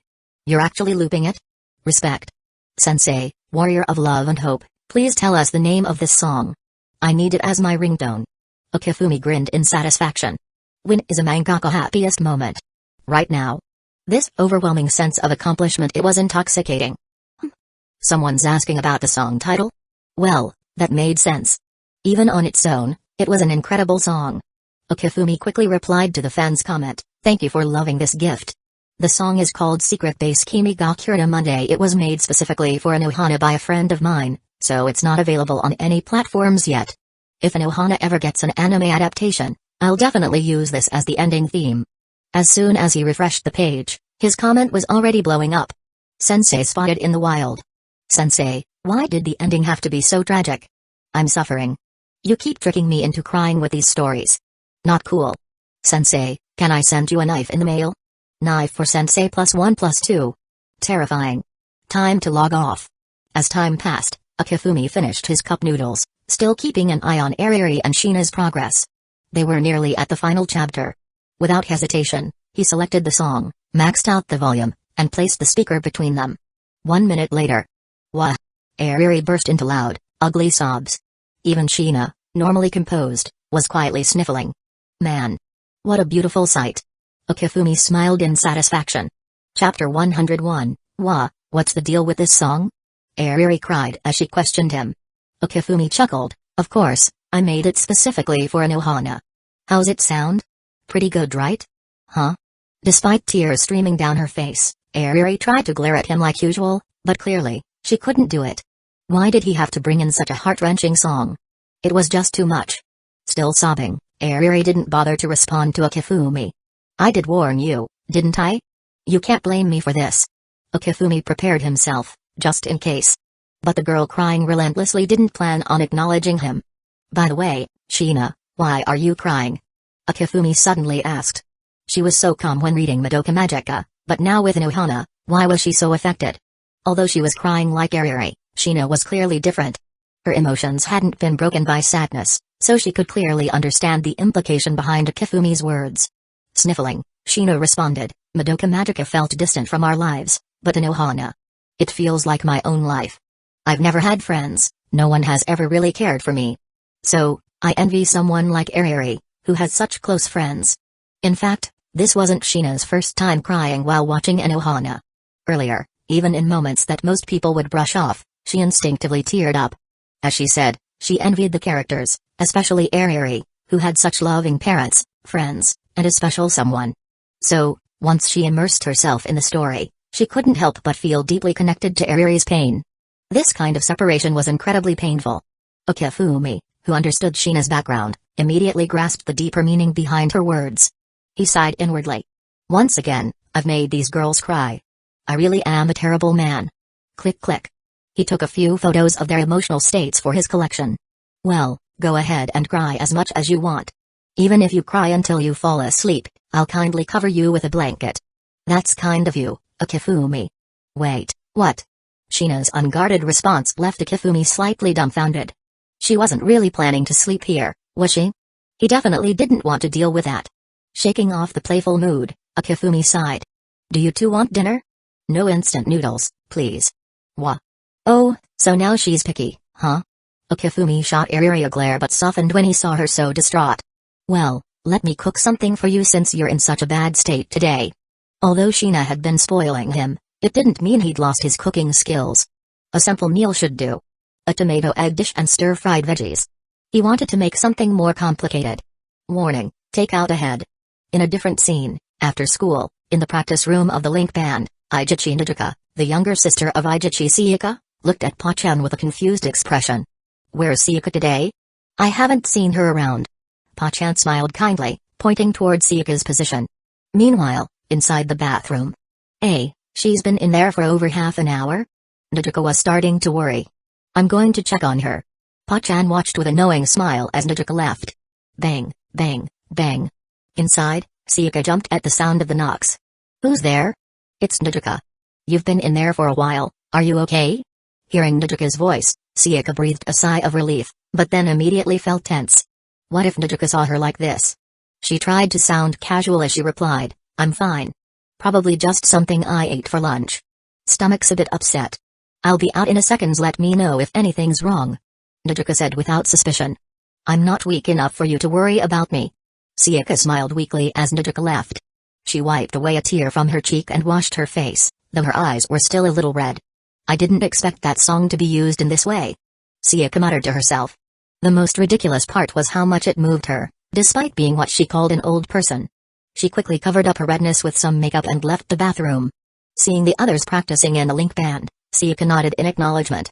She turned to Pa-chan. Did you tell Naruto? Pa-chan laughed and made a SHH gesture. Well, I couldn't exactly lie and say you weren't here. I've never seen Sayaka cry like this before. Shut up. Sayaka shot her a glare, then added, don't tell anyone. Of course not. Pa-chan smiled. I'll treasure this moment in my mind. Later that night, at Shizuka's home, wait until Monday. I'm going to beat that guy up. Shizuka, a bit tipsy, raised her fist in frustration. Sayaka stared at her, confused. Is this how you normally discipline your students? That guy is an exception. Twice. Once with Madoka Magica, fine, but now again with Anohana. She had almost cried in the office when reading the second part and there were people around. If she had broken down, she'd have had to quit. She drank some more beer and sighed in satisfaction. So, who's this guy you're mad at? Sayaka asked, curious. They had been getting together often lately. The guy you saw last time. Akifumi-kun? That's him. Sayaka raised an eyebrow, but I thought Akifumi was a nice guy. What's he done? Everything's fine with him, except his horrible personality. Shizuka muttered bitterly. All his manga are full of knives. Chapter 102, especially with that song, I almost crying in the teacher's office. Sayaka rolled her eyes and replied, well, shouldn't it be you who's in the wrong? Is that office supposed to be for reading manga? Shizuka countered defiantly. It's after school, for us teachers, it's basically like clocking out. Once we're off, we can do whatever we want, right? Sayaka shrugged. You're the teacher. You make the rules. Seriously, you're so into this student, but still trying to act all tough. Sayaka thought it was kinda funny and continued, that kid's manga. It wouldn't be called Anohana, would it? It seemed so like something he'd do, recommending his own work, fitting his usual style. Shizuka frowned. Wait, how did you know? As expected. Sayaka raised an eyebrow. Well, that fits the pattern, doesn't it? His personality's a bit rough around the edges. She added. Recommending that tear-jerking story. Was he hoping I'd cry? Although the content was genuinely good, she was completely unprepared for it. He recommended it to me too. Sayaka explained. So? Sayaka looked away, shy even in front of her friend. Admitting this was a bit embarrassing. I may have cried a little. Ha ha ha ha. Shizuka laughed, popping open another beer and taking a satisfying swig. Ah, this feels good. It was unclear whether the good feeling came from the beer or from seeing her friend share a similar experience. To change the topic and avoid Shizuka digging deeper into this, Sayaka added, and about that song you mentioned, I think I know which one you're talking about. Oh? Well, you must have heard it since you read Anohana. Shizuka nodded. That must be a new song, right? Even on its own, it's a great piece. But it really hits home when you put it in this manga. After all, he wrote both the manga and the song. It's only natural they'd be a perfect fit. He wrote the song too. Shizuka blinked in disbelief. That kid can write songs too? Seems like you didn't know. Sayaka replied, equally surprised. Shizuka took a gulp of beer to cover her shock. How would I know? He never said anything about it. Well, he asked me to help him find a singer. Sayaka explained. He can even compose music. This kid's skills are on another level. Shizuka tapped her chin with a smile. No wonder he's my student. Sayaka couldn't help but roll her eyes. With that level of pride, it almost sounded like Shizuka taught him everything, drawing, composing, you name it. Drink up, drink up. I've already had enough. Shizuka said, pointing at the beer in front of Sayaka. You're still drinking and you have to go home to your sister. Yeah, I'll slow down. Sayaka agreed, setting her glass down. The next day, Saturday. Okifumi-sensei, I didn't expect you'd surprise your fans like this. On the other end of the line was Atosuna Mihari, the editor responsible for Okifumi's work. By the way, where did you find that song? Mihari asked, curiosity in her voice. Well, it's an original composition by me, lyrics included. Okifumi answered casually. What, you planning to reimburse me for the cost? You can compose and write lyrics too? Mihari was stunned. I learned it when I was younger. It wasn't that hard? Okifumi said nonchalantly. It wasn't that hard. Mihari couldn't even process it. Seriously, you're a manga artist, and now you're composing music on top of that? Forget it. She muttered. This guy's basically a monster. Yeah, monster. Mihari grumbled, quickly processing the new information. Well, about the reimbursement, that's not up to me, you'll have to talk to Minano-san. Well, it's just a small amount anyway. No big deal. Okifumi said with a shrug. A few 100,000 yen for renting the recording studio and paying the singers. Nothing that would break the bank. By the way, congrats on Anohana debut sales. Mihari changed the topic with a deep breath. First day sales of Volume 1 were 4,148 copies, and Volume 2 was 8,658. That's it? Okifumi asked, somewhat surprised. Mihari rolled her eyes. Okifumi-sensei, that's actually a normal sales figure. Yeah, normal. Okifumi nodded. But is this considered good or bad? Some authors only release one work in their lifetime, but others release dozens of volumes. Compared to that, Okifumi only had 4 short stories and a couple of volumes, so he felt like he was behind. But still, compared to other top artists, his numbers weren't too shabby. Well, as long as it's not bad. He muttered, not thinking too hard about it. By the way, Okifumi-sensei, do you want to do a signing event in October? Chapter 103, a signing event? The mention of it made Okifumi think back to an earlier conversation. It had been brought up by Mihari during the summer, but at the time, due to the hot weather and various other reasons, he had brushed it off. Now, hearing the idea again, he started to reconsider it. The goal of a signing event is mainly to connect with fans, boost sales, and increase one's personal fame. Back then, Akifumi didn't care much about fame. Money. As long as it was enough, he had a laid-back attitude. Even though he had Guilty Crown, a successful work, in his hands, he hadn't put in much effort. His work was always done at the pace of one chapter a week. But now, things were different. Fame and money. The more, the better. If that's the case, then hosting a signing event definitely seemed necessary. Seeing that Akifumi was silent, Mihari misunderstood. She spoke up, "Isn't Madoka set to air in October? That will definitely attract more new fans. With that as an opportunity, you could launch a signing event, along with a Madoka limited edition, and it would definitely make a big sale. Of course, this is just my unrefined suggestion, you'd be the one to decide the details." After hearing her explanation, Akifumi couldn't help but feel a bit surprised. He remembered when they first met she was still a newbie who made mistakes even with internal memos. Now, in just half a year, she had grown so much. "You've really made progress, huh? Minano-san wasn't wrong about you." Hearing Akifumi's genuine compliment, Mihari froze for a moment, then a shy blush crept onto her face. "Wait. Are you complimenting me? You can confidently drop that apostrophe? Mark now. You've grown into quite the capable editor. So, this is how he sees me? Haha, that's a bit embarrassing." She couldn't help but smile, proud of herself. Getting recognition from outsiders is always pleasant. It's even better when it comes from the mangaka you're responsible for. But after a moment of feeling happy, Mihari snapped out of it and asked, "So, what do you think about the signing event? You've laid out all the benefits, so why would I refuse?" Akifumi chuckled.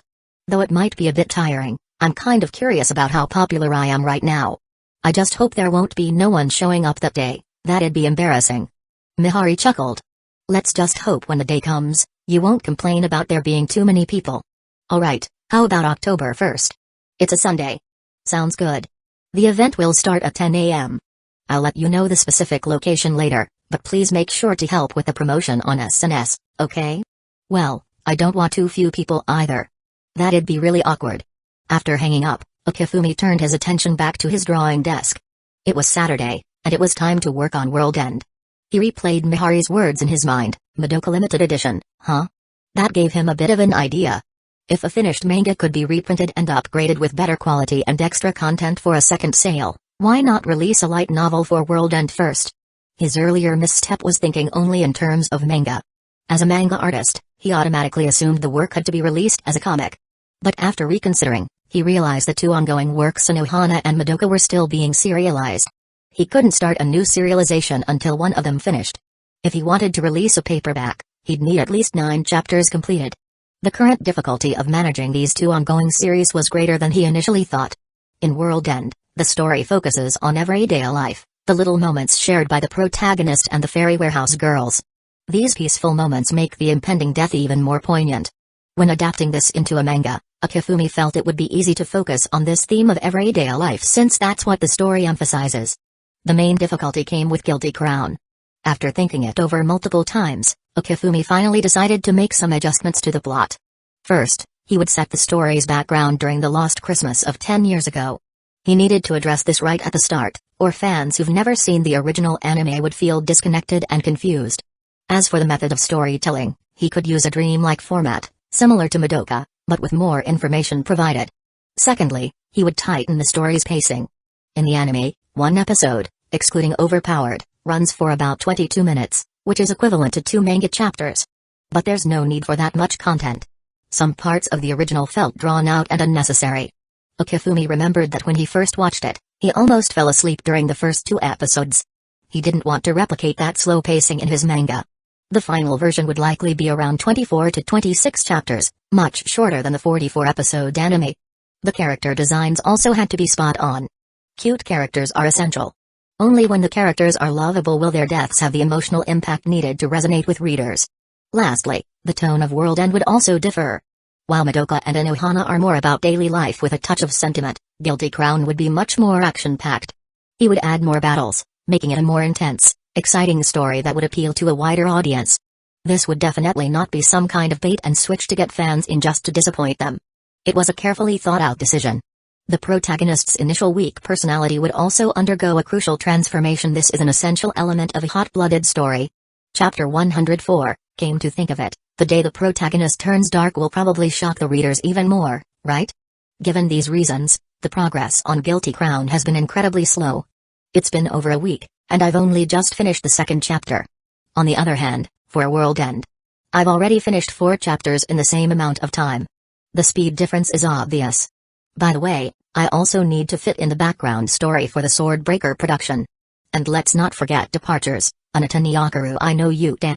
It's a project that can't be left out. The main point here is that, for now, both of the works I'm handling will take quite some time before they meet the fans. Since World End was originally a light novel, it can fill that gap during this waiting period. Writing light novels is much easier compared to drawing comics. Even with a basic template, with my speed of typing about 10,000 words an hour, keep in mind, that's typing speed. Writing requires thought, it's not just copying. It would take no more than a week to finish a whole 5-volume series.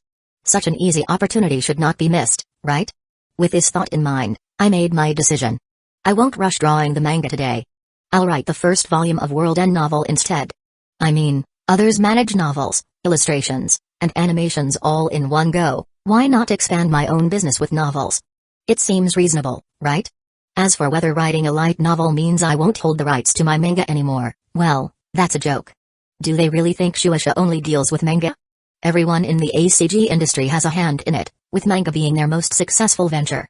With the copyright in one company's hands, I can still do whatever I want with it. Of course, there's no rush on the light novel for now. I'll bring it up with Atosuna-san after the signing event. After organizing my plans, I picked up my phone, updated my SNS, and then got back to work. Is there really no way out? The girl crossed her long, supple legs, the sound of her stockings rubbing against each other creating a subtle SSSST sound. Her long, dark hair, dazzlingly pale skin, and perfect features, along with legs that could easily steal the attention of any man, were the traits that made her stand out. But right now, the girl's mood was clearly off. Anyone could feel the frustration radiating from her. Not that the woman sitting across from her, Machida Sanoko, who had known her for a year, would need to be told. Although Machida was also a beauty, dressed in professional attire and looking both elegant and competent, she still couldn't compete with the youthful, energetic aura that radiated from her companion, Kazekage Utaha. It's like how men might have many requirements for women, but women only need to meet one, 18 years old. Though, even a bit younger wouldn't be an issue. Looking at Kazekage, who seemed irritated, Machida sighed, although I don't want to sound so absolute, it's the truth. The sales for Tojoru Metronome Volume 3 were too low. It's going to be tough to release Volume 4. When she said tough, it was essentially a decision to cancel the series. With the current situation, the company couldn't afford to keep pouring resources into promotion. In fact, the third volume's release didn't use much of those resources either. With all the newcomers receiving more attention, or newer works that had won awards and had fans eagerly waiting, it made more sense to invest in those, rather than a series with mediocre sales, or even low ones. As the ever-dedicated Utaha listened, she caught the underlying meaning in her editor's words. But she wasn't ready to accept it. She couldn't bear to see her first work end like this. But Volume 3 has gotten so many good reviews, and the quality has improved so much. Machida was well aware of this, but Shi-chan, you have to understand. If the previous works didn't capture people's attention, readers gave up long ago. How will they know about her improvements if they didn't even see Volume 3? Machida sighed again, then added, look at it from a different angle. Your level of skill right now is already impressive. If you start something new, it might sell like hotcakes. Let's not focus too much on this series, alright? Utaha pursed her lips, her gaze shifting away, and she remained silent. It was as if she was protesting without words. Machida could see this, but she didn't push further. Ultimately, this was something Utaha had to come to terms with herself. No amount of persuasion from others would help. At that moment, both their phones vibrated at the same time. Machida, who had no reason to be concerned, instinctively picked up her phone. Looking at the notification, a surprised expression appeared on her face. Signings event? Utaha, turning her head in confusion, asked, isn't that pointless? For a no-name author like me? She recalled the first volume, when she had just won the company's Silver Award. They tried to boost the first volume's popularity with a signing event, but it fell flat. I'm in an even worse position now than when the first volume was released. She said with a bitter smile. Even if I wanted to do a signing event now, the company wouldn't invest any resources. But Machida, ever the professional, kept her thoughts to herself and instead reassured her with a smile. Well, it's not exactly what you're thinking. You know Warriors of Love and Hope Sensei, right? The manga division just found a new talent. They announced a signing event on SNS. Warriors of Love and Hope? Utaha froze for a moment, then immediately grabbed her phone. The notification read, Warriors of Love and Hope just posted a new update. Without hesitation, she clicked on the link. After reading it, she nodded thoughtfully. October 1st, huh? You're following him too? Machida asked, curious. Utaha, expressionless, responded, isn't it normal to follow someone impressive? She didn't mention that she was a fan. True enough. Machida agreed. But he really is amazing. I even cried reading Anohana yesterday. I heard he's younger than you and still in high school. What a monster. Utaha quietly thought to herself, so the rumors were true. And he's only a second year in high school. Anyway, you should reconsider my suggestion. Machida said, trying to change the topic. Chapter 105, I've already paid the bill. I still have some work to do, so I'll be heading out first. After saying goodbye to Machida Sanoko, Kazekage Utaha let out a quiet sigh. Am I really have to give it up? That thought crossed her mind, and in that moment, she couldn't help but recall why she started writing light novels in the first place. Since she had always been at the top of her class, studying had never been a challenge for her. Even at the beginning of her second year of high school, she had already finished learning all the coursework in advance. The lessons in class felt redundant and meaningless. Bored, she decided to challenge herself with something new, writing novels. Traditional literature felt too difficult for someone with little life experience, so she turned to light novels instead. And as it turned out, she actually had a talent for it. Her first attempt at writing, editing, and submitting a manuscript resulted in winning a silver award. But that was probably the peak of her career. Since then, her sales had been steadily declining, and now her series was on the verge of being axed. She couldn't quite describe how she felt. Disappointment, sadness, frustration. Probably all of the above. Still, when the sales for the third volume came out, she had already braced herself for this outcome. Yet, hearing it directly from her editor made the reality harder to accept. Forget it. With a sigh, Utaha made up her mind. Life isn't perfect. There are ups and downs. For a newcomer, she had already done more than enough. Just like that woman said, I still have the chance to write a bestseller. Even if her first work ended in failure, there was nothing she could do about it. With that decision, the weight pressing on her chest finally lifted. She felt a sense of relief, both mentally and physically. At that moment, her gaze shifted to her phone screen, which had just lit up with a notification. A high school sophomore. A fresh new talent. Even though she admired the writer's work and was a fan, she couldn't help but feel a tinge of jealousy given her own circumstances. Must be nice. Her eyes then fell on the energetic and playful words on the screen. Hey everyone, it's been half a month. Did you miss me? Have you bought the latest volume of Anohana? Do you love the pure, heartwarming friendships of the characters? If my story has touched even a little part of your heart, that makes me really happy. Oh, and about yesterday, did you all receive the gift? What do you think? You liked it, right? I put so much effort into it. I even lost a ton of hair while writing the lyrics for the new song. Anyone who says they don't like it will be sentenced to hanging. Haha, just kidding, don't take it seriously. Ahem, I know you guys didn't come here to listen to my ramblings, so let's get to the point. I know it hasn't been long since my last announcement, but I have some exciting news. No, it's not about a new project, come on, I just finished 2 books. At least let me rest for a while. Though it's a little disappointing, there won't be a new work from me anytime soon, so, what's the big news? That's right. After discussing with my editor, we've decided to hold a signing event for Madoka Magica on October 1st. It was kind of a last-minute decision, so we don't have a location yet, but I'll update you all as soon as it's confirmed. To be honest, I'm a little nervous. It's my first signing event, after all. Will anyone show up? How many people will come? Just thinking about it makes me anxious. If no one comes, I might just die of embarrassment on the spot. Okay, maybe not die. But I'd definitely lock myself in my room for days. That's all for now. As soon as I have more details, I'll let you know right away. Sorry for disturbing you, and thank you all for your support. Even though the post had been up for less than 10 minutes, the comments were already flooding in. Oh. Finally, a signing event. And it's for Madoka's Magica? No matter what, I'm going, even if there's a typhoon. Okay, but if there's a typhoon, wouldn't it get cancelled? Let's just hope for good weather on October 1st. I finally get to meet the author in person. I wonder what they look like?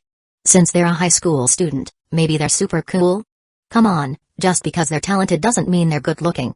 They're probably just an average person. Guys, the important thing is the author's work, not their looks. Exactly. No matter what they look like, I'll always support them. Since it's a signing event, will there be a special edition of Madoka's Magica? Or exclusive merch and posters? Either way, I'm super excited for the event. Seeing the flood of enthusiastic comments, Utaha, as a fellow fan, couldn't help but smile. So this is what it feels like to be a fan. Without thinking, she typed a reply just like any other excited supporter, yes. I've been waiting for this signing event. Don't worry, I'll definitely be there. October 1st, the day of the signing event. Standing next to the stylishly dressed Shinigami and Airi, Akifumi couldn't help but sigh. Do you two really have to do this? Of course we do. Airi replied without hesitation. I'm a huge fan of the Warrior of Love and Hope sensei. I've been following you since you entered the Tezuka Awards. Huh? Did she really call doubting me means following me? Perhaps sensing Akifumi's questioning gaze, Airi's face turned slightly red, and she flicked her twin tails elegantly. Who says following has to mean liking? Doubting you is a form of attention too. Sure. Akifumi gave a half-hearted nod. But if you really want a signature, you could have just brought a book and asked me to sign it. It's not the same. Airi argued passionately, it's like watching a concert at home versus being there in person. The experience and atmosphere are totally different. Plus, they're selling a collector's edition of Madoka's Magica. Her eyes sparkled at the thought. Anything labeled limited edition or collector's item was bound to excite fans. I have to get my hands on it. Fine. Whatever makes you happy. Akifumi gave up trying to reason with her and turned to Shinigami. Before he could say anything, the gentle girl smiled warmly. I wasn't following you from the very beginning like Airi, but I'm a fan now. As a fan, isn't it only natural to support your favorite author's first signing event? Her simple words carried an undeniable sincerity. Akifumi sighed in defeat. Fine. Do whatever you want. Even if he tried to stop them now, they'd just meet him at the event later anyway. No point in wasting his breath. And with that, the three of them headed out together toward a familiar location in Chiyoda, at a bookstore owned by Shueisha. Chapter 106. As they arrived at the venue, the three of them were stunned by the sight before them. They had left home at 8 a.m., and even though they arrived at the signing event before 9 a.m., the entrance was already packed with a massive line stretching as far as the eye could see. A rough count showed no fewer than 200 people, and there was still more than an hour before the event even started. This was way too over the top. It wasn't like they were heading into some holy war or something. Airi muttered to herself in disbelief, then suddenly grabbed Shinigami's hand and dashed toward the end of the line. As she ran, she waved back at Akifumi. See you later. So many people. Just don't make things harder for me, alright? Damn it. Although Akifumi wanted to complain, it wasn't like two more people would make much of a difference when he was already expecting to sign over 200 books today. At least I'll get to chat with them a bit and waste some time. With that thought, he stopped paying attention to the long line outside and pulled out his phone, dialing Mihari. Alright, I'll wait for you there. Hurry up. After a quick exchange, Mihari hung up, and within moments, she appeared before Akifumi. Follow me. With swift movements, she led Akifumi through the back entrance. Only after stepping inside did Mihari finally let out a sigh of relief. Phew, you finally made it. How can you say finally when I'm here a whole hour early? Akifumi couldn't help but retort. With this many people already waiting, I was honestly afraid you'd take one look and turn around. Akifumi had briefly considered it, but it wasn't like he'd run away over something this trivial. He scoffed. It's just going to be a bit tiring, that's all. We'll see who collapses first. Mihari grinned. You're talking tough now, Akifumi-sensei. Let's see if you can keep it up after the event. Then, as if remembering something, she handed over a small, adorable Mami Tomoe figurine. Oh, right. Here's a little gift we prepared for each fan attending the signing. What do you think? Mami Tomoe's face radiated bravery, her eyes filled with unshakable determination, almost as if whispering, there's nothing left to fear anymore. Akifumi's eyes lit up. Oh, it's finally done? He took the figurine and playfully placed it on Mihari's head, then gave it a little twist. Click, a soft sound rang out as the head detached, revealing a metal USB connector inside. Not bad. Akifumi praised. The texture was pleasant to the touch, and that crisp click when twisting the head off so satisfying. Mihari fell into stunned silence. From the moment she saw this design, she had been internally screaming, who the hell came up with this cursed idea? And that click, it was way too much like actually snapping her head off. Sure, she knew it was just a USB, but why did it have to twist off? Even Satan himself would be taking notes on this design. While Mihari was mentally ranting, Akifumi had already started playing with it. Twist off. Put it back. Twist off. Put it back. Nice, I really like it. I'll be keeping this one. With that, he casually slipped the USB into his pocket and added his thoughts, if you could tweak mommy's expression, that would be even better. How so? Her current expression before detaching is perfect, but after the head comes off, it should change to something else. Like what? Something with empty, lifeless eyes, maybe a look of shock and disbelief. This is wrong. Completely wrong. Even Satan himself would be getting a tattoo of you on his back. Mihari felt a chill run down her spine and forced an awkward smile. I'll pass that along to the design team. Ha ha ha. Okifumi laughed and patted her on the shoulder. Relax, I'm just joking. Joking? Mihari's laughter was stiff. Based on her experiences with Okifumi, this definitely did not sound like a joke. Looking outside, Okifumi asked, by the way, can we start the signing early? Huh? I'm guessing even more people have arrived by now. I don't want anyone to leave disappointed because they didn't get a signature. A lot of these fans probably traveled a long way just to be here. I don't want them to feel like they wasted their trip. It was called a signing event, but it wasn't just about scribbling a name and sending fans on their way. There would be handshakes, small talk, each interaction would take time. Even if each fan only took 30 seconds, that was just 120 people per hour. And that was assuming nothing went wrong. Just signing alone took 10 seconds. Completing everything in 30 seconds per person might not even be realistic. In short, time was tight. Well, Mihari mused. You do have a bit of a mean streak, love playing pranks, and enjoy writing stories that break people's hearts. But at the end of the day, you're still a pretty good guy, huh? With a smile, she said, the event runs until 3 p.m. That's going to be exhausting, you know.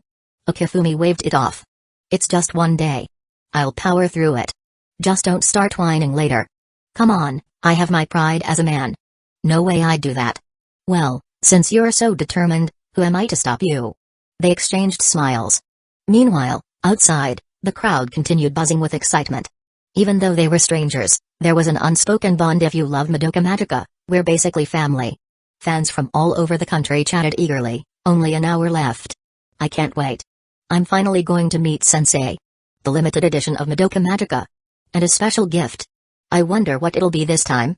I couldn't afford the collector's edition, so I'll just buy 2 regular copies to support Sensei. Just then, the bookstore's doors opened. A staff member stepped out with a loudspeaker. Attention, everyone. Because Sensei is worried about the large turnout and doesn't want anyone to miss out, the signing event will start now. Please stay in line and proceed in an orderly manner. We know you all love Sensei, but please try to move quickly so everyone gets a chance. Now then, the signing event officially begins. With that, the first person in line was guided inside. The remaining fans outside gasped in delight. Sensei is amazing. This alone feels like a special gift. No wonder he creates such incredible stories. He's an incredible person too. Even in a small detail like this, you can feel his love for the fans. It's not even 9 a.m. yet. So including a half-hour lunch break, that's 6 straight hours of signing? That's insane. For Sensei's sake, we should all be quick so we don't waste his effort. Agreed. Chapter 107. For today's book signing event, the bookstore made a few small adjustments after closing last night. As fans enter through the main entrance, they are guided to the first station, where both the collector's and standard editions of Madoka Magica Volumes 1 and 2 are displayed for purchase. Of course, buying a copy isn't mandatory. Fans are welcome to bring their previously purchased books to get them signed by Okifumi. The signing area is set up in a spot originally reserved for featured books, which has now been cleared to make space. A long table, draped in a red cloth, now sits in its place, where Okifumi is stationed to interact with fans and sign their books. Near the exit, various Madoka Magica-related merchandise is displayed for fans who want to take home a little extra. That's the basic layout of the event. Once the staff announces the start, Okifumi, seated at the signing table, welcomes his first fan. She's a young girl with braided hair, square-framed glasses, and a sprinkle of freckles. She looks rather ordinary, someone you'd easily pass by on the street. As she steps closer and sees Okifumi in person, her expression shifts to one of visible shock. Then, as she stands before him, a soft blush creeps onto her face, and she nervously stammers, her voice filled with excitement, Are you the warrior of love and hope, Sensei? Okifumi chuckles. I doubt the staff would let an imposter take my seat, right? PFFT. The girl, who had been nervous just moments ago, can't help but giggle. Okifumi grins. See? No need to be so tense. If anything, I should be the nervous one. You guys are the reason I can do what I love. No way. The girl immediately refutes his words, her eyes shining.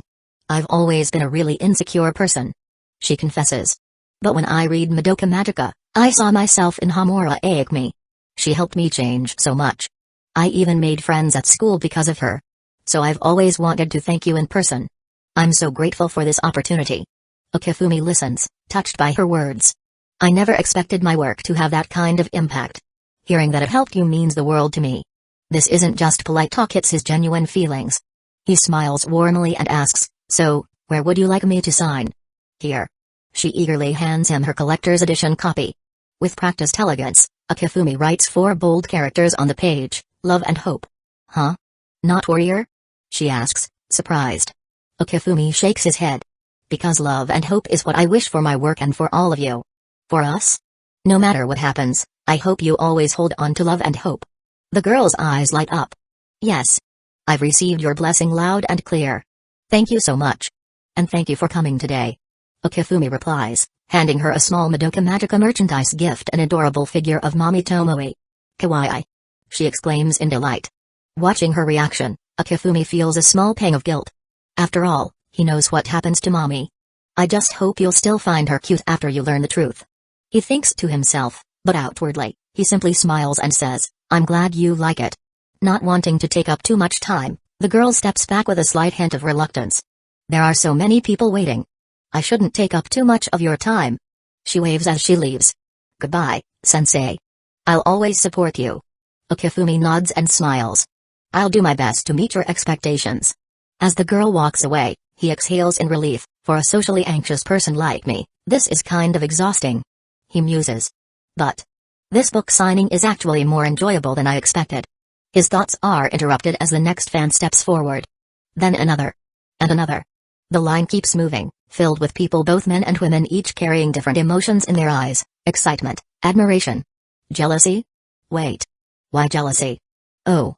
It's a guy. Are they jealous of my good looks and my talent?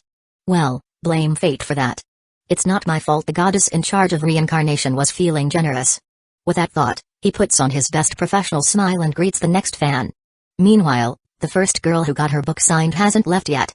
She's been intercepted by the other fans waiting in line. So? Is Sensei handsome in person? Is he really as kind as they say? Wait, he's actually a high schooler? One skeptical fan scoffs. Yeah, right. There's no way someone can be both ridiculously good-looking and an amazing artist. I love Sensei's work, but let's be real, fantasy and reality are totally different things. Hearing those words, the girl who had been nervous just minutes ago suddenly flares up in defense. You're wrong. She snaps. Sensei is super handsome. He's way better looking than any guy at our school. He's mature, charismatic, and incredibly kind. I was shocked at first too. I couldn't believe he'd be that good looking.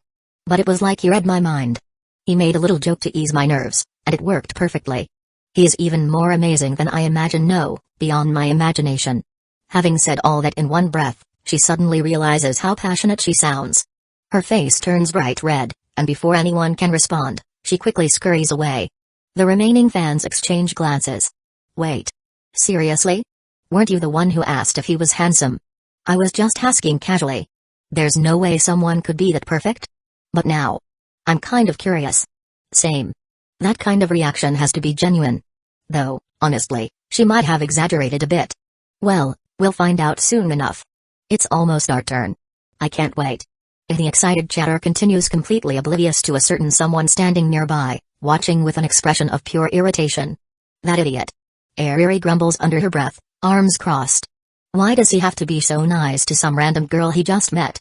Even though she wasn't there to see it firsthand, the way that girl had glowed while talking about him painted a pretty clear picture in her mind. Beside her, Shinigami chuckles at Airi's jealous pout. Well, she is his fan, isn't she? Even so, he doesn't have to be that nice. But at the end of the day, she's just a fan, right? I guess. Airi nods. I'm his childhood friend. No way some random fan can compare to that. Just as she's about to reassure herself, Miharu tilts her head and adds, if anything, shouldn't you be more worried about me? Huh? What kind of nonsense is that? Airi rolls her eyes. You're beautiful, kind, and an amazing cook, the perfect Yamato Nadeshiko. There's no way you'd ever fall for a guy like him. Miharu sighs with a wry smile. So, that's how you see me, huh? Chapter 108, But in the end, Shinigami is just an ordinary person. Anyone else could easily do these things too. Compared to the dazzling Akifumi, no matter how I look at it, I'm still far behind. Her thoughts drifted back to that morning on the first day of school. I'm really happy. Akifumi-kun actually called me by my name so naturally. But that's not really a good idea. Shinigami's face showed a hint of sadness. If Airi hears it, with her personality, she'll definitely overthink things. Are you alright? Airi's voice suddenly cut through Miharu's thoughts. Miharu gave a wry smile. But I really think I'm just an ordinary person. No. Maybe even less than ordinary. Can I really stay true to myself, just like I did at the start of the school year? Lost in thought, Miharu's eyes showed a trace of confusion. 9:30 a.m. Huff. Huff. Kazekage Utaha panted slightly, looking at the endless line in front of her with a bitter smile.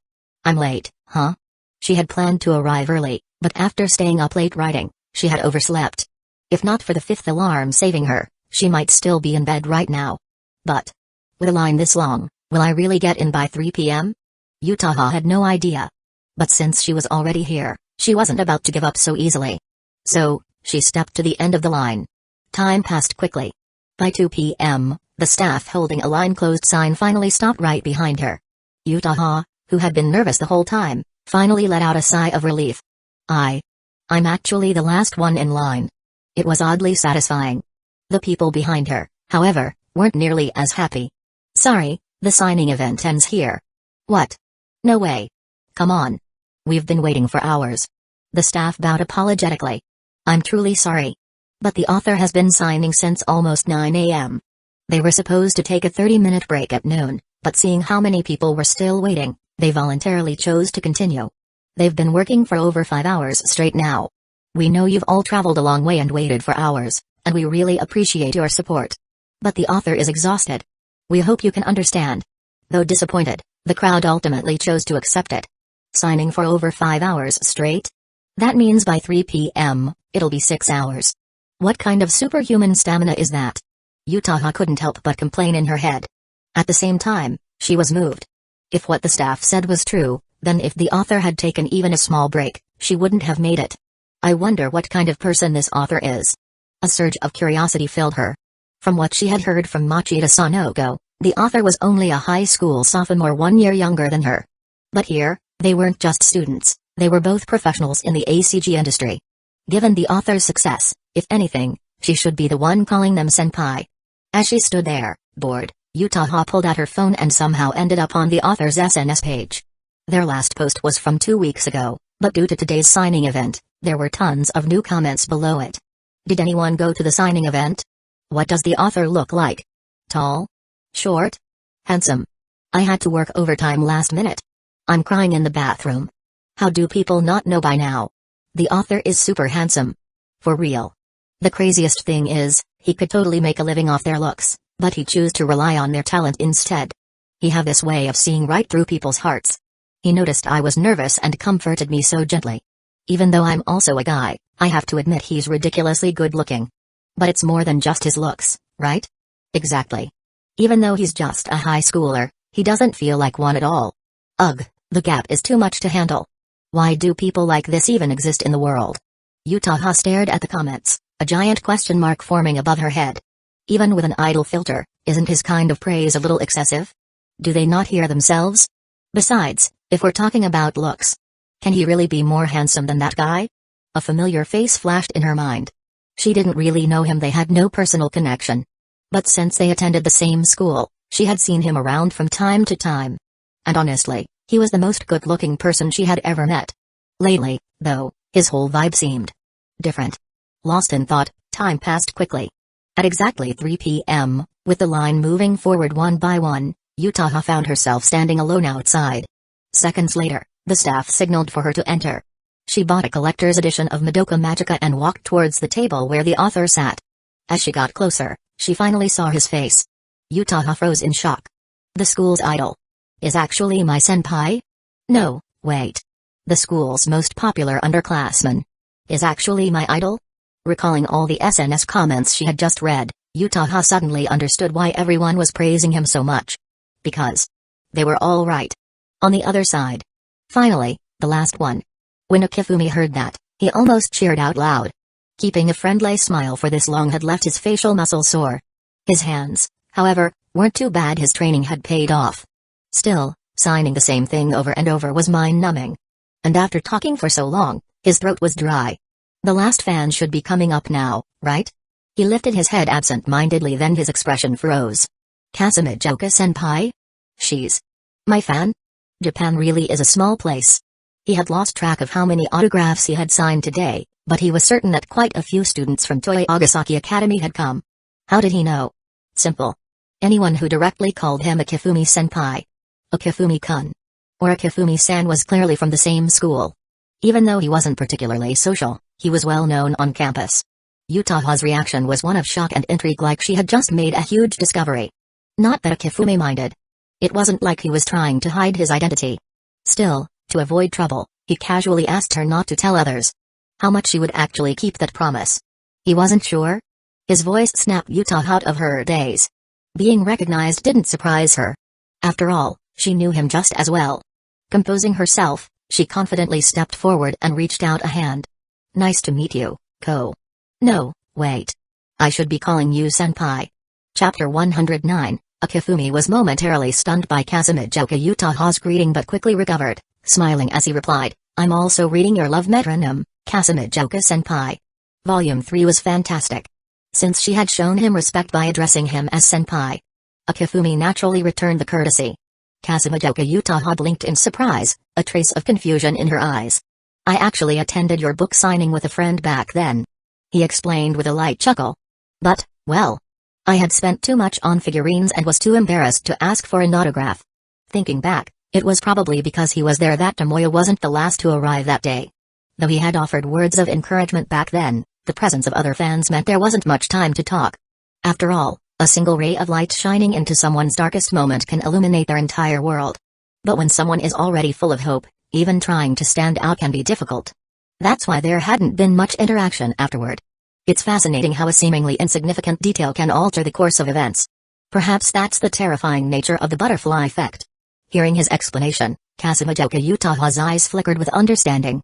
It wasn't surprising that she had no idea he had been at the signing event.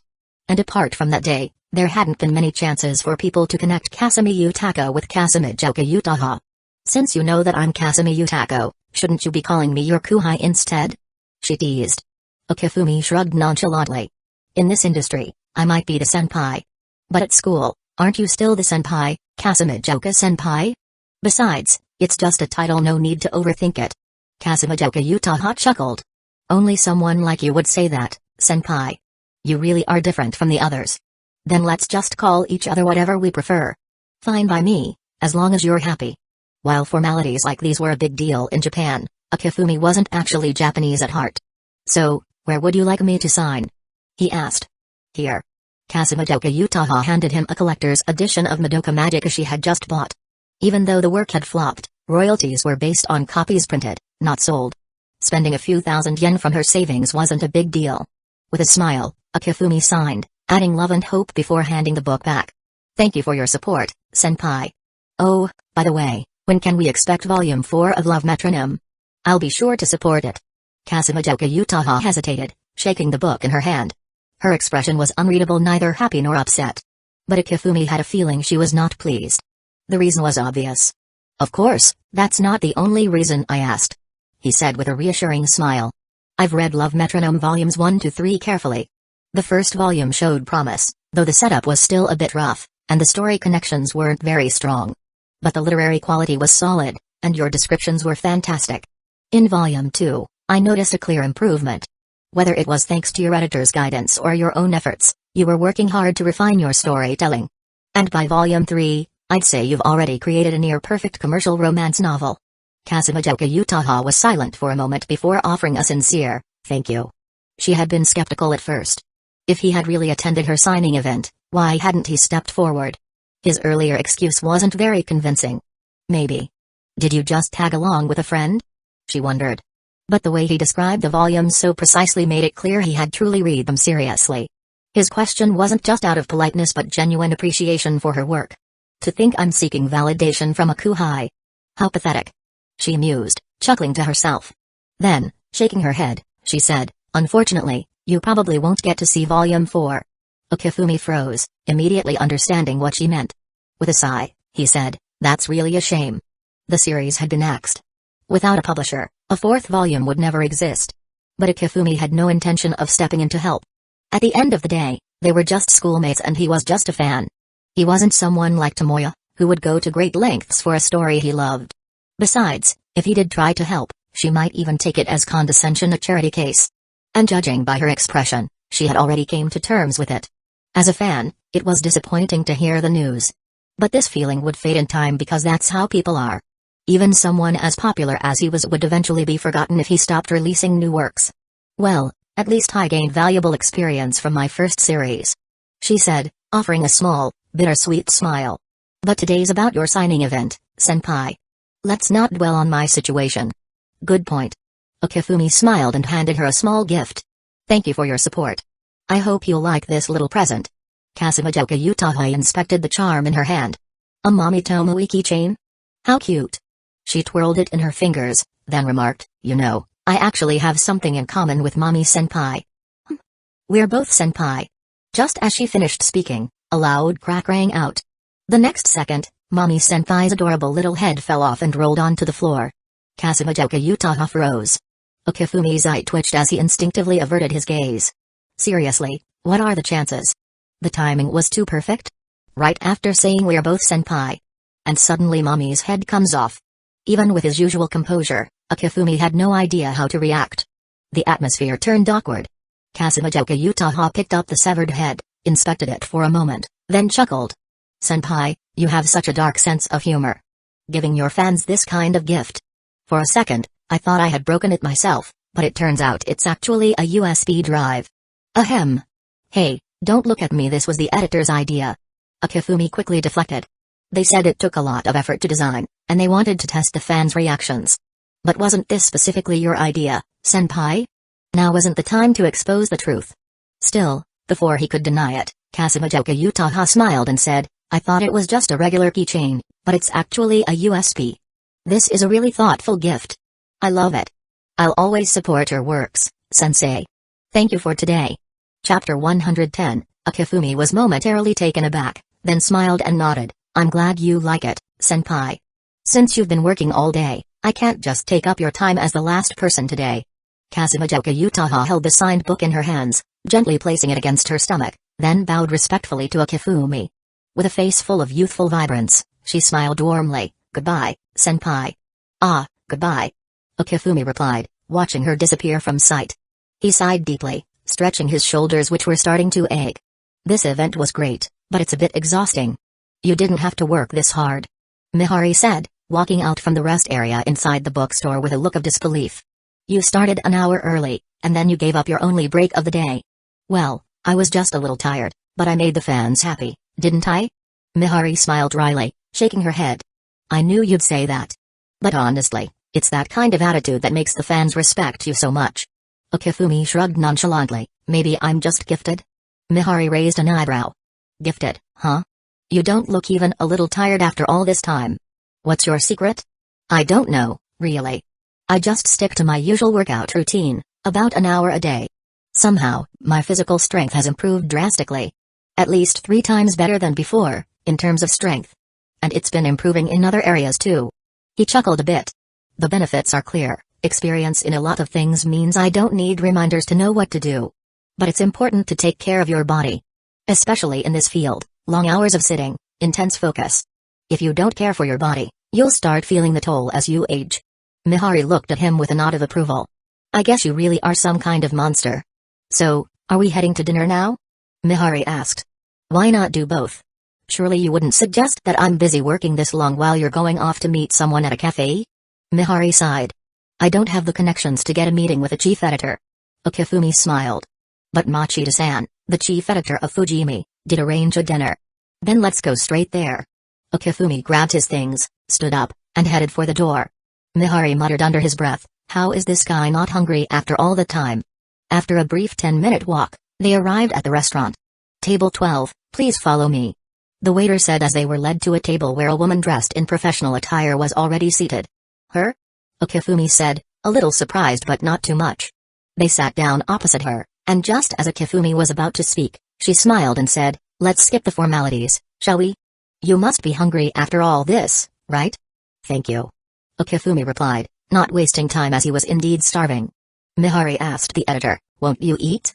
"No, not hungry," Mihari responded. Akifumi didn't hold back and dug into the meal, eating quickly. 20 minutes later, he sighed contentedly, "Thank you for the meal." The table, once full of food, was now mostly empty, except for some sauce and soup. Machida Sanoko, the woman across from him, looked at the remnants of the meal in shock, then smiled wryly. "That's not my treat, it's on the company." "Good to have a big company backing you up," Akifumi said, feeling grateful. "Ah, right," he added, reaching across the table to introduce himself. "I'm Akifumi Mugio, fighting in the manga world with love and hope. Machida Sanoko, chief editor of Fujimi Bunko." They shook hands lightly in mutual recognition. "By the way, Akifumi-sensei, you asked to meet me today for. I've written a light novel, and I'd like you to take a look at it." Machida Sanoko blinked in surprise, but before she could say anything, Mihari looked at Akifumi with a completely stunned expression. "What did you say?" "I wrote a light novel, calm down." "Calm down?" Mihari's voice rose incredulously. "Why would you stop drawing manga to write a light novel?" Machida Sanoko nodded quietly, her face unreadable. Akifumi was completely innocent. "Look, if I finish drawing, can I get a serialization in Weekly Shonen Jump? But Madoka Magica is almost done." "It's not like there isn't some time left for that," Mihari said. "But it's not like you can't try something else in the meantime." "Exactly. Everyone does multiple things, like writing light novels, doing illustrations, even being an anime director. Why can't I try writing a light novel?" Mihari was speechless. Machida Sanoko, after considering her words carefully, said, "Akifumi-sensei, writing a light novel is not as simple as you think, you know." "Well, I know that," Akifumi interrupted. "But I've written a volume already. Maybe you can give it a look and then decide." Machida Sanoko was momentarily speechless, then asked, "When did you start writing this?" "Last month." "Wait. What?" Both Mihari and Machida stared at him in disbelief. "A whole volume in 1 month?" Machida's eyes widened. "Well, I don't have the time to sit around waiting to release a new volume. I might as well try something different in the meantime." Mihari looked at him like he was crazy, but Machida's curiosity was piqued. She was intrigued enough to say, "All right, I'll take a look at it. But don't expect too much." Chapter 111, Akifumi smiled and nodded, handing over the completed manuscript in his backpack. "World end, what do you do at the end of the world? Are you busy? Will you save us?" "End of the world? Saving?" Machida Sanoko raised an eyebrow, instinctively forming a thought. "Are you continuing with your usual style?" The words end of the world easily bring to mind tragedy, much like how Anohana did, where the ghosts of the past give us a clear sense of where the story's conclusion is heading. "Now that you mention it, I'm a little curious," she mused. Both Madoka Magica and Anohana moved people to tears. While novels and comics differ, one being driven by words and the other by art, Akifumi's storytelling ability rivals that of best-selling authors. If he can express that skill through words, this could really be something. Snapping back to reality, Machida flipped through the pages. Akifumi turned his attention to the side, where little editor, Mihari, was clearly grinding her teeth in frustration, as if she wanted to bite him.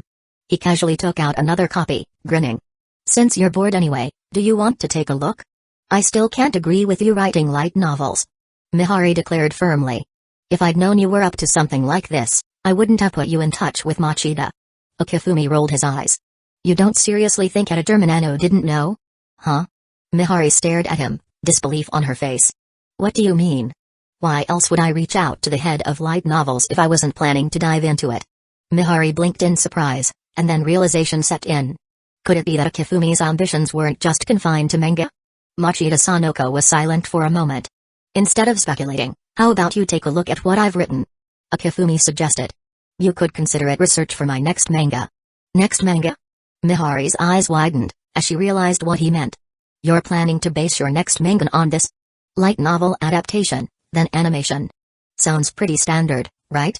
Wait, are you really planning to take on 2 of those roles yourself?" Inshara mentally screamed, then sighed deeply.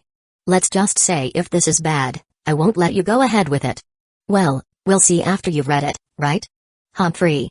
Golden-haired characters are always so tsundere, anime never lies." As they focused on the manuscript, Akifumi rubbed his stomach, still a little hungry. He thought for a moment, then flagged down the waiter. Bring me this, and one more of that. The two of them, momentarily distracted, glanced at him with surprise. Next time we're meeting with a Kifumi, let's just head to a buffet. Mihari mused, already plotting for the future. I mean, it's company money, but if we order too much, finance will ask too many questions. They briefly entertained the thought before turning their attention back to the work in front of them. Soon, all their focus was completely captured by the text. An hour and a half later. Phew. Machida Sanoko placed the manuscript down and looked at Akifumi with a complex expression. Can someone this talented really exist in this world? Akifumi, who won the prestigious Tezuka Award right after his first manga debut, followed by a smash-hit single-volume release, which garnered rave reviews. His second work, which concluded, saw an explosive rise in popularity. And now, he's branching out into light novels, with a first work that's shockingly polished. From her perspective, the manuscript was flawless and could be published as is. Even top-tier authors sometimes make basic errors that need editing help, and need to adjust their language for the reader's comfort. This manuscript, though, didn't require any of that. It was already in perfect form. How is that even possible? Machida could only attribute it to one thing. A massive amount of reading, extensive research into works, and an astonishing memory. Her thoughts turned to wonder, her earlier surprise now transformed into awe. Akifumi-sensei, you must read a lot of light novels, don't you? Since I was a kid, I've been into novels, manga, and anime. Akifumi sensed the complicated emotions from her but stayed focused. This was his ambition, after all. Since he was already framed as a genius, why not embrace it? No need to leave any flaws to be found and corrected later. Too much trouble, and it wastes time. Machida-san, what do you think of this work? He asked. Machida sighed in resignation. It's amazing. It completely exceeded my expectations. Although the story follows a very familiar trope, the tone is consistently melancholic. Readers don't mind familiar plots, though. Just like the system stories in online fiction, even after all these years, no one's tired of them. What readers truly hate is when someone can't tell a good story with a well-worn concept. The plot, dialogue, and characters in this work are all excellently done. It's gripping and captivating. Even I, an old editor, can't find many flaws in this first volume. Mihari, who had just finished reading, overheard Machida's words, and her eyes went wide in surprise. She wasn't a professional editor, but even she thought the story was pretty good. What she didn't expect was for it to be so highly rated by an editor. She couldn't help but ask, you mean, this work can actually be published? Published? Machida chuckled lightly, shaking her head with a hint of fervor in her eyes. What I'm saying is, please let me handle this project. This needs to be my responsibility. For an editor to be this passionate about a manuscript, it must mean she believes it's destined for success. Mihari turned to Akifumi with a look that could only be described as awe. Is there anything Akifumi-sensei can't do? Oh, there are plenty of things I can't do. He shrugged casually, then turned to Machida. It was Minano-san who connected me with you, so this project is yours to manage. Thank you. Machida gave Akifumi a grateful look. While it was Minano who had pushed her to help, getting such a manuscript was a huge favor on Akifumi's part. After all, Akifumi wasn't just any newcomer, he was the most talented, popular manga artist of the moment. Given his status, if he didn't want to work with her, he could have easily found someone else. This thank you was heartfelt. It was also an acknowledgement of the favor she owed him. Chapter 112, by the way. Akifumi-sensei, do you have any special requests for this work? Machida's approach was exactly what Akifumi was looking for. Conversations with smart people are the best, they just know what needs to be said, and many things don't even need to be mentioned by him. I'd like World End to be on the market as soon as possible. Machida hesitated for a moment before nodding. We'll find an illustrator as soon as possible. Once the illustrations are done, we'll arrange the promotion and release of the first volume right away. Akifumi looked at her in confusion. Do we really need to look for another illustrator? Machida slapped her forehead, realizing her mistake. How could she make such a rookie error? Sitting across from such a talent, why would they need someone else? With a nervous laugh, she quickly covered it up. I was just worried you might have other plans and wouldn't have time to do the illustrations yourself. Akifumi smiled but didn't point out her last bit of stubbornness. Actually, I've already completed the illustrations. How soon can we release the first volume? 2 weeks? Machida suggested tentatively, watching his expression for any signs of approval. When she saw that it wasn't quite satisfactory, she quickly added, 10 days. 10 days is the fastest. After all, there's promotion to arrange, the company's processes, proofreading, and printing. I hope you understand, Akifumi-sensei. Akifumi nodded. Though he hoped it could be faster, He understood that there were procedures to follow. 10 days it is. I hope you won't disappoint me, Editor Machida. I'll definitely try my best. Machida Sanoko smiled. With the level of activity in his comment section, even just a casual mention from him could mobilize many fans. Let alone if he actively cooperated with promotion. Okifumi also shared his second request. I don't want to use The Warrior of Love and Hope as the title for this work. Other than us, I don't want anyone else to know about this.